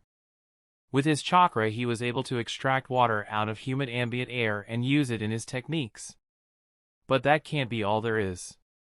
As Daichi kept reading the scroll his suspicions were confirmed. So that's how. I see. He was also a proficient user of other elements as well. So it makes sense. Kakashi was keeping an eye on Daichi and realized the boy found something interesting. Truth be told, he was also very much interested in the information personally written down by the genius ninjutsu creator. With a sigh, he closed his book and went near Daichi. "You look like you found some great treasure. Care to share?" Daichi looked up and had a wide smile on his face. "Yes. The information in this scroll could indeed be considered a treasure. I believe I know how the second Hokage was able to generate a large amount of water from air. He only noted down a few clues. He certainly didn't want to make it easy. But I figured it out." Kakashi, one visible eye widened. "This kid. He never ceases to amaze me. What did you find?" the Jonin asked his student. "There are several factors that come into play. The second Hokage had a high affinity towards water chakra nature. But he was also a master of the other four natures." Kakashi nodded his head. He read that the second Hokage was capable in all five natures just like the third. Daichi continued. "He created water from air through two means. First, he spread his chakra around him and cooled down the air below its dew point. The dew point is the temperature of which air must be cooled to become saturated with water vapor. When condensed below this point, water vapor will condense and form liquid water. But to cool down the atmosphere like that, he used wind chakra. He didn't have the Kekkei Genkai trait in his blood to combine wind and water to form ice, but his mastery over that nature allowed him to use it to cool down the atmosphere." Daichi explained. Kakashi began to understand what his student was getting at. Similar to a capable fire style user using ash and smoke. Exactly. But this is only the first. His second method was to combine hydrogen and oxygen to create water. But to have that kind of deep mastery over the element? Is it possible? The man was somewhat skeptical, but he had no reason to doubt Daichi. Combining hydrogen and oxygen isn't enough to create water. An energy catalyst like fire or lightning spark is needed to start the chain reaction between their atoms. His affinity towards ninjutsu was so powerful that I believe he was able to instinctually start this process. I believe this is what the Lord Third meant when he said that one needs the right instinct for this training." Kakashi slowly nodded his head. "I see. Even with all my training, I doubt I'd be able to accomplish a feat like that. The Senju brothers were truly something else." Kakashi then looked at Daichi. He was quiet for some time. "Do you really think you can accomplish the same feat?" "Like I said to Lord Third, I won't know unless I try," Daichi replied. Kakashi then asked Daichi for the scroll and took a look at it. He quickly went through it and reached the training portion mentioned in the scroll. The third step is divided into several tasks. In it, to complete the third step of water nature, the person must first extract water out of the leaf without making physical contact. Daichi said. This seems like the reverse of the first step. In the first step, one had to concentrate on their chakra and turn that chakra to water nature. That's how the leaf becomes wet. But it seems here, one must focus their chakra and extract the water present inside the leaf, resulting in the leaf drying up. Kakashi spoke as he went through the details. Daichi nodded. It's a lot more challenging than it seems. You have to be perfect in extracting water and just the water content from the leaves. Any damage to the leaves would also indicate a failure. Turning one's own chakra into a different nature is one thing, but this. It is doable but far more challenging. But luckily I was trained in medical ninjutsu. I know how to identify different substances, even microparticles, and extract them without damaging the surrounding areas. And since I have the gamer system and with my perfect chakra control and high water affinity, I should be able to get this soon. Well, since you are so eager, let's get to work. Kakashi also decided not to waste time and got into his own training. He pulled his headband up, revealing the Sharingan. And like that, the next stage of Daichi's training began. He created 10 clones and each one picked several leaves and sat down in a meditative pose. They placed the leaves at least a meter away from them and concentrated. Daichi and his clones slowly spread chakra through their hands and extended the chakra to the leaves. They kept their chakra neutral and carefully examined the object. Analyzed the material composition and identified the different elements in it. Daichi concentrated his chakra and examined the leaf. It was more difficult without the specific medical analysis ninjutsu that's used on patients. This is also a test in how one uses their chakra and how much control they have. The level must be delicate, if not the leaf will get damaged. Daichi's concentration reached its peak. All the voices surrounding him disappeared and he was single-mindedly focused on his task. As he kept it up, he suddenly found it. He found water particles inside the leaf and concentrated on them. Slowly but carefully he began extracting them. Slowly and carefully moving the water particles through the veins to the upper epidermis and outer layer. Daichi opened his eyes and let out a breath. He looked at the leaf and saw it. A drop of water was on the leaf he focused on. Ha ha ha. Yes. Daichi immediately created a shadow clone and dispelled it. With the clones having more to work with now, they redoubled their efforts. Soon they began to see results. A new skill is created with a specific action. Through continuously concentrating chakra to an object and extracting water, the skill water extraction technique has been created. The smile on Daichi's face only widened. Chapter 171, Team Dai vs Team Kakashi. It was early morning and Kakashi, as usual, was standing in front of the memorial stone. Each time he came here it reminded him of his failures. His failure to keep his promise to Obito and his helplessness when the Nine Tails attacked. Minato-sensei. I have a student who reminds me a lot of you. Well, in his inherent shinobi talents anyway. It's only been 4 days and already he started learning the final step of change in chakra nature training. His work ethic, focus and talent. It reminds me a lot of you, sensei. I just hope I can guide him correctly. Just as you did for me. Kakashi. I thought I might find you here. The silver-haired Jonin was brought out of his thoughts by the sound of his friend and rival. Hey guy. Kakashi greeted the man in a monotonous tone without looking away from the stone.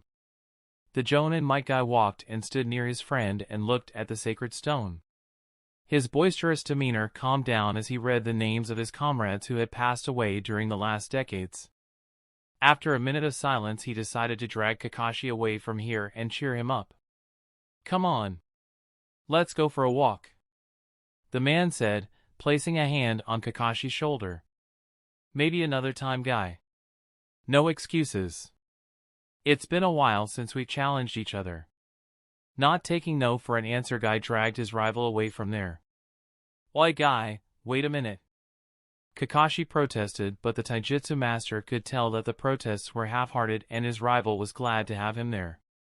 They walked for a few minutes and reached a clearing. Don't you have a Jinin team to train, guy? Kakashi asked the Jonin. They'll be fine on their own for one afternoon. They will keep training and improve their skill even if I'm not there. Their passion, their youthful spirit. It flows deep in their bones. Guy smirked wide and shouted out to the heavens. Kakashi's sweat dropped at his friend's theatrics. I'll take your word for it. Guy then turned to Kakashi. And besides, I could ask the same of you. You know you're supposed to be guiding your student. So why aren't you with him right now? He's in the middle of something delicate at the moment. And I'm sure he doesn't need my help. The silver-haired Jonin replied. Guy just smiled hearing that and got excited at the thought of challenging his rival. Well then I guess you have some time to spare. Since I'm leading with a score of 46 to your 45, this is a good opportunity for you. This will be our 90-second battle. Ready! Hearing Guy's declaration of challenge, Kakashi got ready. He slightly slid his right foot back and brought his right arm up and got ready. His challenger also prepared himself and brought his arm up. The next second, the battle between two of the strongest Jonin in the Leaf Village began. Rock, paper, scissors. Guy would challenge Kakashi every once in a while. And they would both play rock, paper, scissors. The winner of that match gets to set whatever challenge he wants between the two. Both of them brought their hands down and each chose paper. Rock, paper, scissors. They went again, and this time they both had rock. They brought their hands up for the next bout. Rock, paper, scissors. Rock, paper, scissors. Rock, paper, scissors. Rock, paper, scissors. Each one ended in a draw, but soon it ended with a win for Guy. Yes! My rock beats your scissors. Feel my youth, Kakashi. The silver-haired Jonin just sighed and put his hands in his pocket. All right, since you won, what's the challenge? Might Guy had a wide smile as he took a scroll from his pocket. He placed it on the ground and gave it some chakra. 2 puffs of smoke appeared, and Kakashi saw 2 identical machines appear. He recognized them immediately. Is that what I think it is? Kakashi asked Guy. Yes. It's the Mole Buster.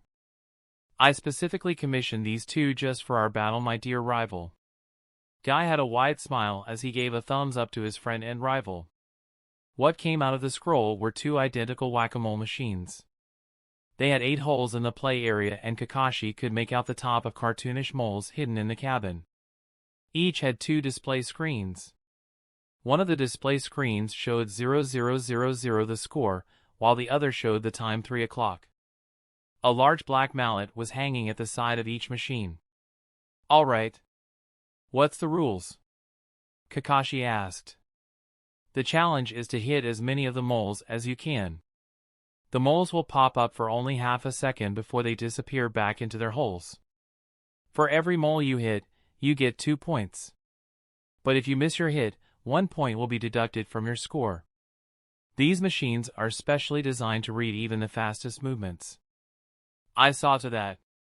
And there is a timer. Guy explained. Let me guess, 3 minutes. And no Sharingan? Kakashi said as his eyes went to the time displayed on the screen. Yes. This is an excellent competition that tests reflexes, speed, judgment, and precision. The one with the highest score when the timer reaches 0 wins. Guy was excited, and he knew Kakashi would be as well. The Jonin of Team 9 was correct. Kakashi was more interested in this game than he let on. This is more interesting than some of his other challenges. He actually put a lot of thought into this. I'm kinda getting excited to start the match. Alright. Let's do this. After Kakashi and Guy took the mallets and got in position, Guy took out a small remote with a red button. He pressed it and the lights turned on in the 2 machines. A small red bulb started to blink on both machines. When that red turns to green, that's when this begins. Guy told his friend and got ready. Kakashi nodded and raised his hand. His visible eye focused on the red blinking light. The blinking became faster and faster, and after about 5 seconds of wait it suddenly turned green on both machines at the same time. Both Jonins swiftly struck the first mole that appeared. And thus the 90-second competition between 2 rivals began. The moles popped up quickly and disappeared just as fast. There was only half a second window to strike, and sometimes the cartoonishly sculpted moles appeared in groups and other times in singles. Both Jonin tried to get as many points as possible while trying to not lose any. Their arms became a blur as they struck the wooden rodents. Daichi and his shadow clones were training the water extraction technique and slowly making progress. He carefully sent his chakra a couple meters away from his body and surrounded the leaf in front of him. He concentrated and slowly extracted the few drops of water from the leaf. The process took a couple minutes to complete without causing any damage to the leaf. The extraction process is becoming faster, but I need to get this down to a couple seconds. Daichi released his shadow clones once they completed the tasks, and their memories and fatigue came to him. As he sat to catch his breath and meditate, suddenly he heard 2 small explosions coming from a distance. The hell is that? Daichi got up and decided to check it out.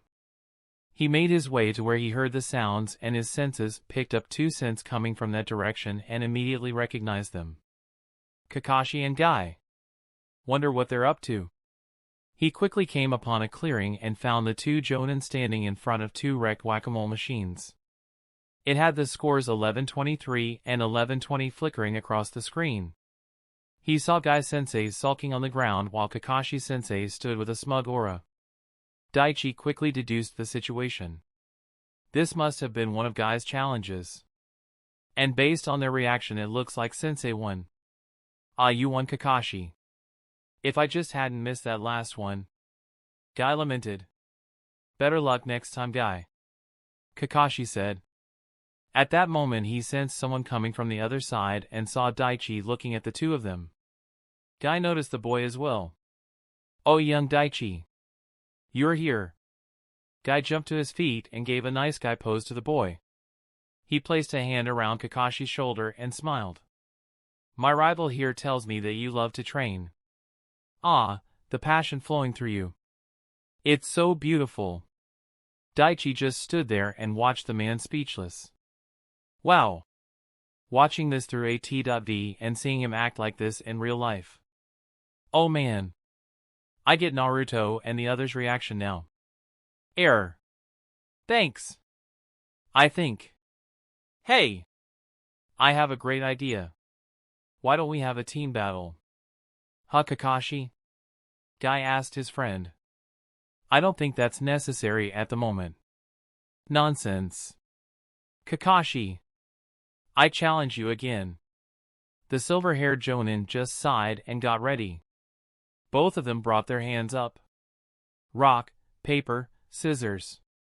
And quickly brought them down. It was Guy's win again. Haha. Looks like I get to challenge you again. Let's do a team battle. Your Jonin versus mine. Fine. Kakashi sighed and agreed with the man. Don't I have a say in this? Daichi asked them. Young Daichi, this will be an excellent chance to show your fighting spirit to your peers. Come. Let's go. With that, Guy rushed out of the training ground. Let's just follow him. Otherwise he is just going to keep persisting. Kakashi told the boy. The gamer ninja sighed and both of them followed after the green beast of the leaf. Guy quickly reached his training ground. He saw Lee completing his exercises and Niji meditating and Tintin sharpening her weapon skills. Lee saw his sensei arrive and was the first to greet the man. Guy-sensei. You're here. Niji opened his eyes and along with Tintin greeted their teacher. Lee, Niji, Tintin. I have a special surprise for you three today. It was at that second that Kakashi and Daichi entered the training ground. All four members of Team Guy turned to the new arrivals. Daichi! Kakashi-sensei. Lee greeted them with a wide happy smile. Niji looked at Daichi and narrowed his eyes. What's going on? He then asked his teacher. Guy smiled and was silent for a few seconds to build the hype. He spread his arms and grinned. Today we're going to do a team battle. Team Guy versus Team Kakashi. Excitement coursed through Lee when he heard that. The last time he sparred with Daichi was before he left for the capital. And now he was going to get the chance. Niji was also interested in the upcoming battle. Finally. A chance for me to see for myself if he's truly worthy of the title genius. As Lee and Niji were mentally preparing to fight Daichi, Tintin asked a question. Sensei. Since their team has only one Jonin who's going to fight. At that, Lee and Niji snapped from their thoughts and looked at their sensei. Guy smiled and looked at Kakashi. A silent conversation seemed to pass between them and Guy made his decision. Like I said before, this is a team battle. That means all three of you will be battling Daichi. Daichi was surprised to hear that, but he wasn't going to back down. Lee frowned when he heard that. Sensei. Isn't 3 against 1 kinda unfair? Guy gently smiled at his favorite student. In a true battle with the enemy ninjas, sometimes you might be the one with numbers on your side, but that doesn't mean victory is certain. You must fight and see for yourself the outcome of the battle. Lee understood what his sensei meant and he got pumped up. Kakashi realized what his friend was doing. Guy isn't someone who fights unfairly. And I'm certain he knows, or at least has an idea as to Daichi's strength. I'm sure he knows that even with 3 of them, their chances of winning this are slim to none. So then, this must be a test for his students. He wants them to see the difference in strength between them and Daichi. He wants them to set Daichi as their goal and motivate them to grow stronger. Clever. But since this is a 3-on-1 battle, I'll make things a bit difficult for you three as well. Here are the rules. Dai began explaining the rules and everyone paid attention. Chapter 172, 1 versus 3. Alright. The rules are as follows. Daichi. You will need to land 3 successful strikes on Lee, Tenten, and Niji for you to secure victory. Once you are able to land 3 hits on your enemy, that person is out of the battle. Dai said, looking at Kakashi's student. The boy nodded his head and the taijutsu master then turned to his own pupils. While Daichi needs to only land 3 strikes, you guys each will have to land 6. The time limit will be 15 minutes. Only if all 3 of you land the strikes will it be considered a victory for you. And if the timer runs out before you defeat your opponent, then the victory will automatically go to Daichi. Any questions? The 3 genin of Team Dai was mulling over the rules. Tenten was going over the challenge rules in her head. All of us need to strike him before the timer runs out to win. And the rules don't say he can't escape or run from us. This will be a lot trickier than it seems. While Tenten thought that Daichi might decide to dodge or escape, Lee knew better. Daichi isn't someone who runs from a fight. He will battle us head-on. And based on his speed and strength and taijutsu skills.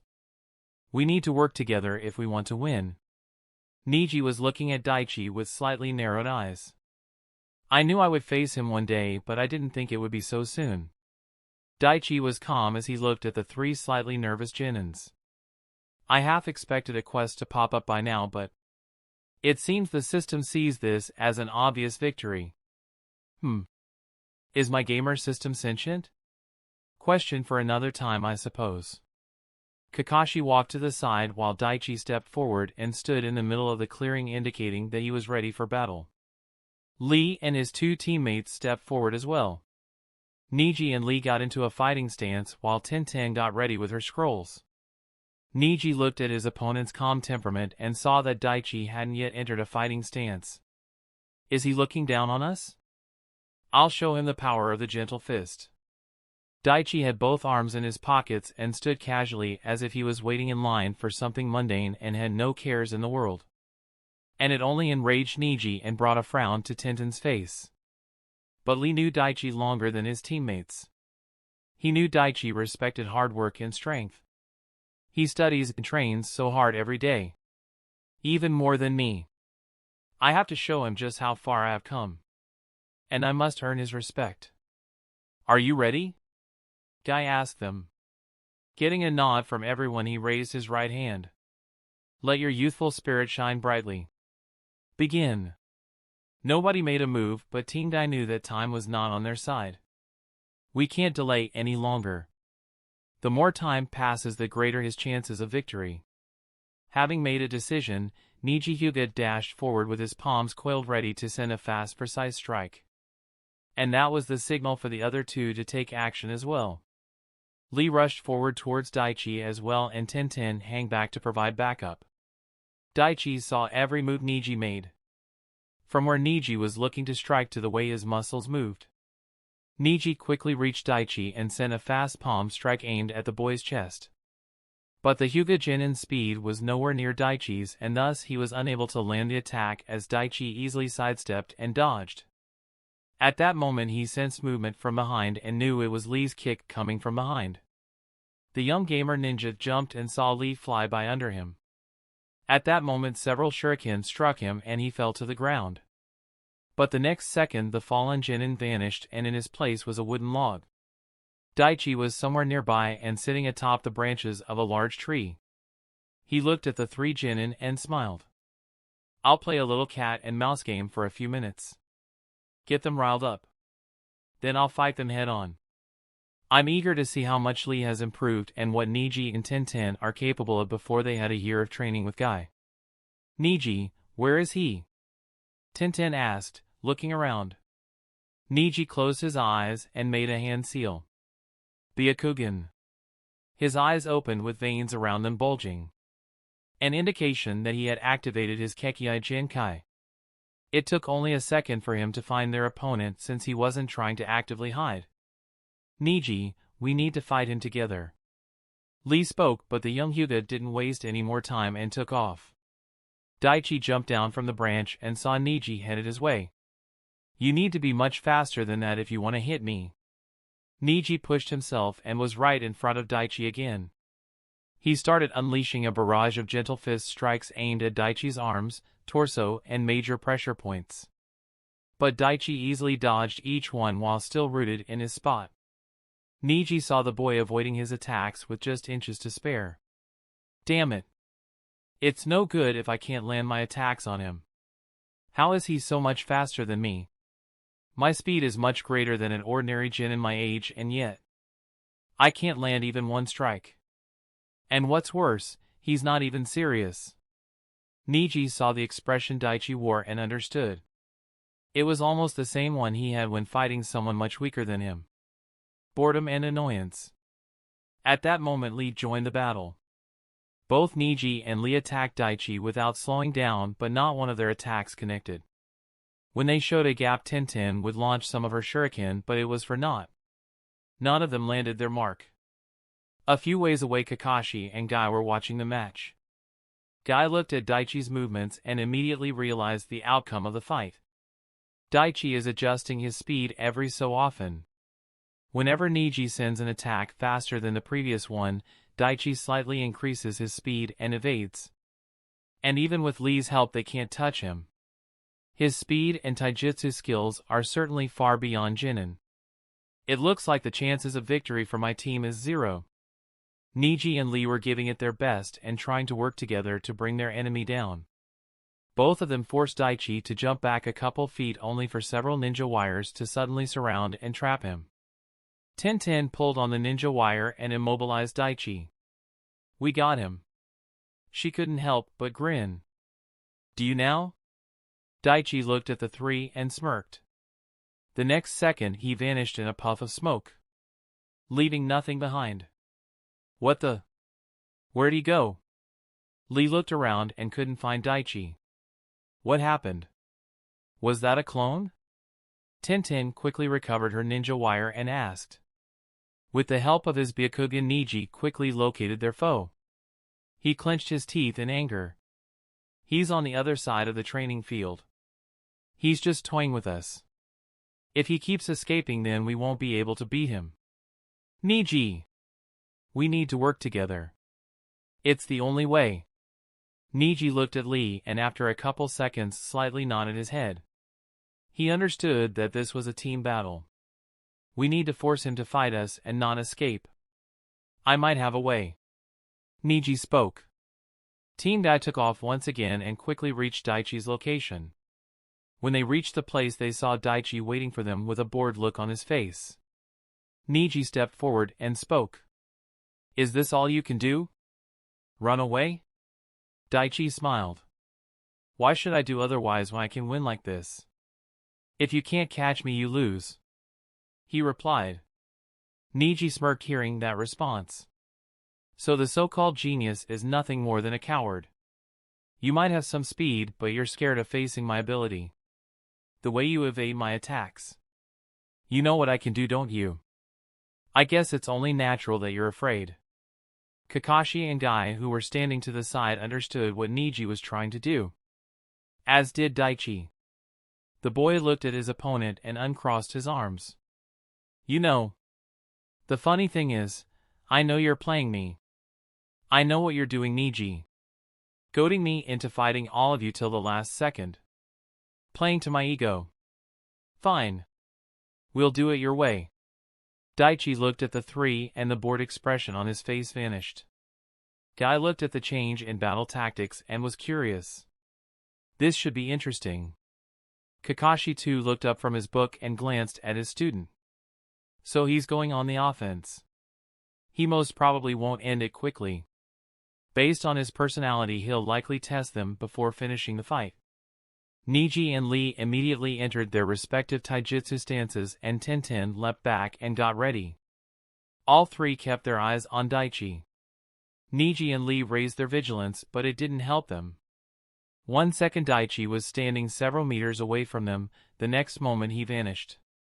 Niji with his Byakugan eyes saw where Daichi was standing and was shocked. Behind. Niji yelled to Lee and turned around. Daichi was standing a few feet behind the two. Lee and Niji turned around and began their aggressive taijutsu assaults on their opponent. Daichi easily parried Niji's chakra point strikes and blocked Lee's fists. Even with fighting two opponents, Daichi was able to take a few shuriken and accurately aim them at the incoming projectiles sent by Tintin. His shuriken deflected and redirected the weapons back towards Tintin and forced her to move away. Daichi tilted his head to avoid a fist by Lee and redirected a palm strike by Niji. He stayed close to them so the two couldn't use higher momentum attacks against him. Tintin landed on the ground and looked in awe at the fight in front of her. Lee wasn't kidding around. Daichi's speed is unreal. He was able to instantly get behind them, and even in the middle of fighting those two he was able to successfully target my shuriken and change their trajectory back to mine. Even I can't do something like that. And weapons and accuracy are my specialty. Guy who was watching the fight was now starting to understand the fighting prowess of Daichi Hakama. Kakashi. That kind of shuriken skill, he said in a low tone and left the statement unfinished. Yeah. Reminds you of Itachi, doesn't it? The silver-haired Jonin was well aware of his student's capabilities. Daichi kept blocking and redirecting the attacks sent his way. I'll use Analyze skill when they are a bit more proficient in their taijutsu. Right now they're only just beginning, so it won't help me all that much. Time was quickly running out, and not once, even with the distractions and openings Tintin tried to create, could Lee and Niji successfully land a strike on Daichi. 1 minute remaining. Guy's voice was heard by all, and Daichi immediately vanished again. He reappeared several meters away from them and looked at the two. Both Lee and Niji had haggard breaths, while Tintin had sweat dripping down her face. All three of them looked weary. All right. I've seen all I wanted to see. You've had your time to attack. Now it's my turn. Here I come. With those words, Daichi rushed forward. Niji and Lee instantly tried to escape, but it was futile. Daichi quickly reached Lee and sent fast, precise strikes to his torso and chest. He broke through Lee's meager defense before the boy knew what had happened and landed 3 attacks on him. Lee is out of the battle. Guy's voice rang through the training ground. Niji was next on Daichi's list. The young gamer reached the Hyuga prodigy and easily parried and redirected his gentle fist strikes. The first attack Daichi landed took Niji's breath away. The second and third came before the young Hyuga could compose himself. Niji is out of the battle. At that moment Daichi jumped back and quickly dodged the shurikens coming his way. He vanished, and within moments the final member of Team 9 was also down. Winner. Daichi Hakama. Niji looked at Daichi and saw that he looked just as he did when he entered the training ground.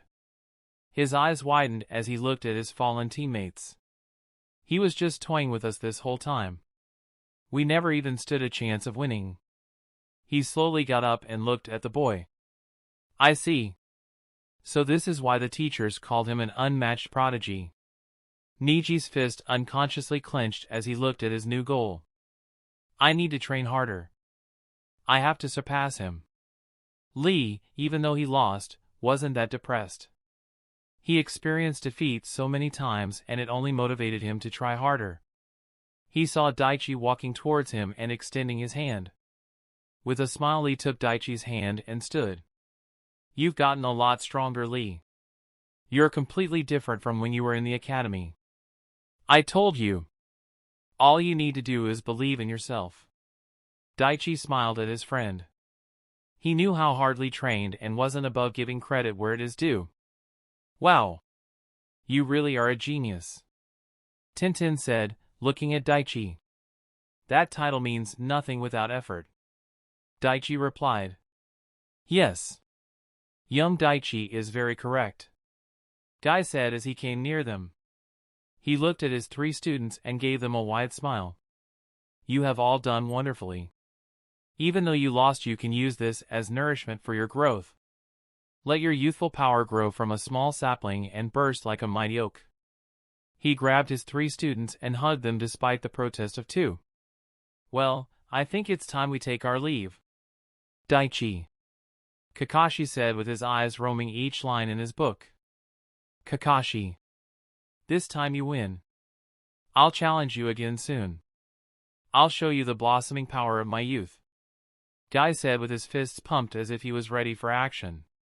Silence prevailed with Guy enthusiastically looking at his rival for a reaction and all the genin standing awkwardly. Kakashi didn't seem to hear him, and a couple seconds later he looked up from his book. You say something, Guy? Gah! That hip and cool attitude. I'd expect no less from my rival. He comically cried. Daichi and Kakashi quietly left the training ground, and Guy turned to his students. My cute ducklings, it's time to train. Yes, Guy-sensei. Lee shouted with the other 2 nodding their heads. They may have lost, but their spirits were unbroken. Chapter 173, C Rank Mission and Chain Quests. Kakashi and his students stepped into the Hokage's office ready to take on their next mission. Ah! You 2 are here. Excellent. The Hokage said and looked through some documents. I have a C rank mission if you're interested. Yes, sir. Kakashi said. Good. The Hokage nodded and looked to the assistant Chunin. Send him in. The Chunin quickly left, and a few seconds later a middle-aged man stepped into the room. He gave a small smile as he looked at everyone. Kakashi, Daichi. This is Kenichi Goroya. He's your client. Now this mission is a bit tricky. A valuable heirloom that was in his family for generations was stolen. Your mission is to track it down and retrieve it.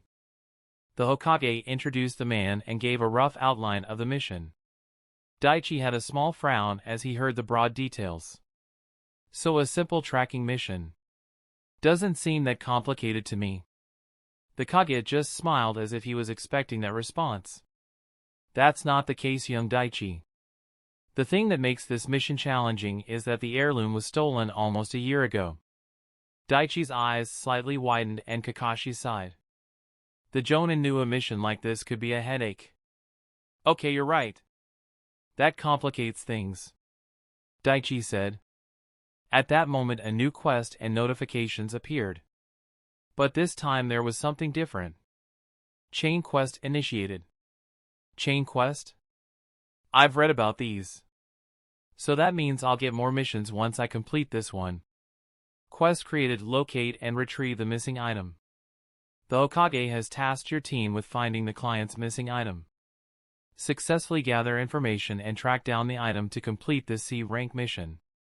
Conditions: gather information and find the item. Retrieve it without causing any damage to the item. Return the item to the client without damage. Rewards: 15,000 EXP. Reputation increases with the client. Reputation increases with Kakashi Hatake and Hiruzen Sarutobi. Failure: reputation decreases with the Hokage, Kakashi Hatake, and the client. No C rank missions for a while. Accept yes or no. Daichi accepted the quest and a new notification appeared. You have accepted the first quest. Daichi was excited about this mission. Finally! Something challenging. At that moment the client stepped forward and spoke. Hello. My name is Kenichi Goroya. And I would be grateful if you 2 could help me with my predicament. Well, we'll certainly try. Kakashi replied with a nod. Splendid. But let's discuss the matter over some tea. I know just the place. The client and 2 ninjas slightly bowed to the Hokage and left the place. Kenichi took them to a beautifully designed tea shop and got them a private booth. He ordered for them and got situated. Wow, so you're the owner of this place? Daichi asked in surprise. Yes. This has been the family business for generations. The man replied. At the man's request they enjoyed a relaxing cup of tea and then finally got down to business. All right, Mr. Kenichi. Tell us more about the mission. The man nodded and sat straight. To start, you need to understand the significance of the item I want you to find. Now, this is a story that's been passed down through my family for 3 generations. Over 100 years ago, the ruling daimyo of Fire Capital visited my great-grandfather's tea stall during one of his travels. But an assassin that was following him got past the daimyo's guards and poisoned him. My great-grandfather saved daimyo's life with his herbs and medicines, and as a gesture of gratitude the daimyo gave him land in the capital, money, and a gift. This gift was a handcrafted teapot made with rare earth materials. Some said that it was even more valuable than gold in its weight. Now this teapot was passed down from father to son for 3 generations. And a year ago my father died, and a week later it was stolen. Wow! I'm sorry for your loss, but something like that must be worth a lot to the right buyer. Daichi said. Yes. Well, if the story is true anyway? Kenichi said with a sad smile. Daichi was puzzled at that reply. What do you mean? Well, let's just say I have a different view of things than my father and grandfather did. Kenichi said, looking at the cup of tea in his hand. You don't believe the story. And you think the teapot is just ordinary, don't you? Kakashi asked, looking at the man. Kenichi just sighed and remained silent. Deciding to change the topic, Kakashi asked another question. If the teapot was stolen a year ago, then was there an investigation at that time, right? The man nodded his head. Yes. I hired a team, but after weeks of searching they couldn't find anything. And they gave up, and after a while so did I. So then why start again now? Daichi asked. It's been 1 year since my father passed away, and despite my feelings, that teapot is the family heirloom. My father treasured it. And if I couldn't do everything I can to find it, then I would be ashamed to meet him in the next world. He replied. Daichi nodded. Where did the theft occur? In the main residence at the capital. Kenichi replied. Then we better get going. Kakashi spoke, and the 3 of them soon left the tea house. The 2 ninjas quickly got ready for the journey, and soon the trio made their way to the capital. Kenichi was riding on a horse while Kakashi and Daichi jumped through the trees, keeping an eye on their client and surroundings. Within a few hours they reached the capital gates, and Kenichi led the 2 ninjas to his home. What can you tell us about the robbery? Kakashi asked the man. Well, aside from the teapot, some precious stones and scrolls were also taken. The people who investigated hadn't even been able to identify how the thief got in, let alone find him. Kenichi replied. Kakashi and Daichi looked around the house. The Fire Capital has defenses almost equivalent to a hidden village. And the punishment could be severe for something like this. Especially if it came out that the teapot really was a gift from a former daimyo. Stealing something that was given as a gift from the daimyo is the equivalent of insulting the daimyo himself. Kakashi said, looking around the place. Daichi understood what his sensei was getting at. So whoever did this is definitely not an ordinary person. And based on the fact that not a single clue could be found means the person is skilled. Exceptionally skilled. The tea shop owner looked at the 2 ninjas with great sadness. Even the investigators at the time couldn't find anything. So now, almost after a year, I know what I'm asking is an impossibility, but I would be grateful if you could help. We'll try our best. Kakashi said to the man. He then turned to his student. Come on. Daichi. Let's see what we can find. The 2 ninjas left the house and walked through the streets of the capital. Do you buy his story? Daichi suddenly asked his sensei. The Jonin merely glanced at his student. That he wanted to find the teapot a year after it's gone because of some remorse and guilt. What do you think, Daichi? The boy was silent for a few moments and then replied. I think he found out that the teapot might be more valuable than he thought. I think there might be some truth to the history of the heirloom. Well, whatever the case is, he's our client and he hired us to find it. So unless something happens, our mission parameters are clear. Kakashi was simply reminding Daichi not to get sidetracked. So where are we going? Daichi asked his sensei. We are going to the archive building. It stores mission reports, investigation, and personnel files. A Leaf Jonin can access the files anytime, but a Chunin can get access to it after getting special permission. Kakashi replied. So a small-time genin like me couldn't take a peek if I wanted to, huh? Daichi said with a mischievous smile. Unless you have a Chunin with permission accompanying you, then no. The Jonin replied with an eye smile. They soon reached the place. Daichi saw several Leaf Ninja patrolling the place along with some guards who wore the Fire Capital insignia. The Leaf Ninjas recognized Kakashi but made sure to check his identity. Once they were done, they let him and Daichi inside. Kakashi walked up to the guard with the Fire Capital insignia who was guarding the door to another chamber. Shigeru. Been a long time. Kakashi, yes. It's been almost a decade. The guard Shigeru smirked at the Jonin. Daichi looked at the interaction between the two. So he knows the guy. Wonder how strong he is? The boy used observed skill and couldn't find anything. Damn. I guess they wouldn't keep someone weak to guard important documents.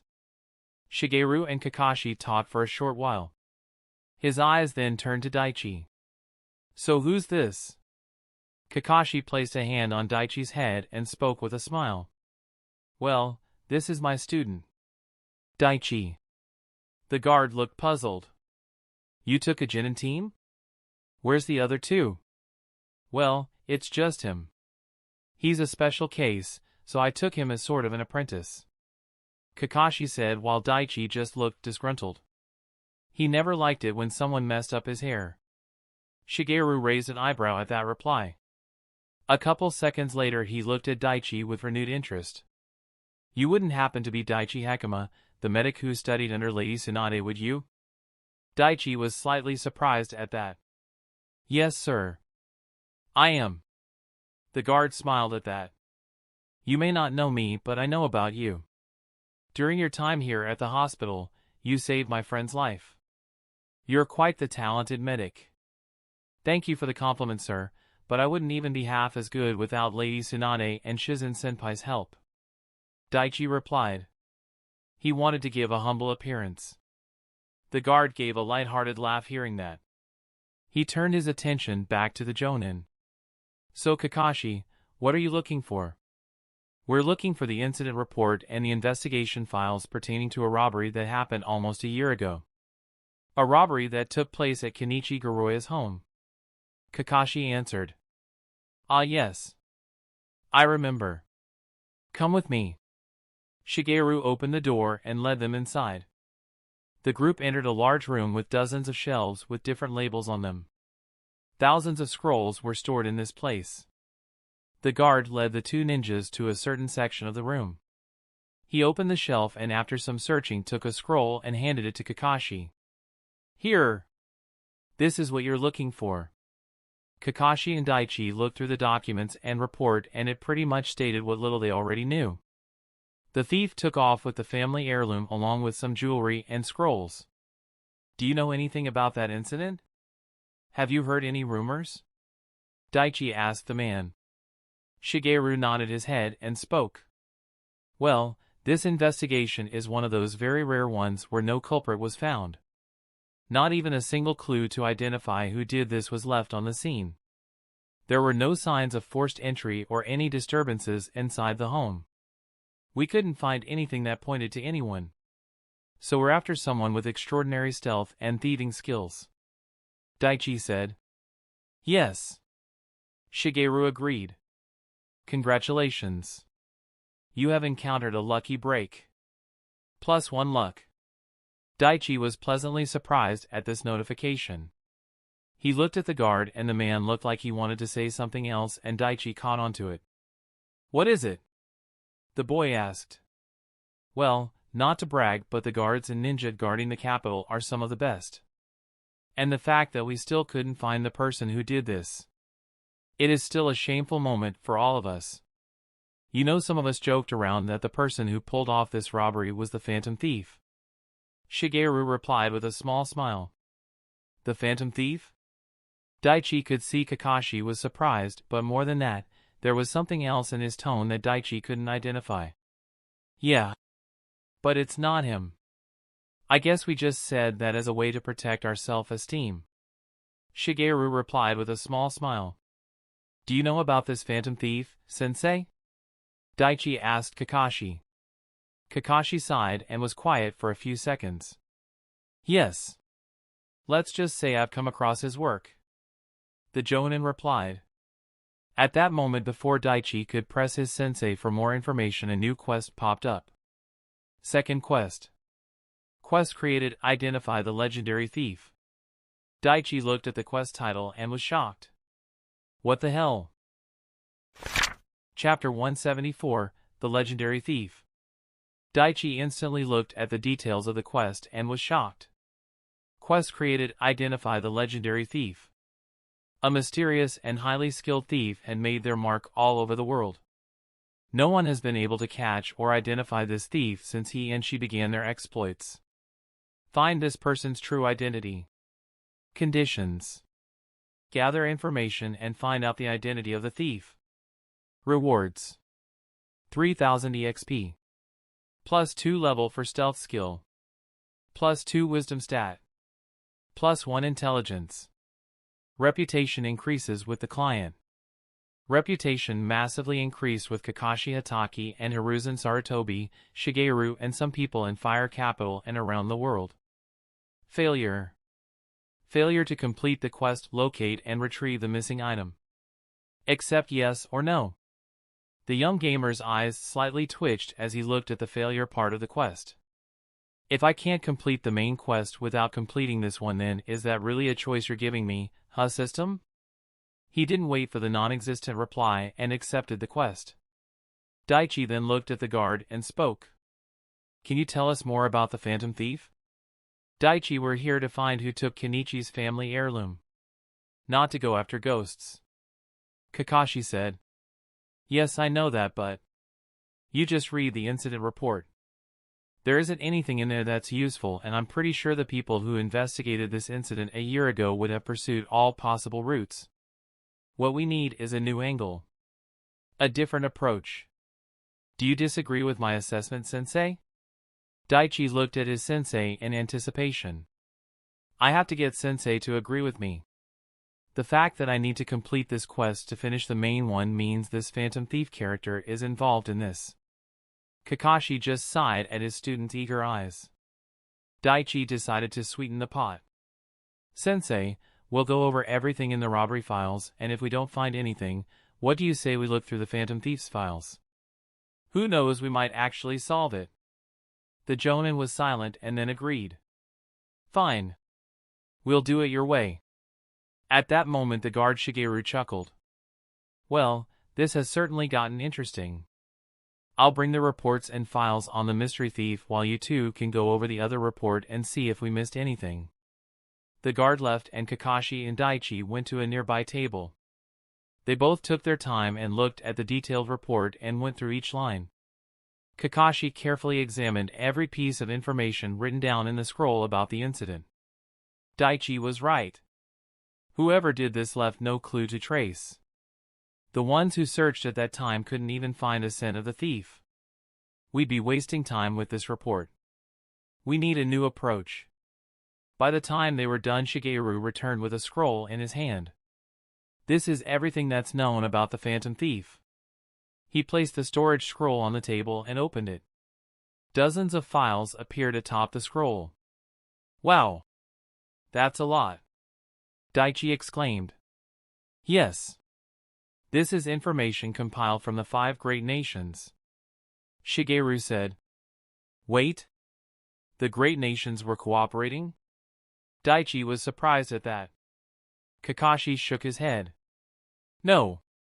The thief stole from all the world and from some important people.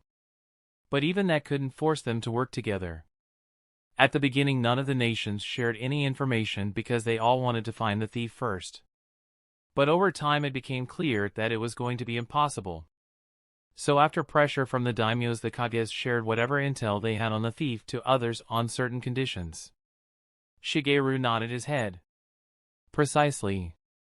These files contain every location the thief hit, what they took, when they took, and more. Dozens of people looked over these files and couldn't find anything. The guard then looked at Daichi and Kakashi. Listen. I know I joked about it being the phantom thief behind this, but it's not. In all his robbery he leaves a red paper crane at the scene. There was no such thing at Kenichi's house. And the phantom thief disappeared almost a decade ago. The heirloom at Kenichi's house was stolen only a year ago. So I don't think this was done by him. For all we know, he could be dead. So there's the chance that you might literally be chasing a ghost. This certainly is a complicated mission. But I have a good feeling about this. Daichi smiled as he looked at the guard. The man smirked at Daichi's confidence. Well, I'll get back to my position. Good luck, Kakashi, Daichi. The two leaf ninjas nodded and sat down.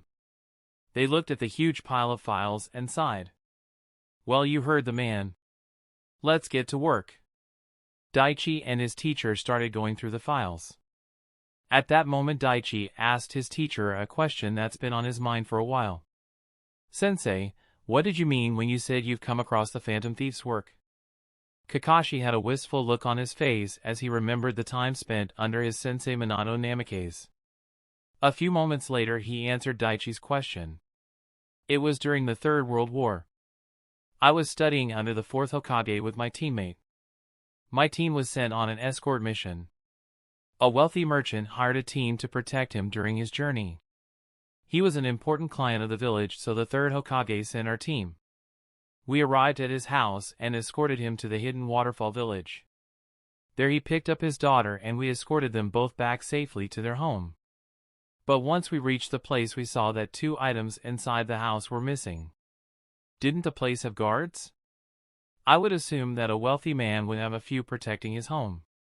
Daichi asked. He did. There was a team of capable mercenaries guarding the house. But they didn't notice anything. We only found one thing that was out of place. A red paper crane. The identity of the person was instantly clear to all of us. What did this phantom steal?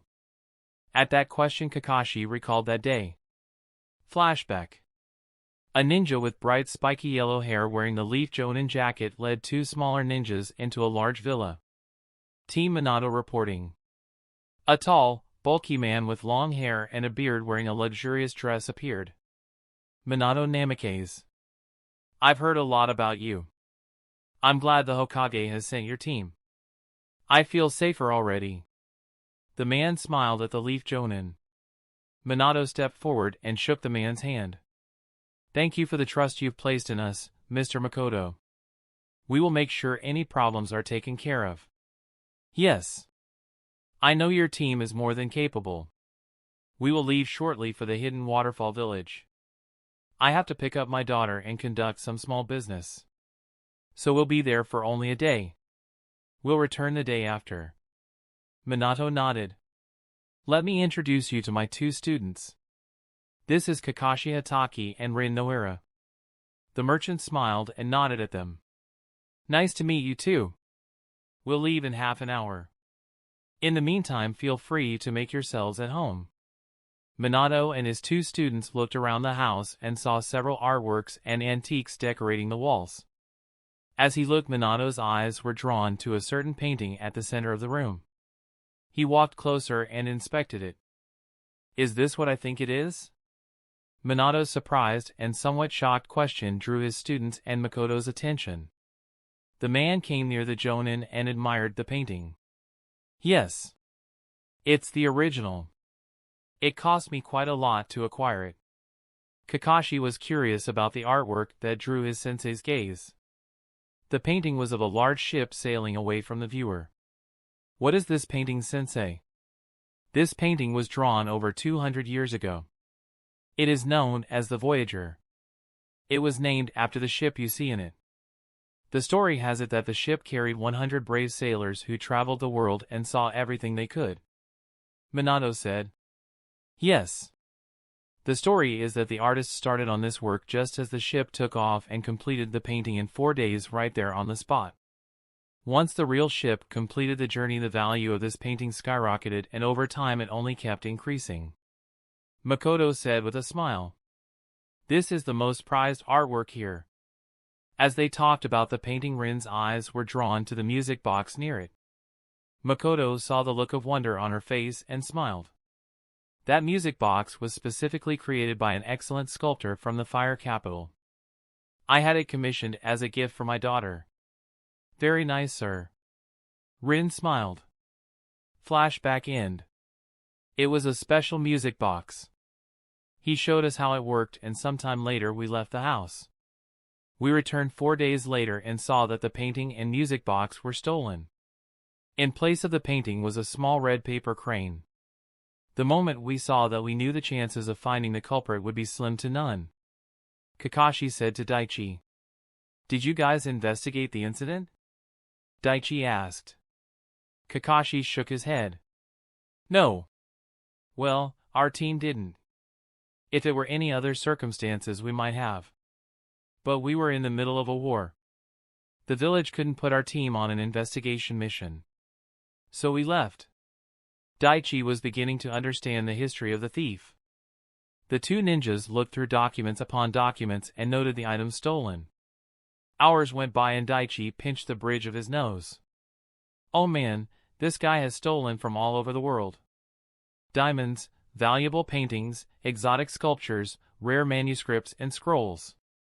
Exactly 40 thefts with nothing pointing to him except his signature, the red paper crane. No one can even give a description of the guy. Nobody knows where he's from or if it's even a he. I told you this is going to be a really difficult case to crack. But not impossible. Everyone leaves something behind. Daichi was determined to complete this quest. Daichi, no one's ever come close to even finding this person's identity. You're forgetting one thing, Sensei. I've never gone looking for him. Daichi had a confident smirk and resumed his work. Kakashi looked at his student with an unreadable expression. It's good to be confident. But hubris. That's a dangerous thing, Daichi. Let's see how this goes. The two ninjas looked over every document present. In every case attributed to the phantom thief, the most valuable item at the location along with something of minor value were stolen. And the signature red paper crane was left where the most valuable of the two items was. The last time phantom thief struck was over a decade ago. No one could figure out how he got in or out of the places undetected. It's how he got his name, Kakashi said as he looked over the reports. Yeah. And in the incident that took place a year ago, there was no red crane and the thief took several things. Daichi went over every detail given in the incident report. After spending several hours going over almost all the documents, Daichi came to a conclusion. This conclusion was something he drew from the moment the second quest appeared, but he needed to be sure. The thief may not have left a crane at Kenichi's home, but I'm sure that the robbery was done by the phantom thief. Granted, there are a few things different in this case, but he's got a certain style. There is a singular sensibility at work here, Daichi said to his sensei. Kakashi looked at the items the legendary thief has stolen over the years and then to the items stolen from Kenichi's home. So then, if that's the case, then why? If the history of that heirloom was real and that teapot was indeed more valuable, then why didn't he leave his signature behind? And why start after a decade? Daichi was silent as he mulled over the question. He tried to look at it from several perspectives. A few minutes later he had a theory. What if it was personal? What if the phantom thief had some kind of grudge against Kenichi's father or even Kenichi, or maybe someone found the thief's identity and hired him to steal from them? Regardless, the phantom thief is involved. The Jonin mulled over the information and thought about their next move. You might be right. We need to know more about Kenichi's father. We need to dig into his history. The two ninjas sealed the documents back into the scroll and took it with them. They headed back to Kenichi's home to talk to the man about his father. At the moment as Daichi and Kakashi made their way to their client's home, they had no clue what was waiting for them at the end of the mission. Chapter 175, Decades-Long Mystery, Solved? Kenichi and the two ninjas he hired sat down and made themselves comfortable. All right. What can I help you with? What can you tell us about your father?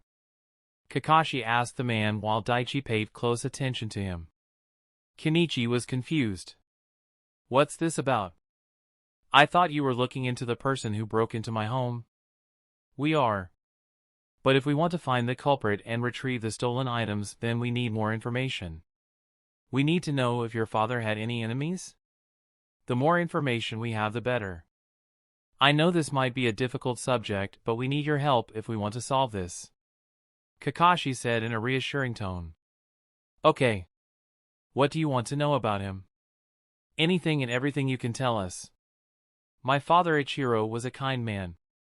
He followed in grandfather's footsteps and continued the family business.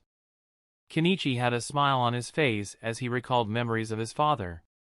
He was a brilliant man, but he was also a cautious one. He made sure not to step on any toes, and that's how he was able to expand the business beyond the capital without making enemies. Father truly believed the history behind the heirloom. He spent his days taking care of me and my mother and growing the business. During the last several years he suffered from memory loss and loss of muscle movement. Your father traveled a lot, didn't he? Daichi asked. Kenichi nodded his head. He's visited all over the world and met all kinds of people. Daichi and Kakashi questioned the man for about half an hour before they were somewhat satisfied. The two ninjas then decided to look around the house to see if they could find something all the others missed. As they looked around, Daichi's eyes were drawn to several animal and bird sculptures locked behind a glass shelf. He used observed skill on one of them, and the information he found amazed him. Puppet Crow. A chakra puppet created by Naya Ikaru. Special weightless but strong materials were used in the creation of this puppet. This mechanical puppet can only be activated if a certain chakra is poured into it. Once activated, this puppet can follow the command set by the person who activated it. This puppet was mainly used for reconnaissance. Can fly and observe an area or target for several hours and return to the user. Materials used are. At that moment a new notification appeared. Blueprint for the puppet can be acquired if you examine its inner mechanics. Daichi was about to ask if he could look at the puppet more closely, but then immediately fell silent. I need to be careful with my intentions. Those sculptures look so real. Who created them? Daichi asked Kenichi. The man looked at the objects on the shelf. My mother.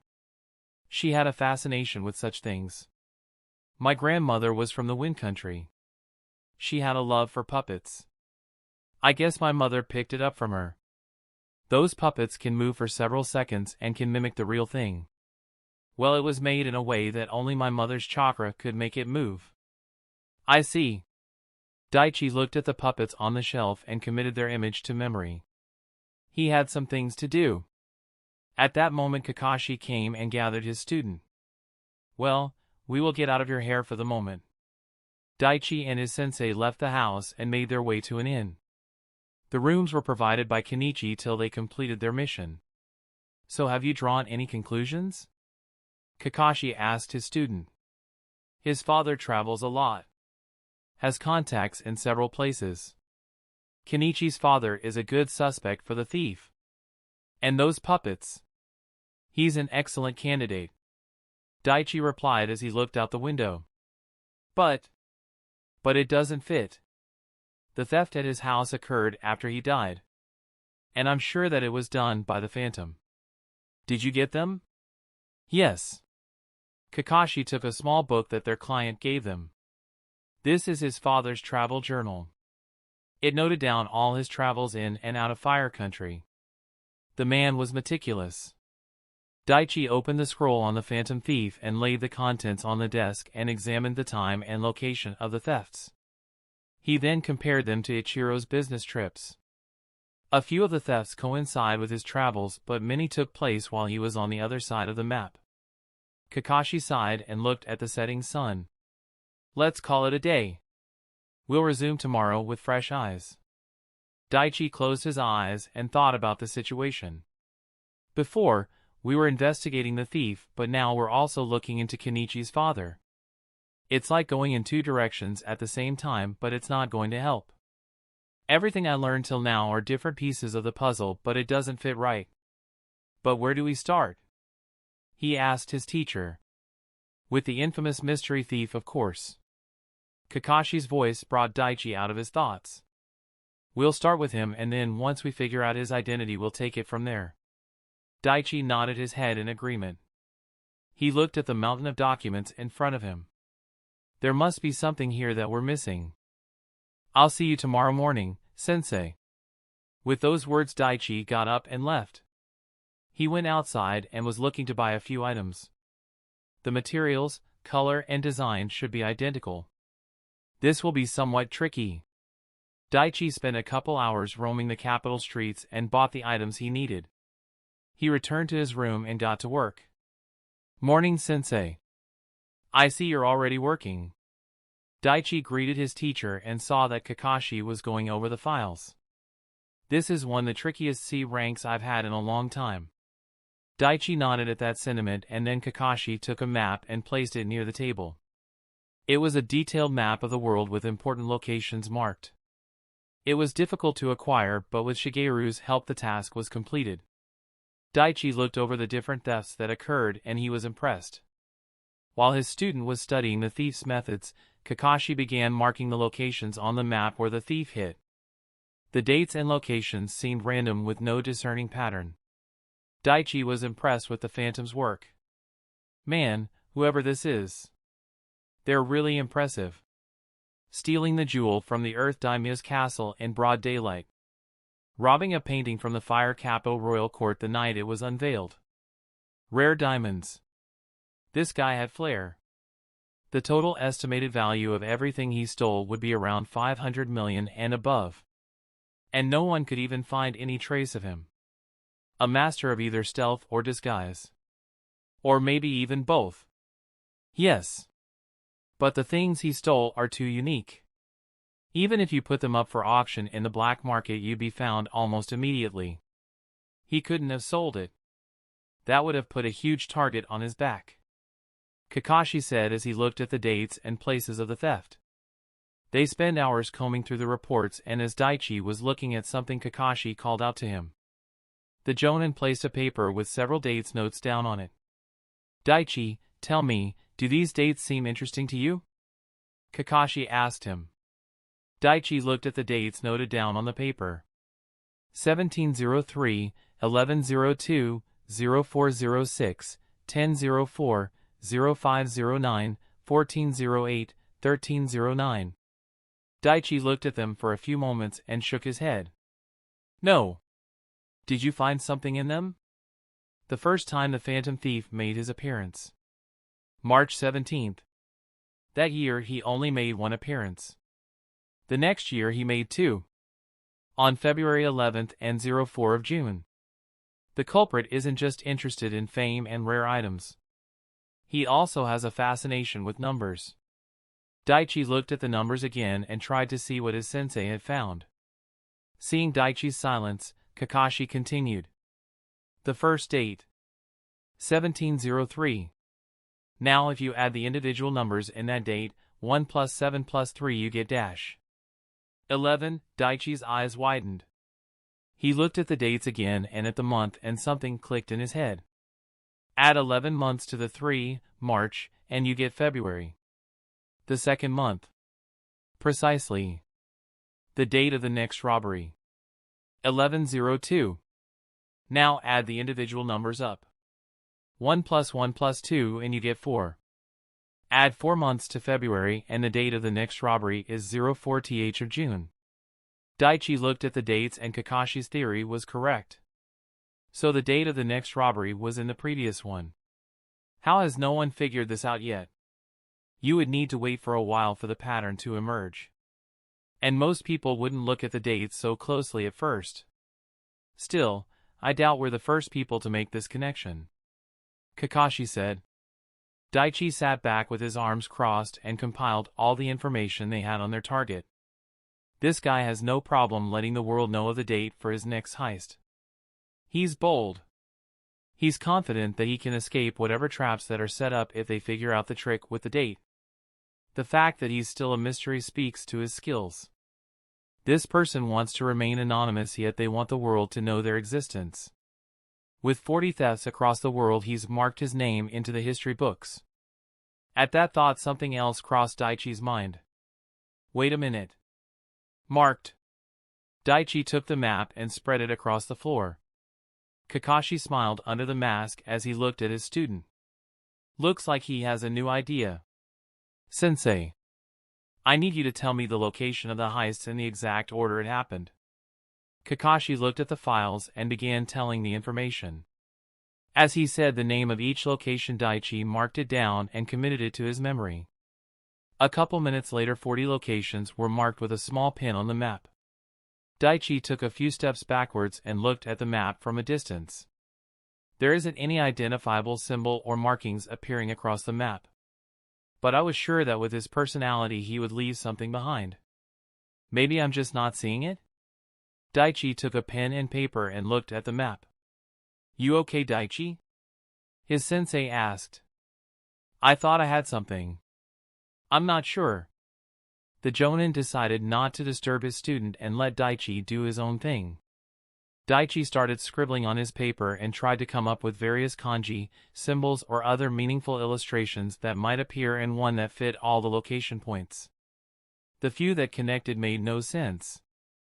Hours went by and dozens of crumpled up paper was by Daichi's side, but the boy knew he was getting close. His mind worked through hundreds of images that could be formed, but none of them fit. Until Daichi slowly connected each dot and finally a meaningful word emerged. He did more than just leave clues in the dates. He was marking his presence on the world itself. Did you find something, Daichi? Kakashi looked over, and in Daichi's paper was a stylish version of the kanji eternal. Daichi had a wide grin on his face. Eternal. He marked the word eternal into the map itself. But there's something else. The kanji on the map. It has a certain design that makes it unique.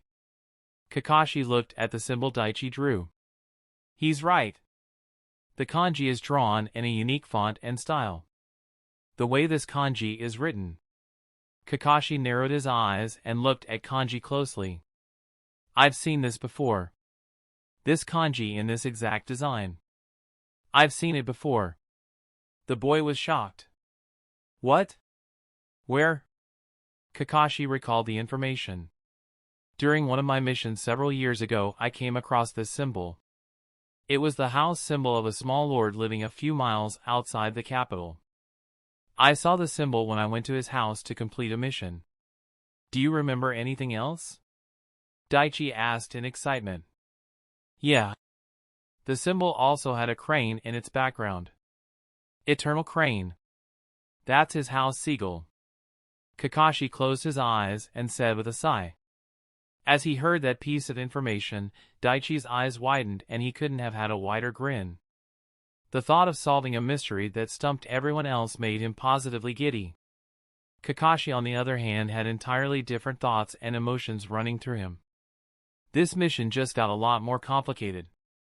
If we're not careful, this could turn into a huge problem for everyone. That's the end of this tale for now. Thank you for watching, and I'll see you in part 8. Peace.